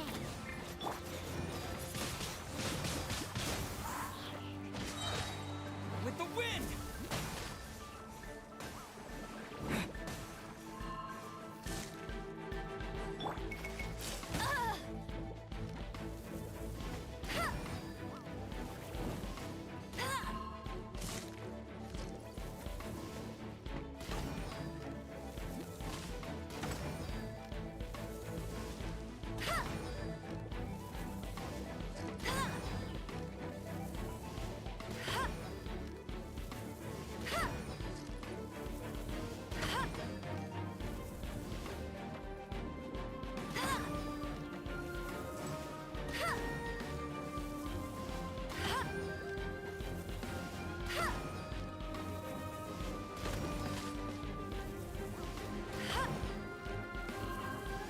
That's cheating!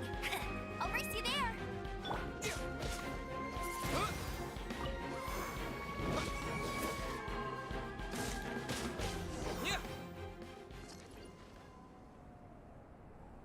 Great work. Did you feel anything out of the ordinary? If you're injured, I have a few emergency potions ready. Excellent.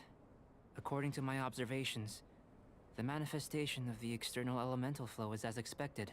Elemental reactions are normal. There's nothing out of the ordinary. Now that we know that the external flow is manifesting normally, let's test the internal flow. Internal flow? How do you test that? It's very simple. I can use alchemy to create a potion that will extract elemental power.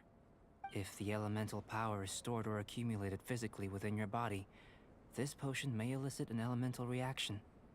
Sounds kinda terrifying. Don't worry. In the normal course of events, you'd feel some temporary queasiness. No bodily injury. And in the abnormal course? If anything unexpected occurs, I've made the necessary preparations. Try not to worry. Well, it's not that there aren't any risks involved. But if there is anything blocking your elemental flow, we'll be able to locate it with this test. Just a warning. If an internal elemental reaction occurs for any other reason, that's a bad sign. Yes, that's an excellent way to think about it. Before we get started, the potion we'll use for the test is missing a catalyst. We'll need to find it. It's a type of ore known as star silver, but unfortunately not all of it is suitable. I'll take you to my campsite. We can gather some star silver ore on the way. I'll point out any likely contenders. All going to plan, we should be able to begin concocting the potion when we get to the campsite. Paimon's still got a few safety concerns, but it seems like there's a silver lining. Let's keep our eyes open.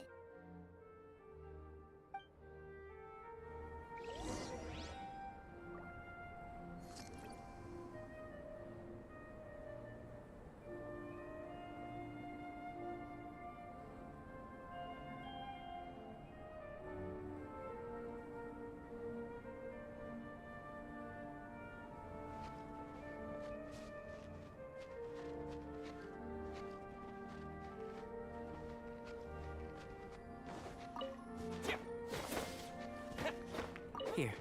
Should do for catalyst purposes.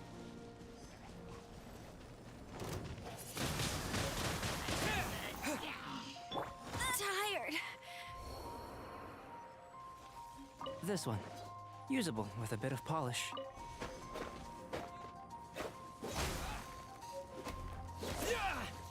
What luck. This should be enough. My campsite is just up ahead. I'll lead the way.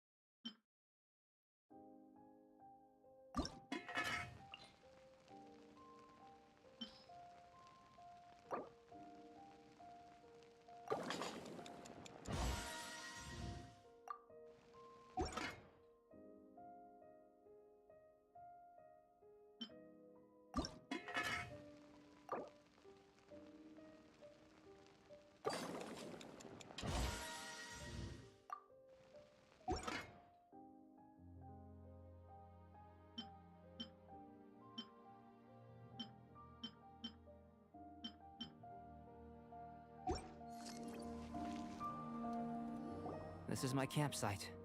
I've added the materials we collected to the concoction. While we are waiting, have a look over here.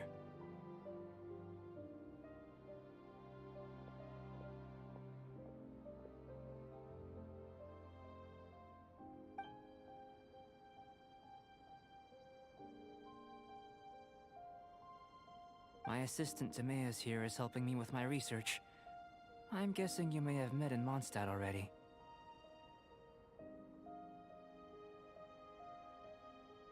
Hello!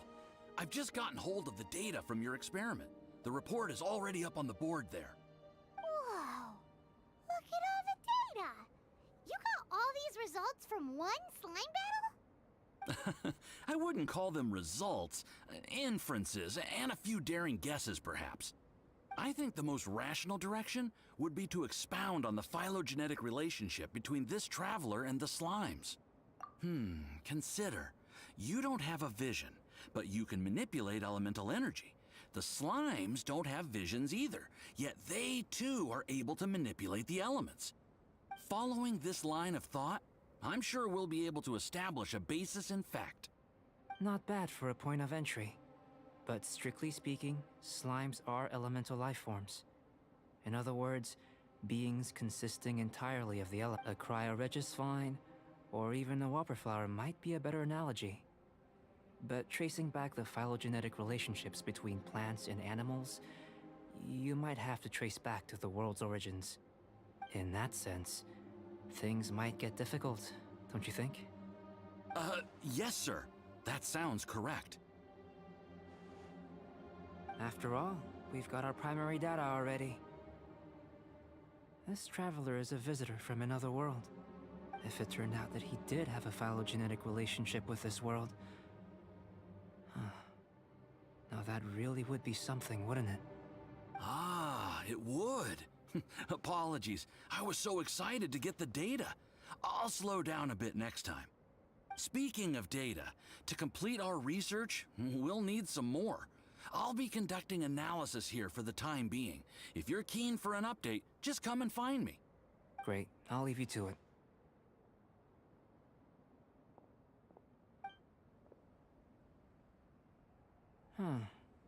Looks like the potion's ready. I'll try a little first. If all goes well, I'll hand it over to you. In line with my expectations. Ready to drink. Remember to keep calm at all times, and breathe deeply if you feel unwell.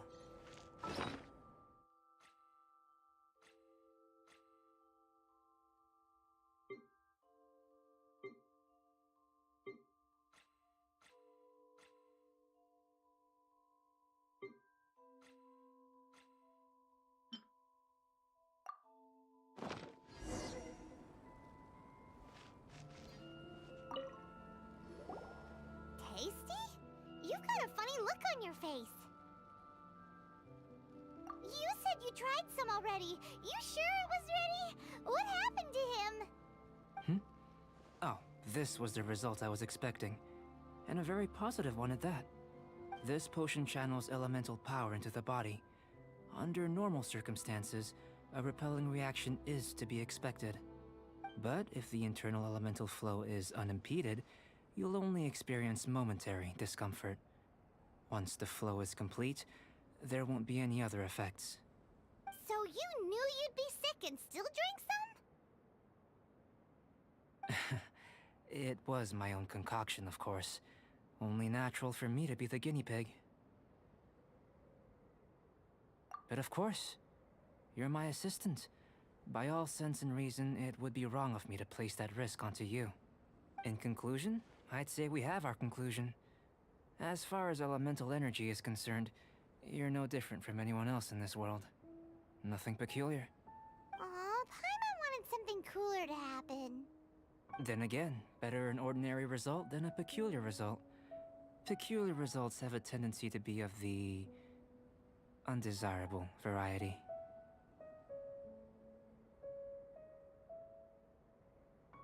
The good thing about ordinary is that everything is an object of reference, and everyone understands you. People are the same, they can understand, empathize, encourage, and support one another. When you're sick, a doctor can diagnose you because they are you.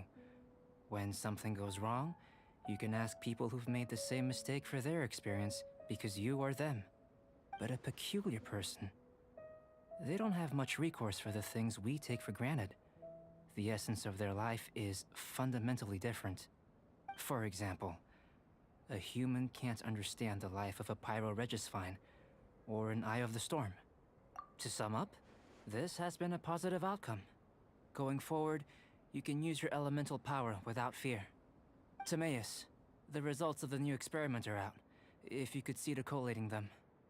Just a moment, sir. I'll handle it. Oh, you gave me a lot to consider. Really stretched my limits. I'm thinking a lot clearer now. Oh, having you down as an animal wasn't very precise of me, but starting with the premise of an elemental life form? Now that was... Not bad. I think it's an interesting line of inquiry. Whatever the truth of the matter, I'd like your research at the fore as opposed to my judgment. You can count on me, sir. I'll extract a result satisfactory to all. Is he trying to join the Knights? He's starting to sound like a suck-up. What Paimon meant to say was, that's the spirit. Mr. Albedo, say something. Before we can proceed with our research, I need to... prepare something. Wait one moment. If you're interested, why not have a look around? It may help to pass the time.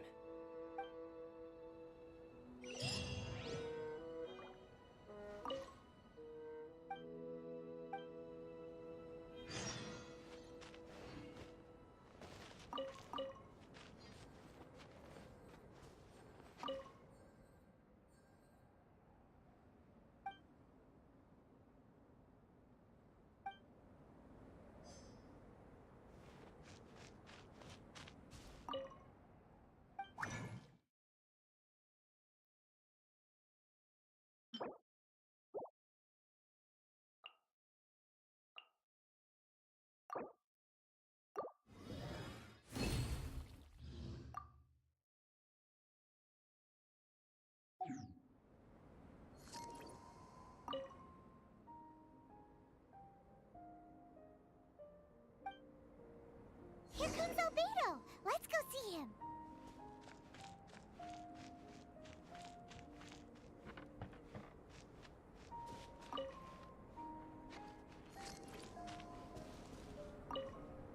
I'm back.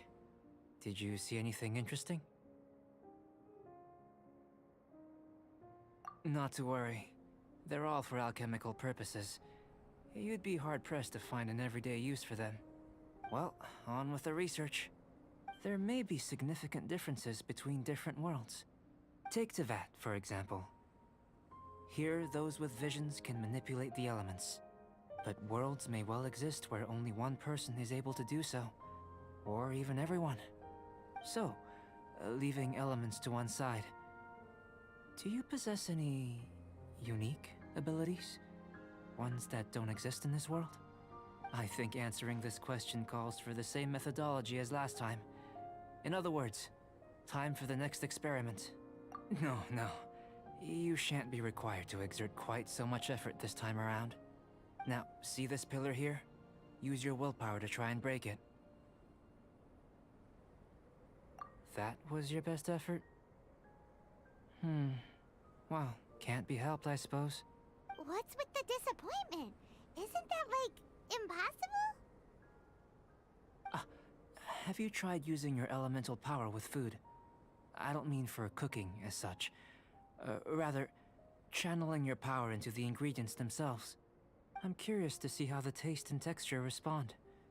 It may even help with proliferation.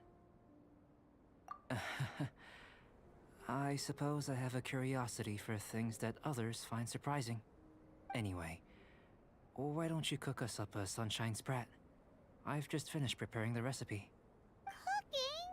Paimon was looking forward to more mad scientist stuff.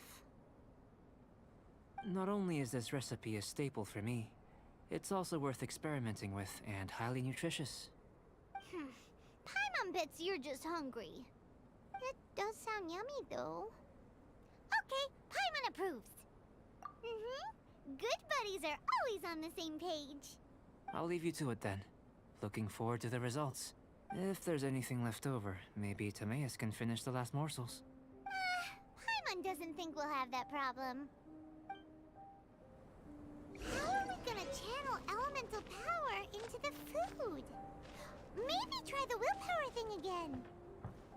Where does it get these ideas from anyway?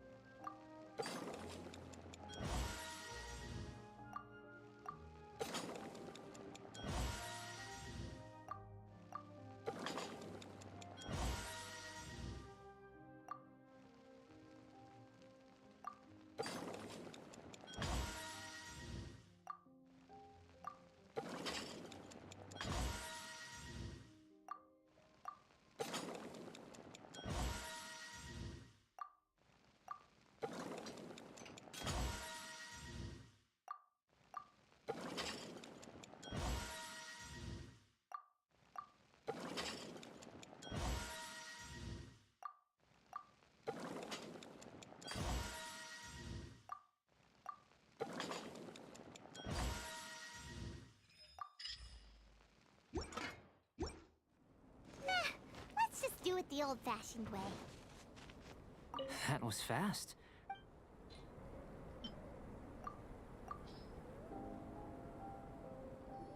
An average outcome experimentally, but you've really brought out the flavor.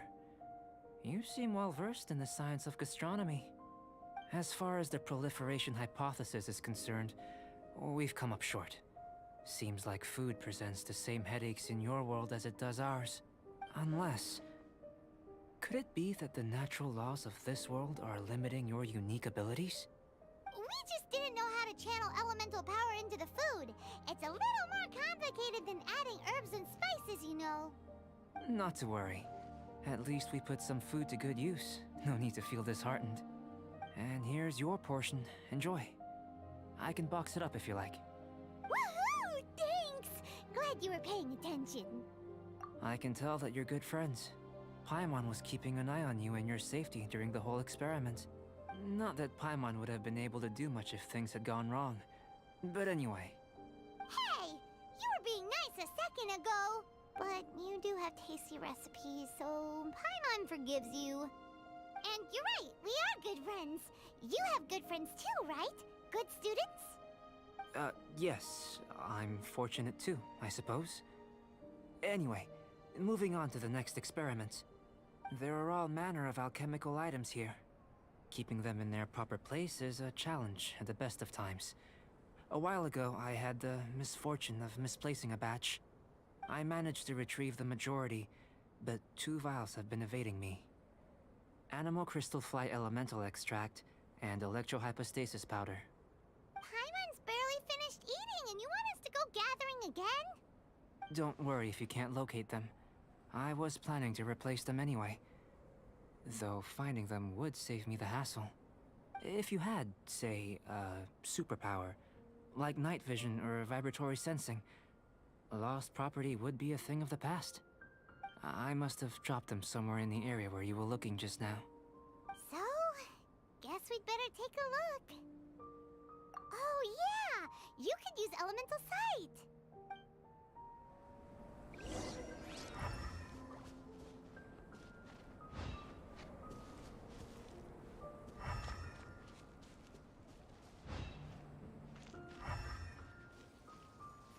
This must be electrohypostasis powder!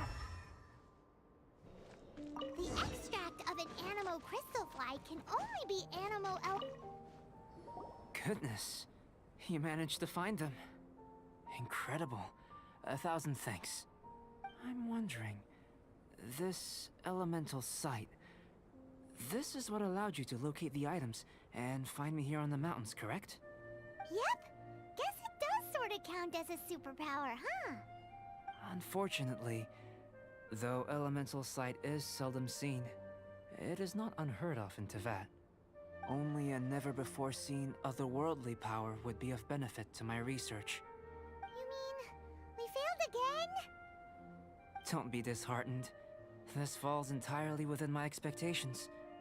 Besides, getting these items back, I'd call this a very worthwhile experiment. I have to commend your deduction that the items would contain elemental traces. Right then. Up until now, our research has focused on your otherworldly identity. Our research on your identity as one of us is just beginning. In essence, the differences between humans are reflected in our intellectual and physical capabilities. Let's start with physical. Looking out from where we're standing, can you see what Sucrose is doing? And if you jump from here and landed on that cliff, the one over there, could you see her then? So what about if you planted a single blow on the mountain face here, and it burst into a million fragments? Then could you see her? Then I shouldn't get too excited. Still, we'll gain a more thorough understanding with an experiment. I know of a location that will be perfect for a physical test. Please, follow me. Still in one piece! Good thing the vial's so strong.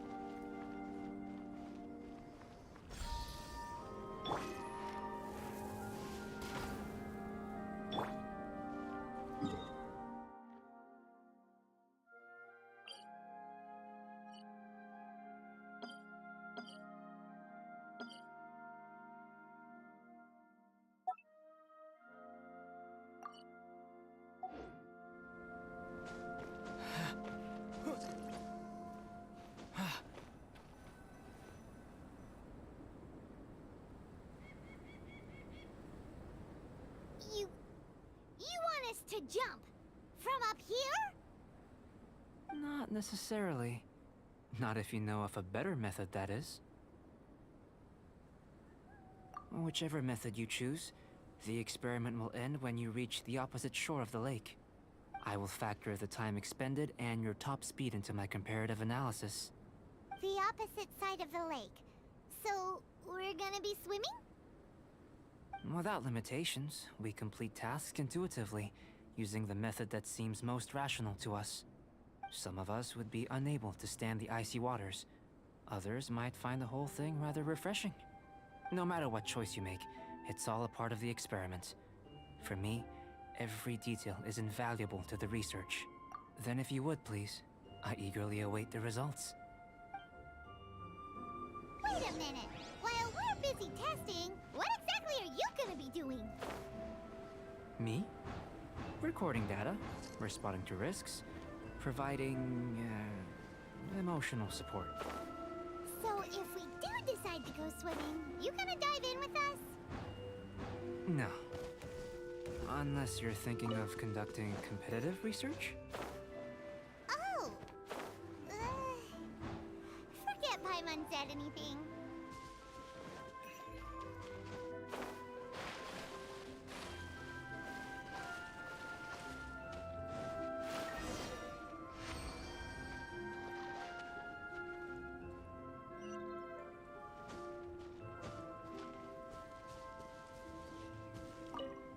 Great work. I've never seen a performance quite like it. Your reputation precedes you, traveler. The data shows that you're easily outperforming the average citizen in Mondstadt. But you followed us the whole way without breaking a sweat! Me? Actually, I used alchemy to cheat a little. But anyway, if it turns out that the natural laws of Teyvat do not affect you, I should be able to make various inferences about the otherworldly civilization you belong to. If the natural laws of Teyvat do affect you, then I shall be able to make inferences into the kind of evolution that would occur under the absence of such effects. The innumerable possibilities that this could present, the captivating insights, it would be something to savor again and again. But how does this help your research? You've helped me to unravel many of the problems that were holding it back. When we return to the campsite, I should be able to show you something interesting.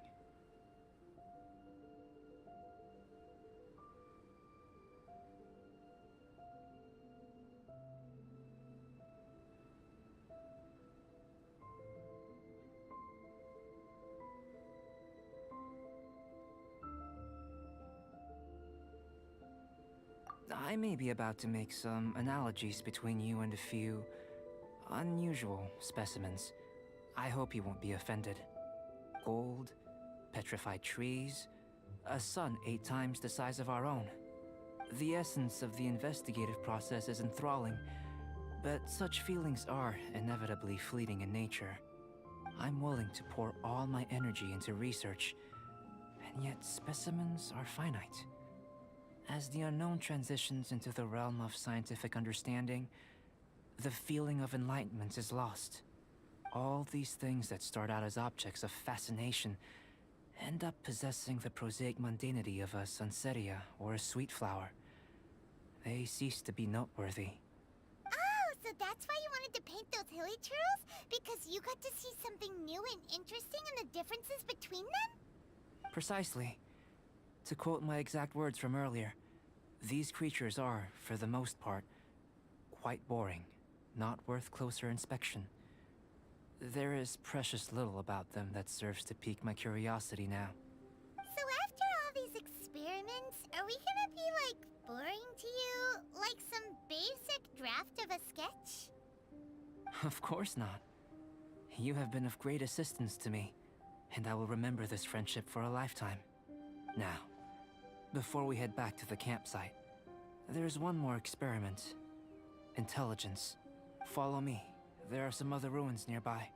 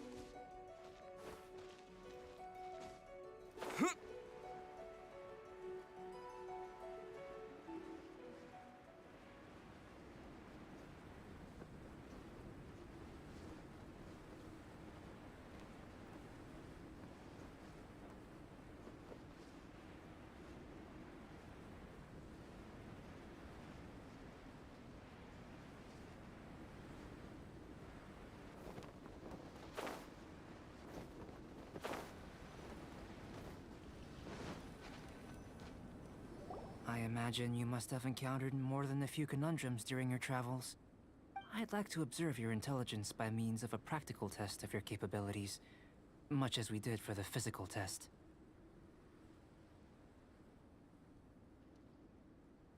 I'd like you to explore these ruins and return with your findings. There are 2 puzzles located at the far ends of the ruins.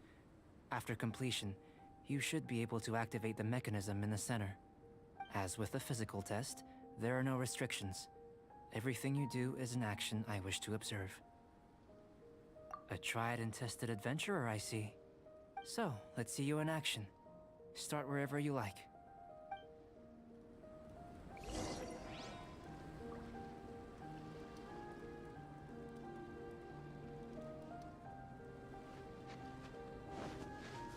It's a complex environment, so proceed with caution.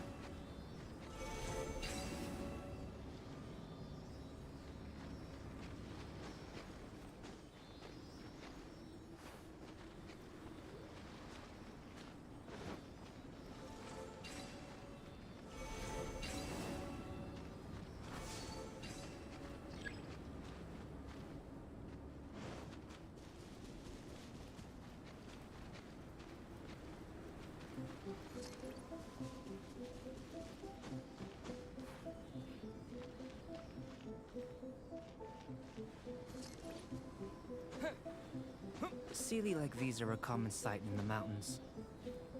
Returning them to their rightful places is up to you.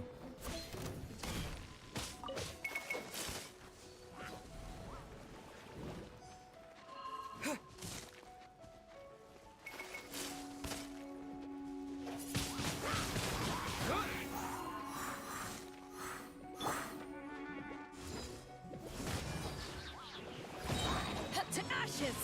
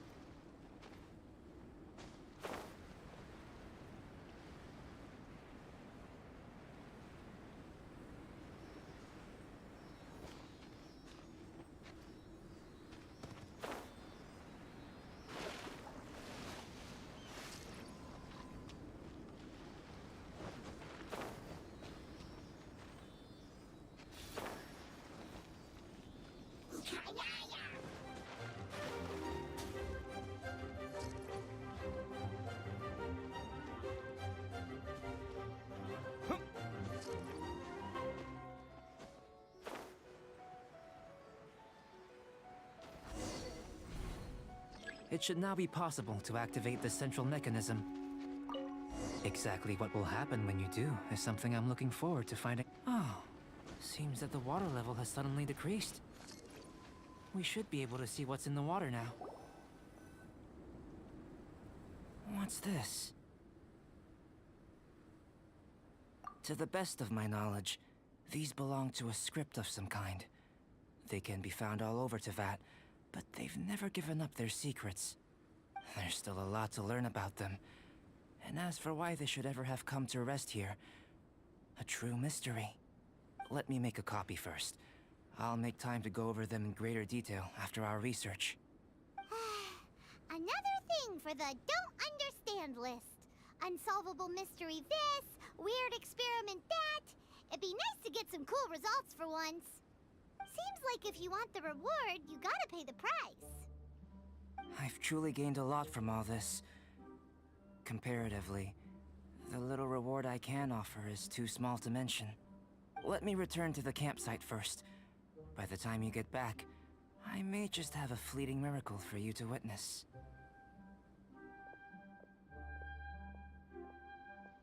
Paimon's kinda looking forward to seeing the result of all this brain ache. Unless you can think of anything better to do, let's head back to the campsite. Not so fast. You're not leaving until I'm convinced that nothing dangerous is going on here. You didn't leave the mountain? I most certainly did not. And I've witnessed everything that you and Albedo have been up to. I must say, you let your guards down. Or maybe you were drawn in by his compelling-sounding hypothesis and friendly demeanor. Taking orders from a complete stranger, drinking anonymous potions, participating in all kinds of strange experiments? I'd sooner believe you were tricked than that you would be so naive. Or perhaps, you were colluding from the beginning. Sister Rosaria's guard's so high, she can't even see over the top of it. It doesn't matter what you think. He could be a saint for all you know. But I understand him a little better than you, Outlander. I'm only concerned with one thing. Whether his alchemy has transformed you into something more sinister. No way! Paimon would have sensed it! And anyway, he didn't even use any alchemy! With an alchemist of his level, you wouldn't sense a thing. In any case, I'm not about to let a potential threat back into Mondstadt. So, what are you gonna do? I've gotta hand it to you. You have your moments. If I can be sure that nothing you came into contact with is dangerous, that's good enough for me. I've investigated everything else. The only items left on the agenda are these symbols. But we don't even know what they mean. That much is true. Not to mention, seems like there's nothing more to them. But for insurance purposes, I'd better make a copy. This is now a location of interest. Regular patrols should be set up here. Now then, all things considered, I deem that you pose no immediate threat. Which is what I was hoping. I would have been one very unhappy sister if you'd made me work overtime on your account. Overtime? Before we go our separate ways, Outlander, a word of advice. Don't be so quick to trust Albedo, and don't repeat the same mistakes that you did this time. You made a lot of rash decisions today. She's gone! So stubborn. Mondstadt doesn't have many people like that. Huh.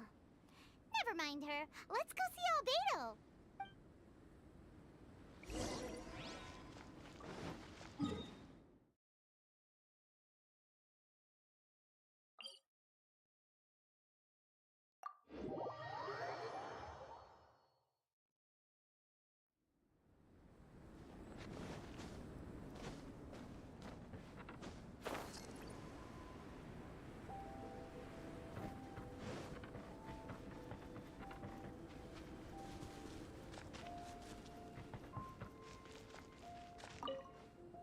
You're back.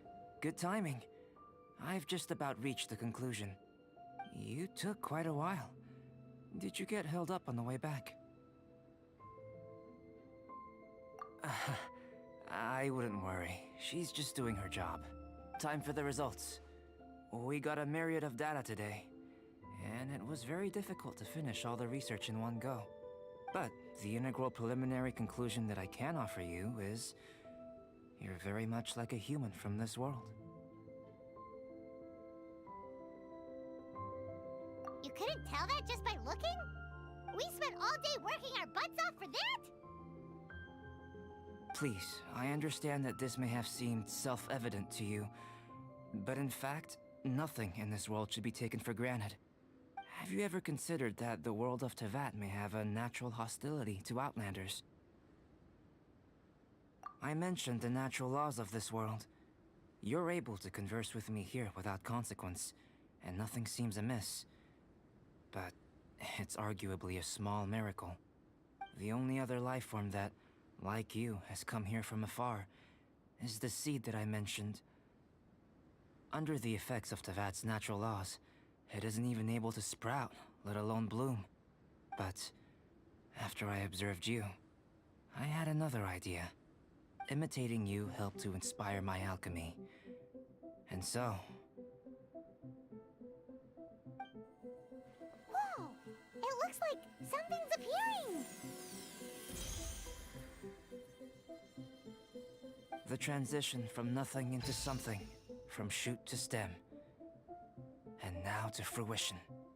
Is not nurturing otherworldly life also nurturing the world itself?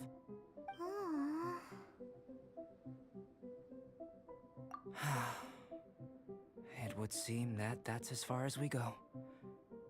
A transient bloom of incomparable beauty. Life's proudest achievement. Paimon thought, with all our efforts, it might have bloomed forever, and it didn't even have any fruit. Life is a manifold tapestry of free entities. Its value shouldn't derive from how long it stays with us. Even a momentary burst is precious.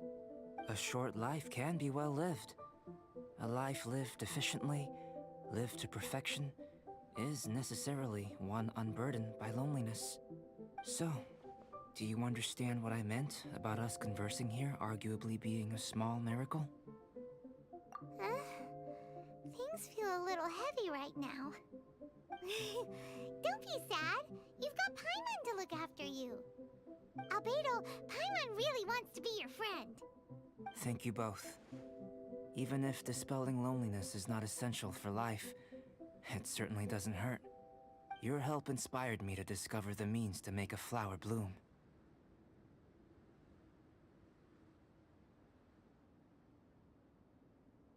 I mean that the time I've spent traveling with you in the mountains was a valuable journey for me. In the future, if the need arises, can I solicit your help again? Well, glad I can count on you. I made a point throughout of telling him how ordinary the results were. But what was that sediment I saw forming at the bottom of the vial? It should not have been there. What could it mean? Those born of Earth are bound by its imperfections, but those born of chalk are free of impurities. You and I are alike, both composed of a substance that has yet to be fully defined. If, one day, I lose control, destroy Mondstadt, destroy everything, can I rely on you to stop me?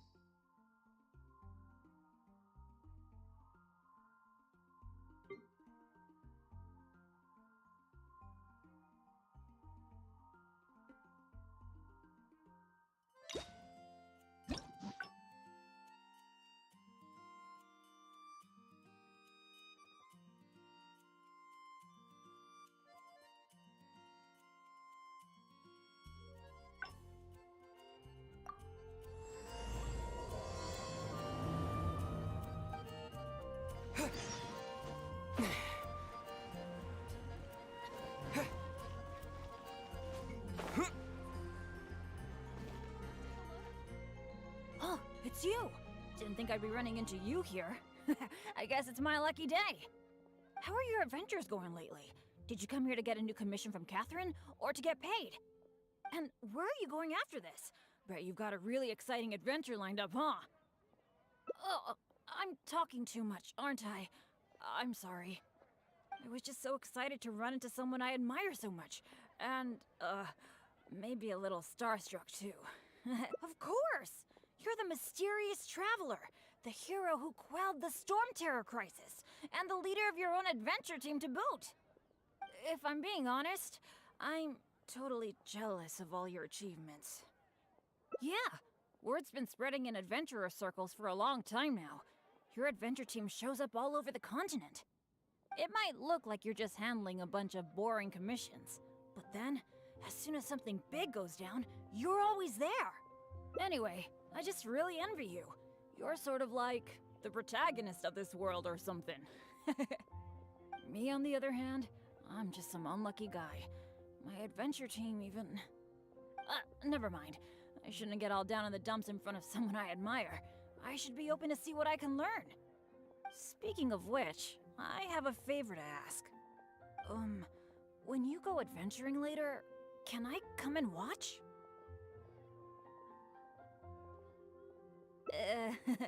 Maybe you don't know. I'm a really unlucky person to have around.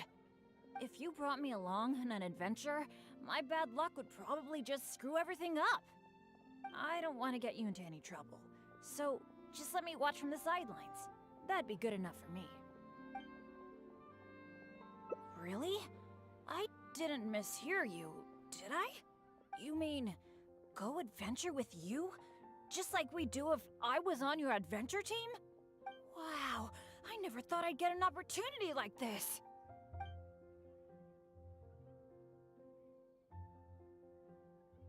Aw, shucks.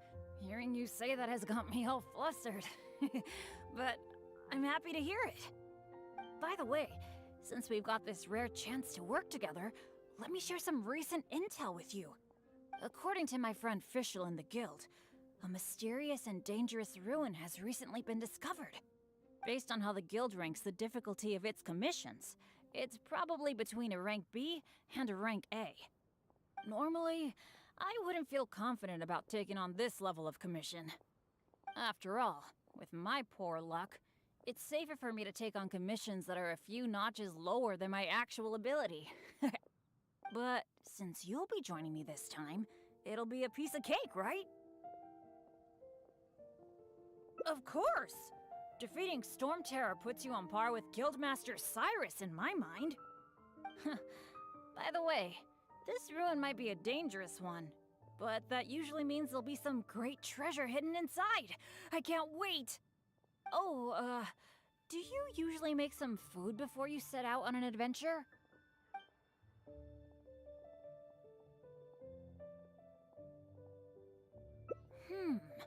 The cautious choice. No wonder you're so good at this. Seems I really can learn a few things from you. In that case, as per your tradition, let's get cooking. Oh yeah, I actually invented a pretty nice dish recently. I can't say it's super tasty, but I think it'd be perfect for an adventure. So, how about I show you how to make it? Cool. I really miss that old feeling of working with a partner. The ingredients needed for this dish are mint, radish, and slime condensate. One of each, please. You got that, right? I'll wait for you near the pot at Good Hunter. Come find me when you're done collecting.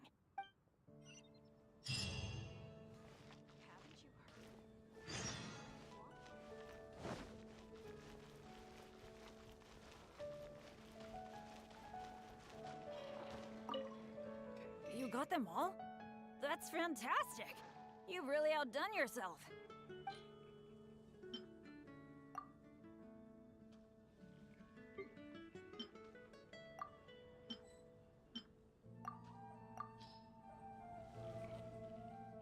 Now that we've got our ingredients, allow me to handle the cooking.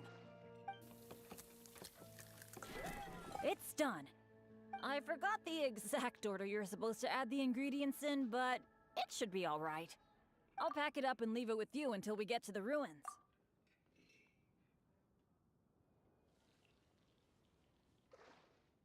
I think so. Should be pretty much basically the same as when I first came up with it, so, yep. Well, now that the food is ready, let's head for those mysterious ruins.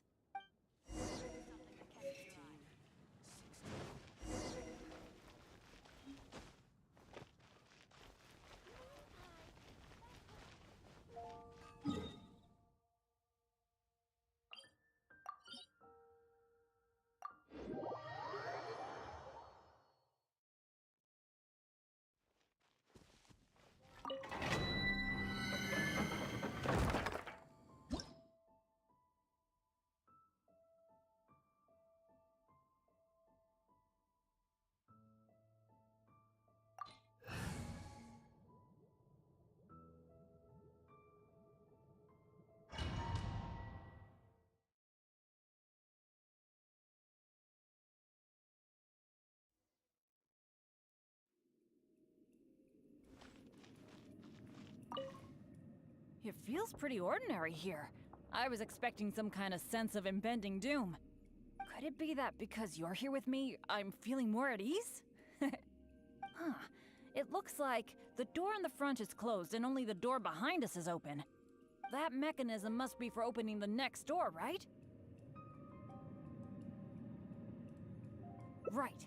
Well, we're on the same page at least. I'll go try to operate it.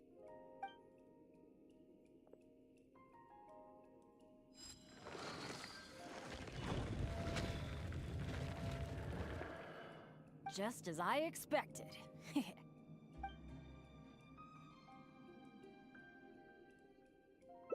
So it is. A true adventurer can't just barge on forward. It's also important to make sure there is a way back. That's what my dads always say. Let me try the mechanism one more time.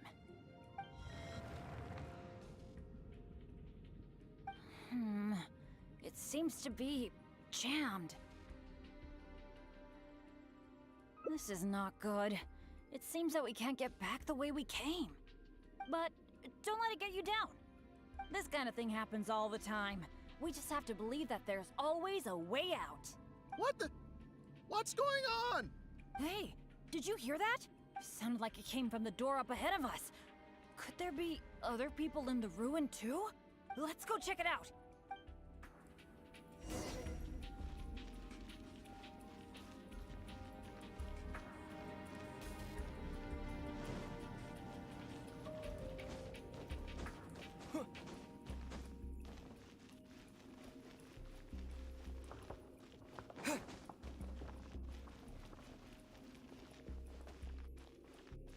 Over there! Another adventurer by the looks of it.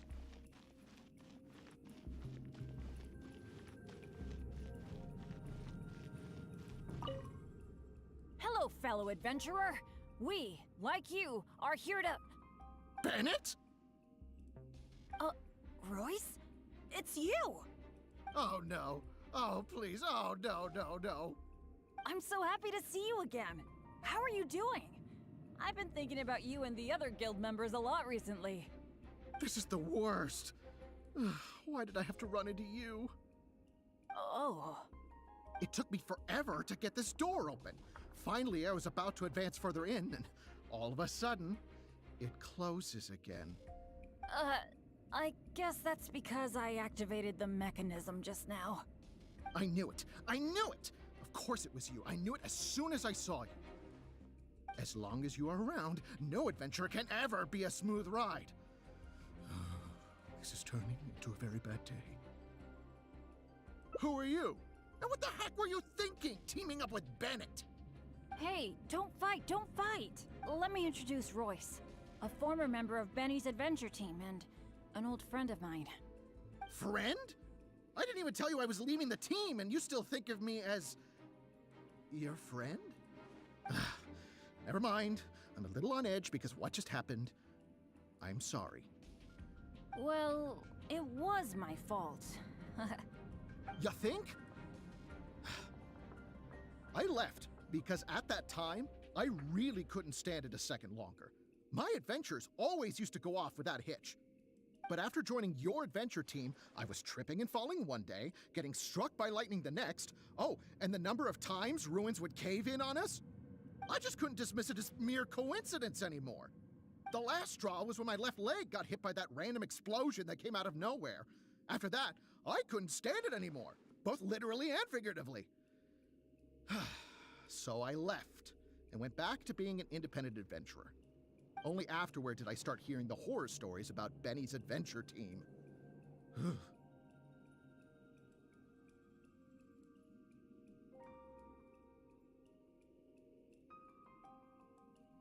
You're right. I really shouldn't have put the blame on him like that. All right. It's all in the past now. Talking about all the bad things that happened will only make you more upset, right? Royce, I still want to say sorry for all the trouble I caused you. Oh. No need to apologize to me. I've made my fair share of mistakes too. Oh, yeah. There's one more thing I need to tell you. The door we came through on the way in also got closed, and I don't think we can get it open again.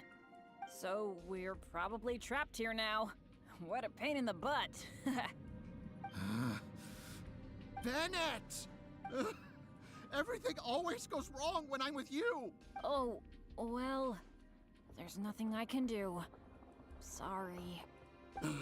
What am I gonna do? I've used up all my supplies already! This is it. This is how I go, isn't it? Here, today, and all because of Bennett!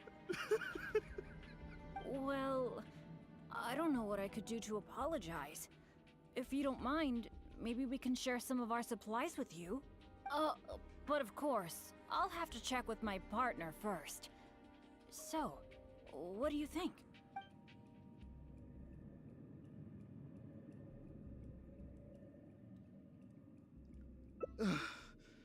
All right. I am quite hungry. I suppose I shall accept your kind offer. Is this the supplies you were talking about? Why do I have the feeling that this dish is a bit suspect? It's fine, honestly. It's been with my partner all along, so it shouldn't be tainted with my bad luck. If that's true, then... okay. Anyway, this is not a time to nitpick. Then, I guess I'll just have a little bite.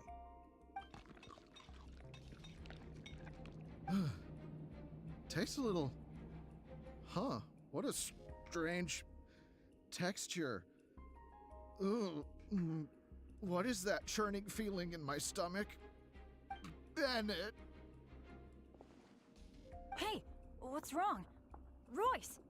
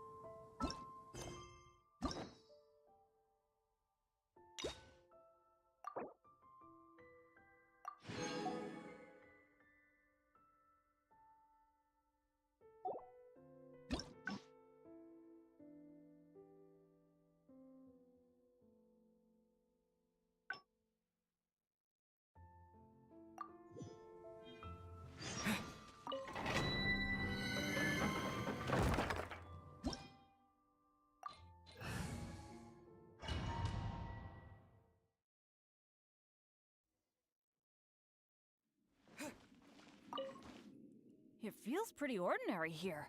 I was expecting some kind of sense of impending doom. Could it be that because you're here with me, I'm feeling more at ease? Huh. It looks like the door in the front is closed and only the door behind us is open. That mechanism must be for opening the next door, right? Right. Well, we're on the same page at least. I'll go try to operate it.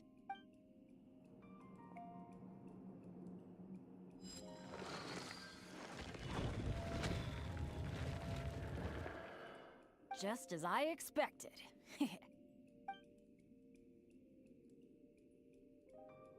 Ah, so it is. A true adventurer can't just barge on forward. It's also important to make sure there is a way back. That's what my dads always say. Let me try the mechanism one more time. It seems to be jammed. I think so. At least, it seems that way for now. But don't let it get you down. This kind of thing happens all the time. We just have to believe that there's always a way out. What's going on? Hey, did you hear that? Sounded like it came from the door up ahead of us. Could there be other people in the ruin too? Let's go check it out.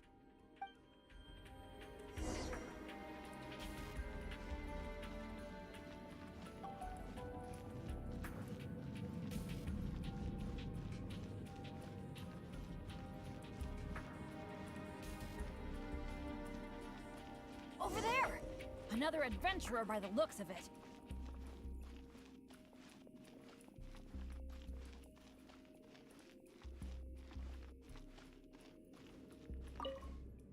Hello, fellow adventurer.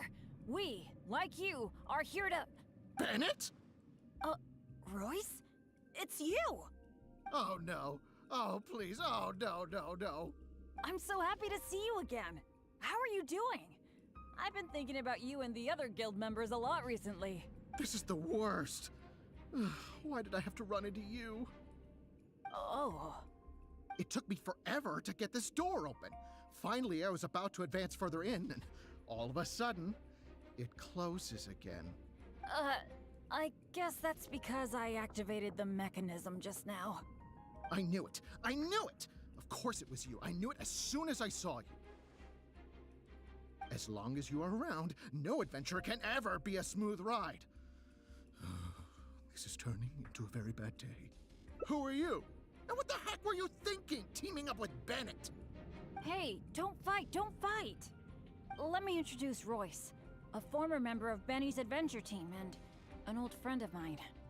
Friend? I didn't even tell you I was leaving the team, and you still think of me as... your friend? Never mind. I'm a little on edge because what just happened. I'm sorry. Well, it was my fault. You think? I left because at that time, I really couldn't stand it a second longer. My adventures always used to go off without a hitch. But after joining your adventure team, I was tripping and falling one day, getting struck by lightning the next. Oh, and the number of times ruins would cave in on us? I just couldn't dismiss it as mere coincidence anymore. The last straw was when my left leg got hit by that random explosion that came out of nowhere. After that, I couldn't stand it anymore, both literally and figuratively. So I left and went back to being an independent adventurer. Only afterward did I start hearing the horror stories about Benny's adventure team. I didn't think about it much at the time. I was just focused on my own survival, but there was no other way. All right. It's all in the past now. Talking about all the bad things that happened will only make you more upset, right? Royce, I still want to say sorry for all the trouble I caused you. Oh. No need to apologize to me. I've made my fair share of mistakes too. Oh, yeah. There's one more thing I need to tell you. The door we came through on the way in also got closed, and I don't think we can get it open again. So we're probably trapped here now. What a pain in the butt. Bennett! Everything always goes wrong when I'm with you! Oh, well, there's nothing I can do. Sorry. What am I gonna do? I've used up all my supplies already! This is it. This is how I go, isn't it? Here, today, and all because of Bennett! Well, I don't know what I could do to apologize. If you don't mind, maybe we can share some of our supplies with you. But of course, I'll have to check with my partner first. So, what do you think? But it was because of my bad luck, though.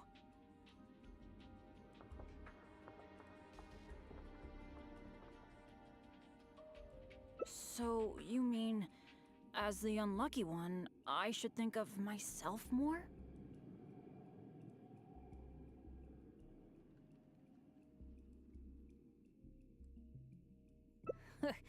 You do have a point there. It's just, I've been used to thinking this way for a long time. Hearing you say that, though, I feel like maybe I do need to take better care of myself. I'm sorry, Royce. We'll have to keep the rest of our supplies for ourselves. But let's try to find a way out together. Nobody cares about your supplies. Knowing you, they're probably cursed anyway. And as for finding the exit together, count me out. With Bennett around, I'm sure any exit I find will only be blocked. Well, then take care, Royce. You take care too, Bennett.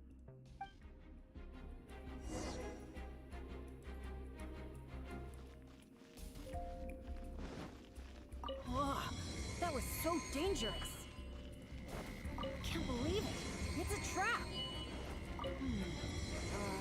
Nope. Oh, what awful luck. I've checked every single nook and cranny in this place. Oh, still not a clue.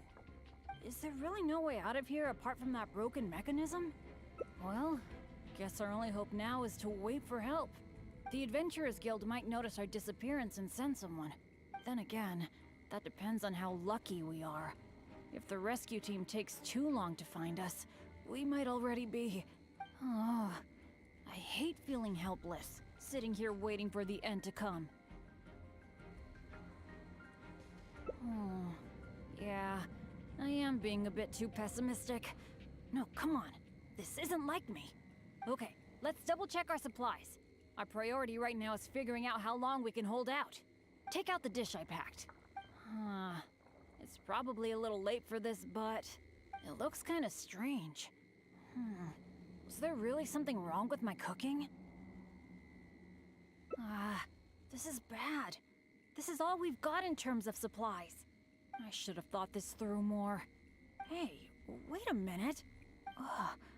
Maybe we can find another use for it.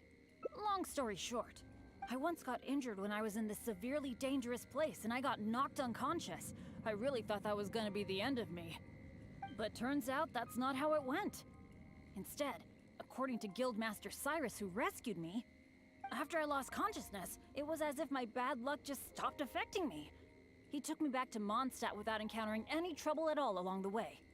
And another time, I got knocked out in a field during a thunderstorm, but then I went the whole night without getting struck by lightning. I wonder if my bad luck is related to whether I'm awake or not. Or in other words, it might be my consciousness that brings me bad luck. Not really a sacrifice. I was just thinking, maybe if I eat this strange dish, it's possible that I'll lose consciousness, right? Once my bad luck is gone, surely help will be here soon.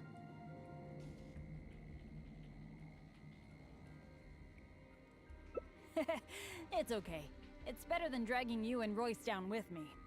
You made a great point earlier when you said that I should take better care of myself. But right now, this is a life or death situation. Hope you can understand. Here goes.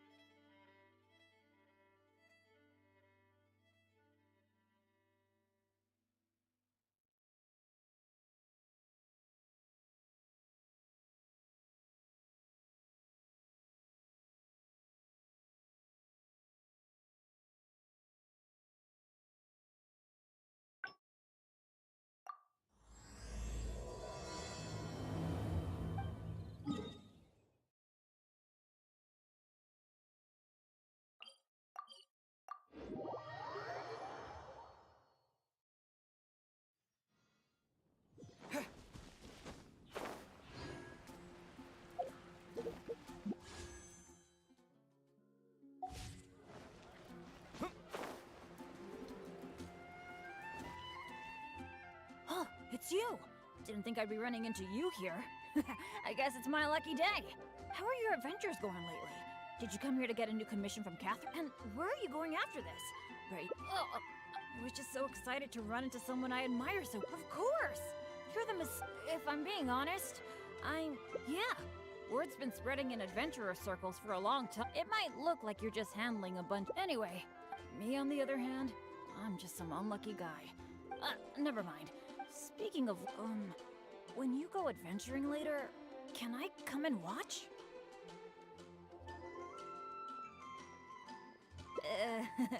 Maybe if you brought me, I don't want to get you. Really? You mean, wow. Don't be so mod. By the way, since we've got this rare chance to work together, let me share some recent intel with you. According to my friend Fischl, based on how the guild ranks that normally, after all, but since you'll be joining me this time, it'll be a piece of cake. There's no way. By the way, this ruin might be a dangerous one, but that usually means there'll be some great treasure hidden inside. I can't wait. Oh, do you usually make some food before? Oh, I guess you're such a pro that you don't need to worry about that, huh? Awesome. Then what are we waiting for? Let's go!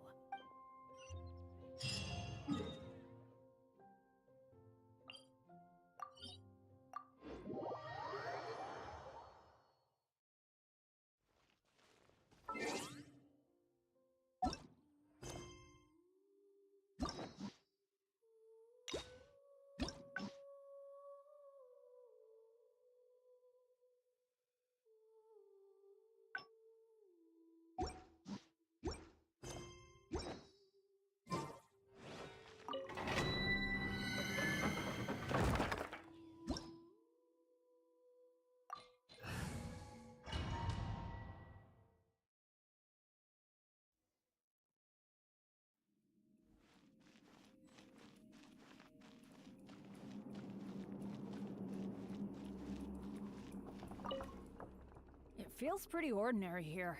I was expecting some kind of sense of impending doom. Could it be that because you're here with me, I'm feeling more at ease? I, for one, am getting a strong sense of treasure in the area. Let's hurry up.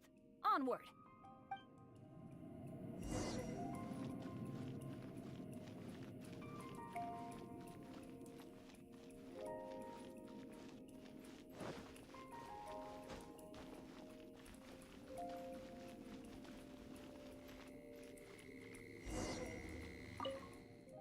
This room's setup seems to be somewhat tricky. The things that stand out are the two mechanisms in front of us, one on the left and one on the right. But it seems like there's some sort of danger lurking around the mechanisms. If my years of adventure experience are anything to go by, it would be a disaster if we activated the wrong mechanism. How about letting me try it out first?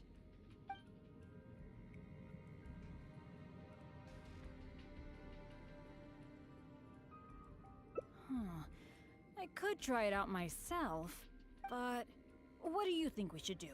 Let's do it your way. Well, that's a possibility.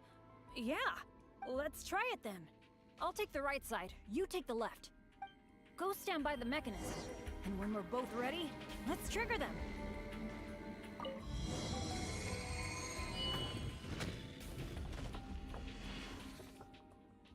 Cool! The door is open! We got it right! Good thing we went with your idea. Huh, you definitely live up to your reputation. And I haven't had this feeling of working together with friends in ages. I've really missed it. Anyway, let's move on.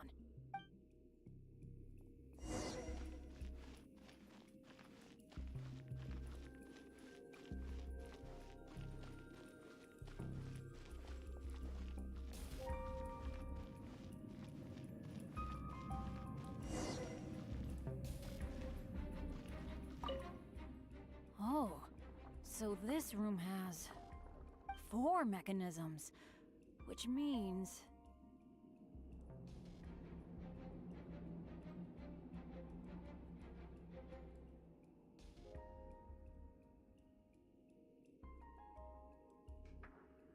that's what I'm thinking.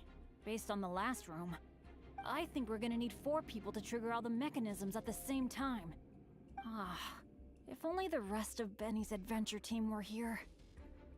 I hate to admit it, but the truth is, it's gone. It remains in name alone. The only reason Catherine hasn't deregistered Benny's adventure team is because she took pity on me. In fact, the number of adventurers on the team has been below the registration requirements for a long time already. Yeah. Royce, Heckler, and Jack were all members of Benny's adventure team. A lot of things went down, but it mostly ended because of my bad luck. I completely understand why they quit the team. I'd never want to put them in danger on my account.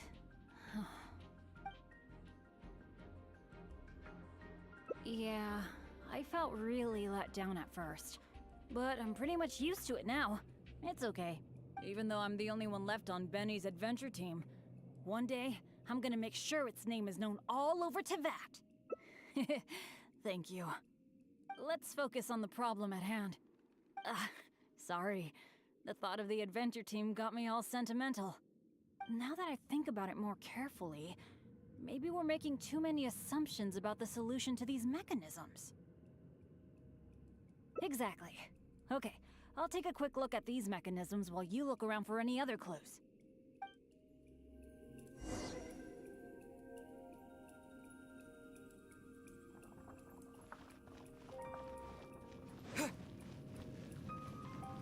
There doesn't seem to be anything here.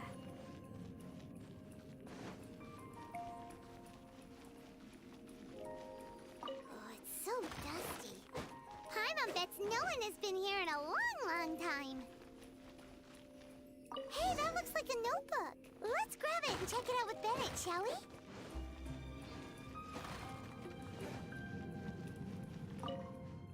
An adventurer's notebook? What's it doing here? Maybe it's got some clues on how to crack these mechanisms. Shall we take a look? Whoa, it really does have some information about them.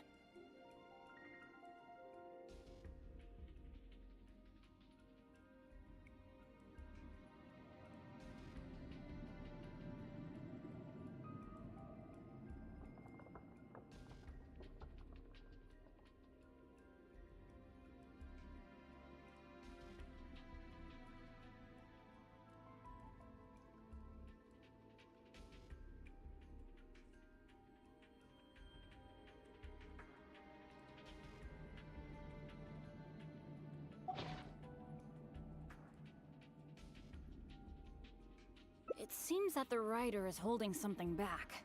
Well, since they placed their hopes on future adventurers, we can't let them down. The notes say that the mechanism at the entrance needs to be controlled by someone continuously. But if the mechanisms are activated in the wrong sequence, the person in charge of the mechanism at the entrance will... You think so? Surely it can't be that bad. It says in the notes that Eric can't hold on anymore. That at least proves that it's possible to hold on up to a point. Anyway, I'll take that role.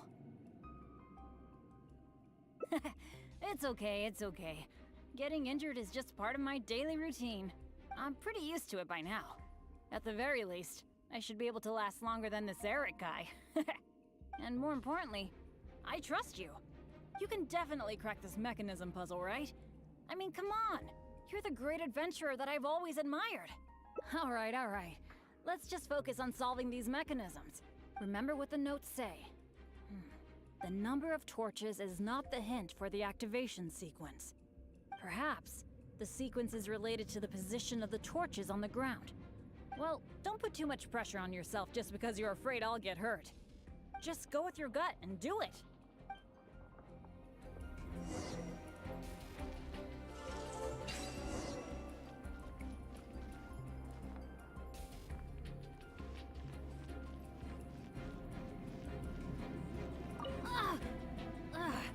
It's okay. It's okay. If this is as bad as it gets, I can handle it.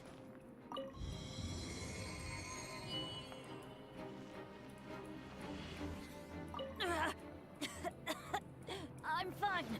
Don't let me... I think I'm sorry. I don't think my body can take this anymore. I'm sorry. I failed you.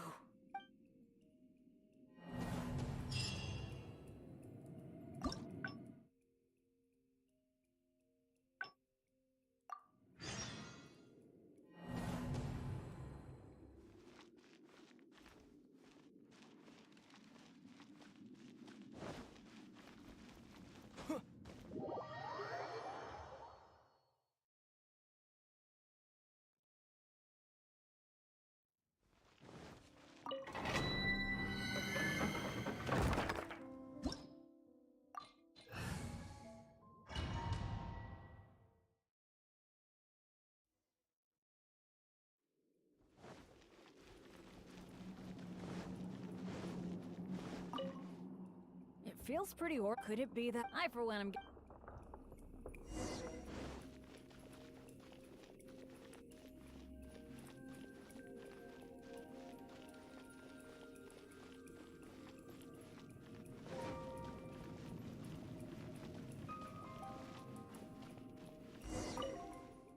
This room setup seems to be somewhat tricky. The things that stand out are the two mechanisms in front of us. But it seems that if my years... How about letting me... But... What do you think we should... Well, let's try it. Go stand by the mechanism. And when we're both ready, let's trigger them.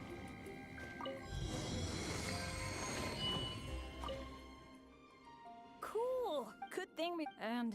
Anyway...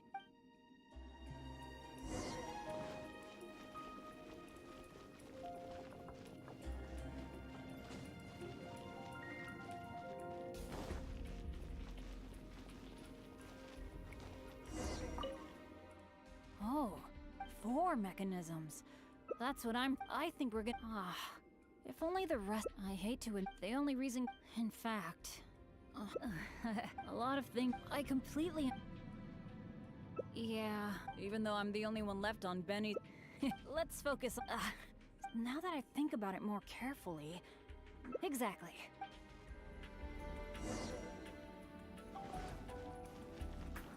There doesn't seem to be anything here. Oh, it's so dusty. Paimon bets no one has been here in a long, long time. Hey, that looks like a notebook. Let's grab it and check it out with Bennett, shall we? An adventurer's notebook? What's it doing here? Maybe it's got some clues on how to... Whoa, it really does have some information about them.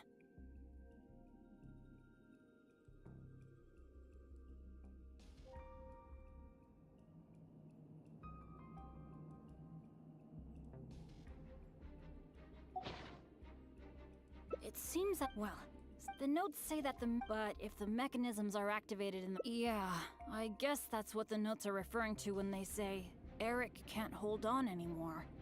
Anyway, I'll take that role.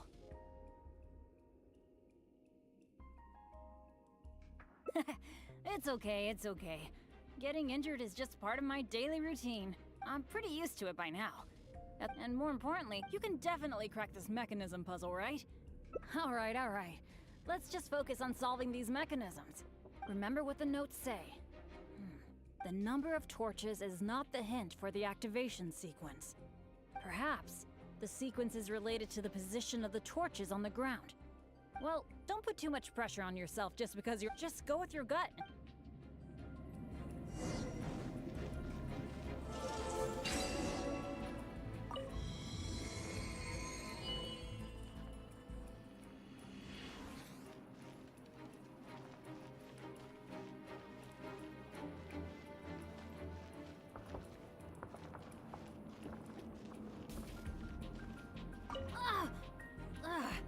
It's okay. It's okay. If this is as bad as it gets... I'm fine. Don't let me influence your... thinking.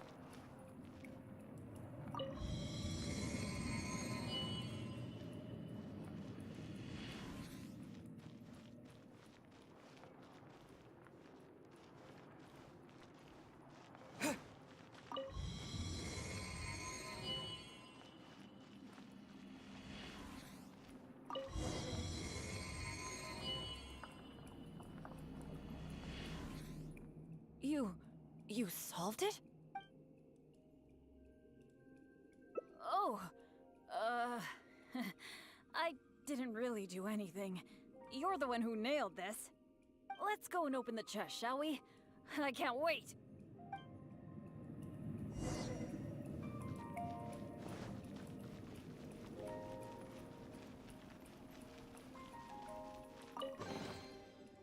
Wow, that was quite a haul.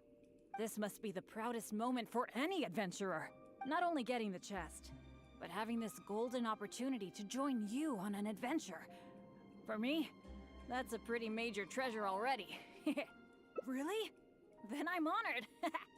But there's one other thing that I find the most amazing of all. The fact that nothing really bad happened to us this whole adventure. This is the first time in my whole adventure career that it's ever turned out this way. That sounds very deep, but I think I get what you're saying. You're saying that no matter how unlucky I might be, there'll always be times when luck is on my side, right? Yeah, this is a really big thing for me. And you know, I have a feeling that it was your kindness and goodwill towards me that helped me avoid a lot of bad luck. Even find a little good luck. It's a bit embarrassing to say that out loud, but all in all, thank you for everything. I hope I get to go on another adventure with you soon.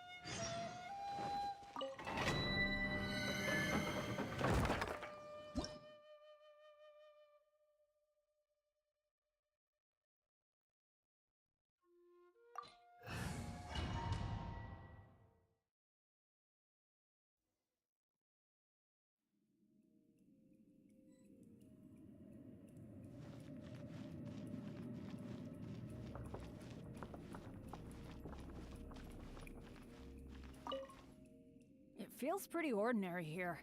I was expecting some kind of sense of impending doom. Could it be that because you're here with me, I'm feeling more at ease? I, for one, am getting a strong sense of treasure in the area. Let's hurry up. Onward.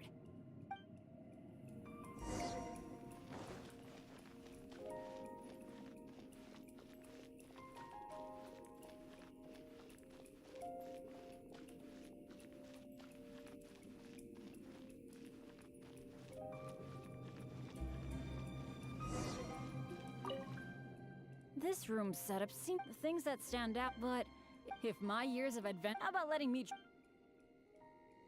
leave it to me. But as you know, I really don't have any luck. So I'll leave it to you to decide which of these two mechanisms we should trigger. That's the one I was thinking of too. Let's see.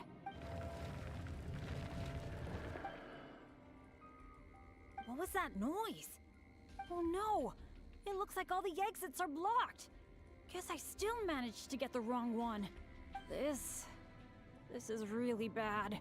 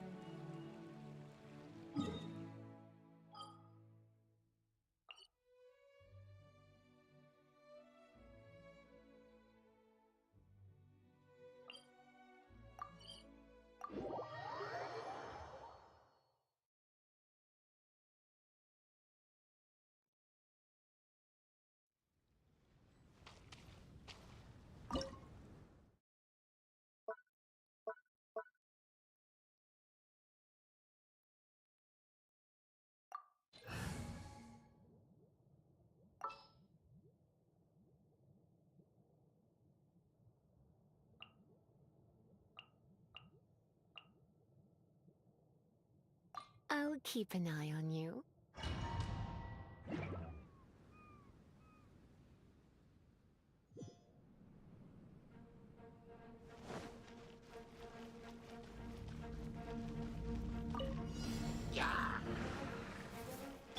Oh, so sorry.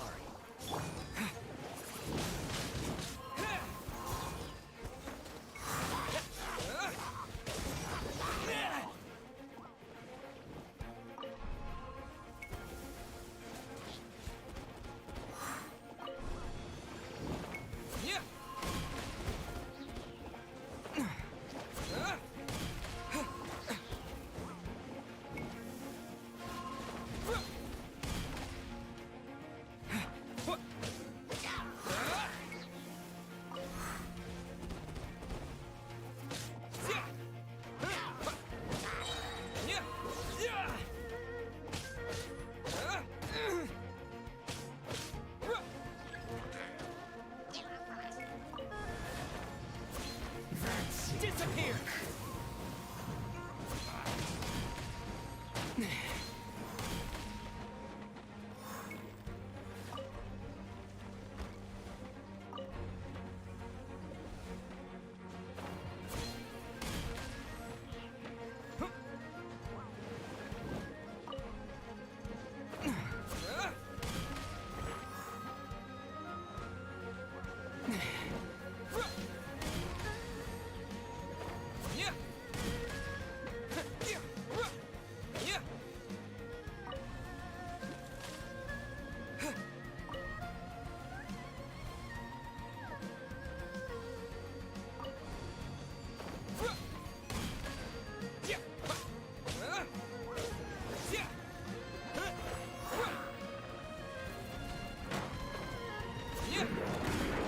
Eyes on me!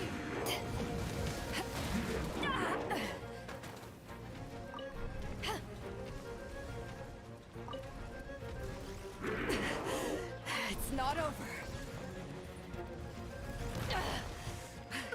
This isn't good.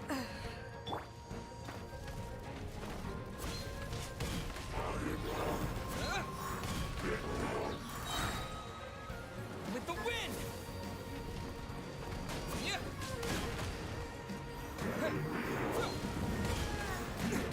This is not the end.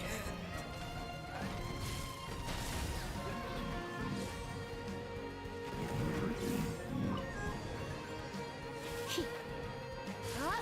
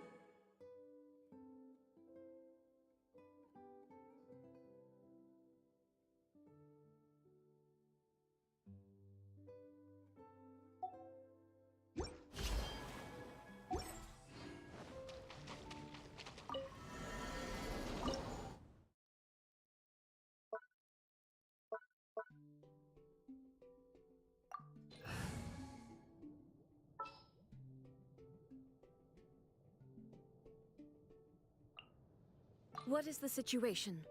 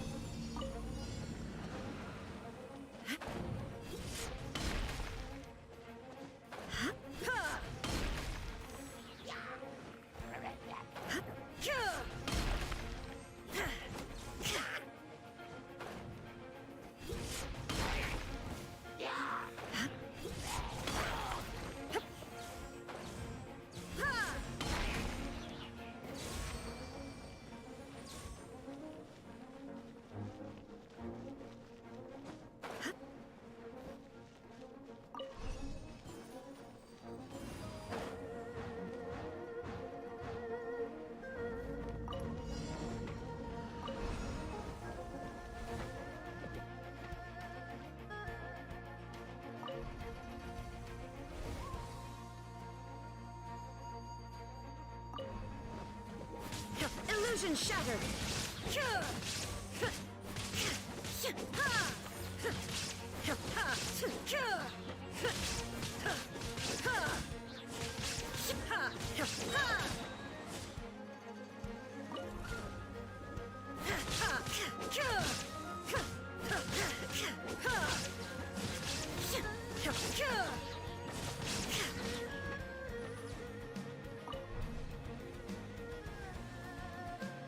Shine down! Cool it! Freeze!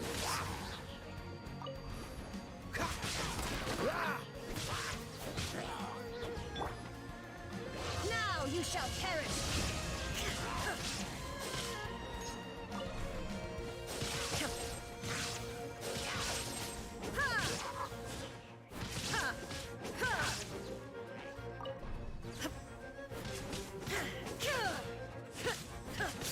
Cool it!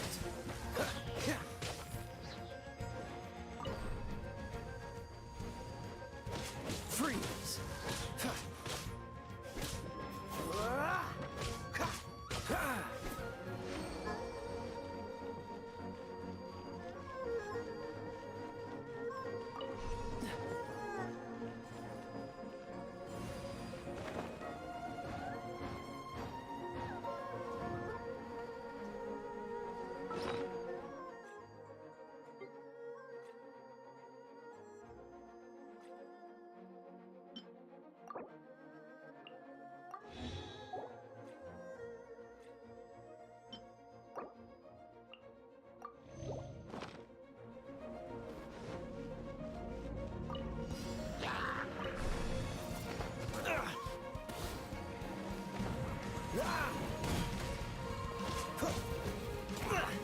Time to fight back, I suppose. Dodge this!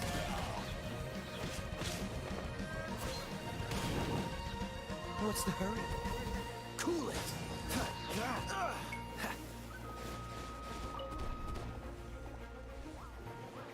Freeze!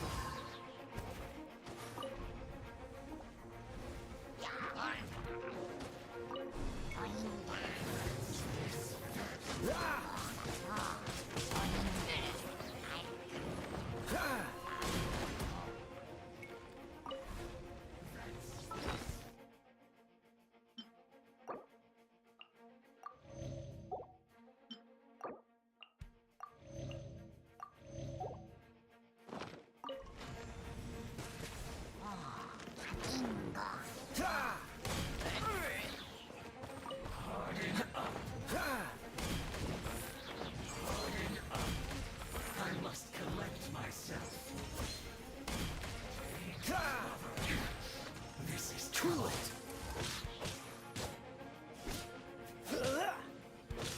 finally some quiet.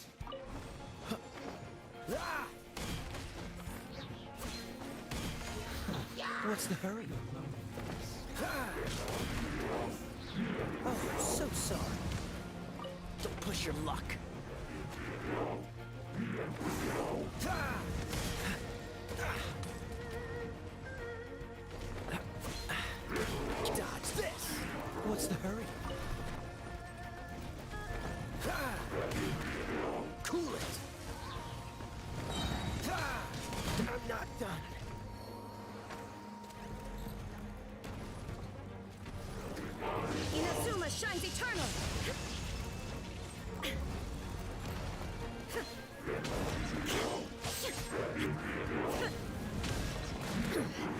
Excellent.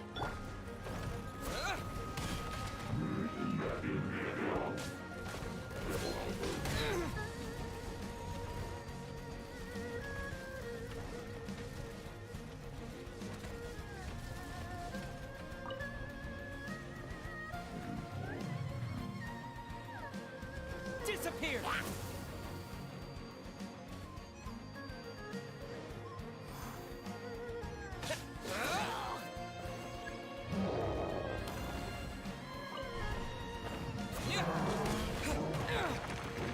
Maybe I wasn't meant for the...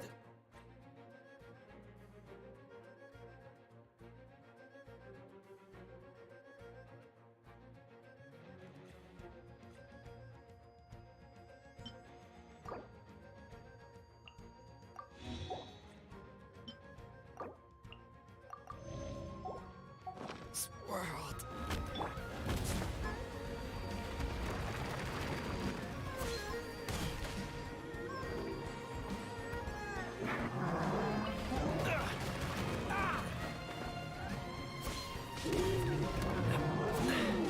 Catch the wind.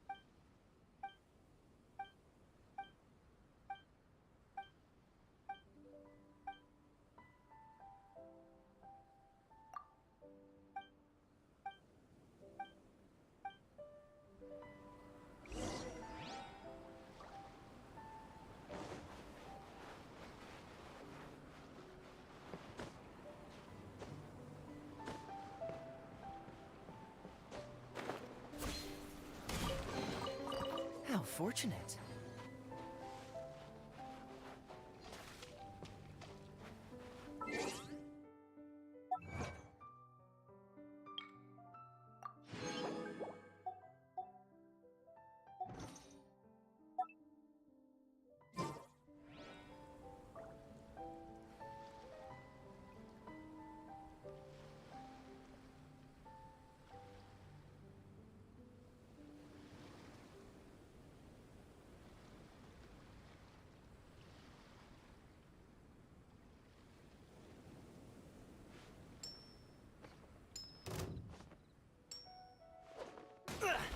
Time to fight.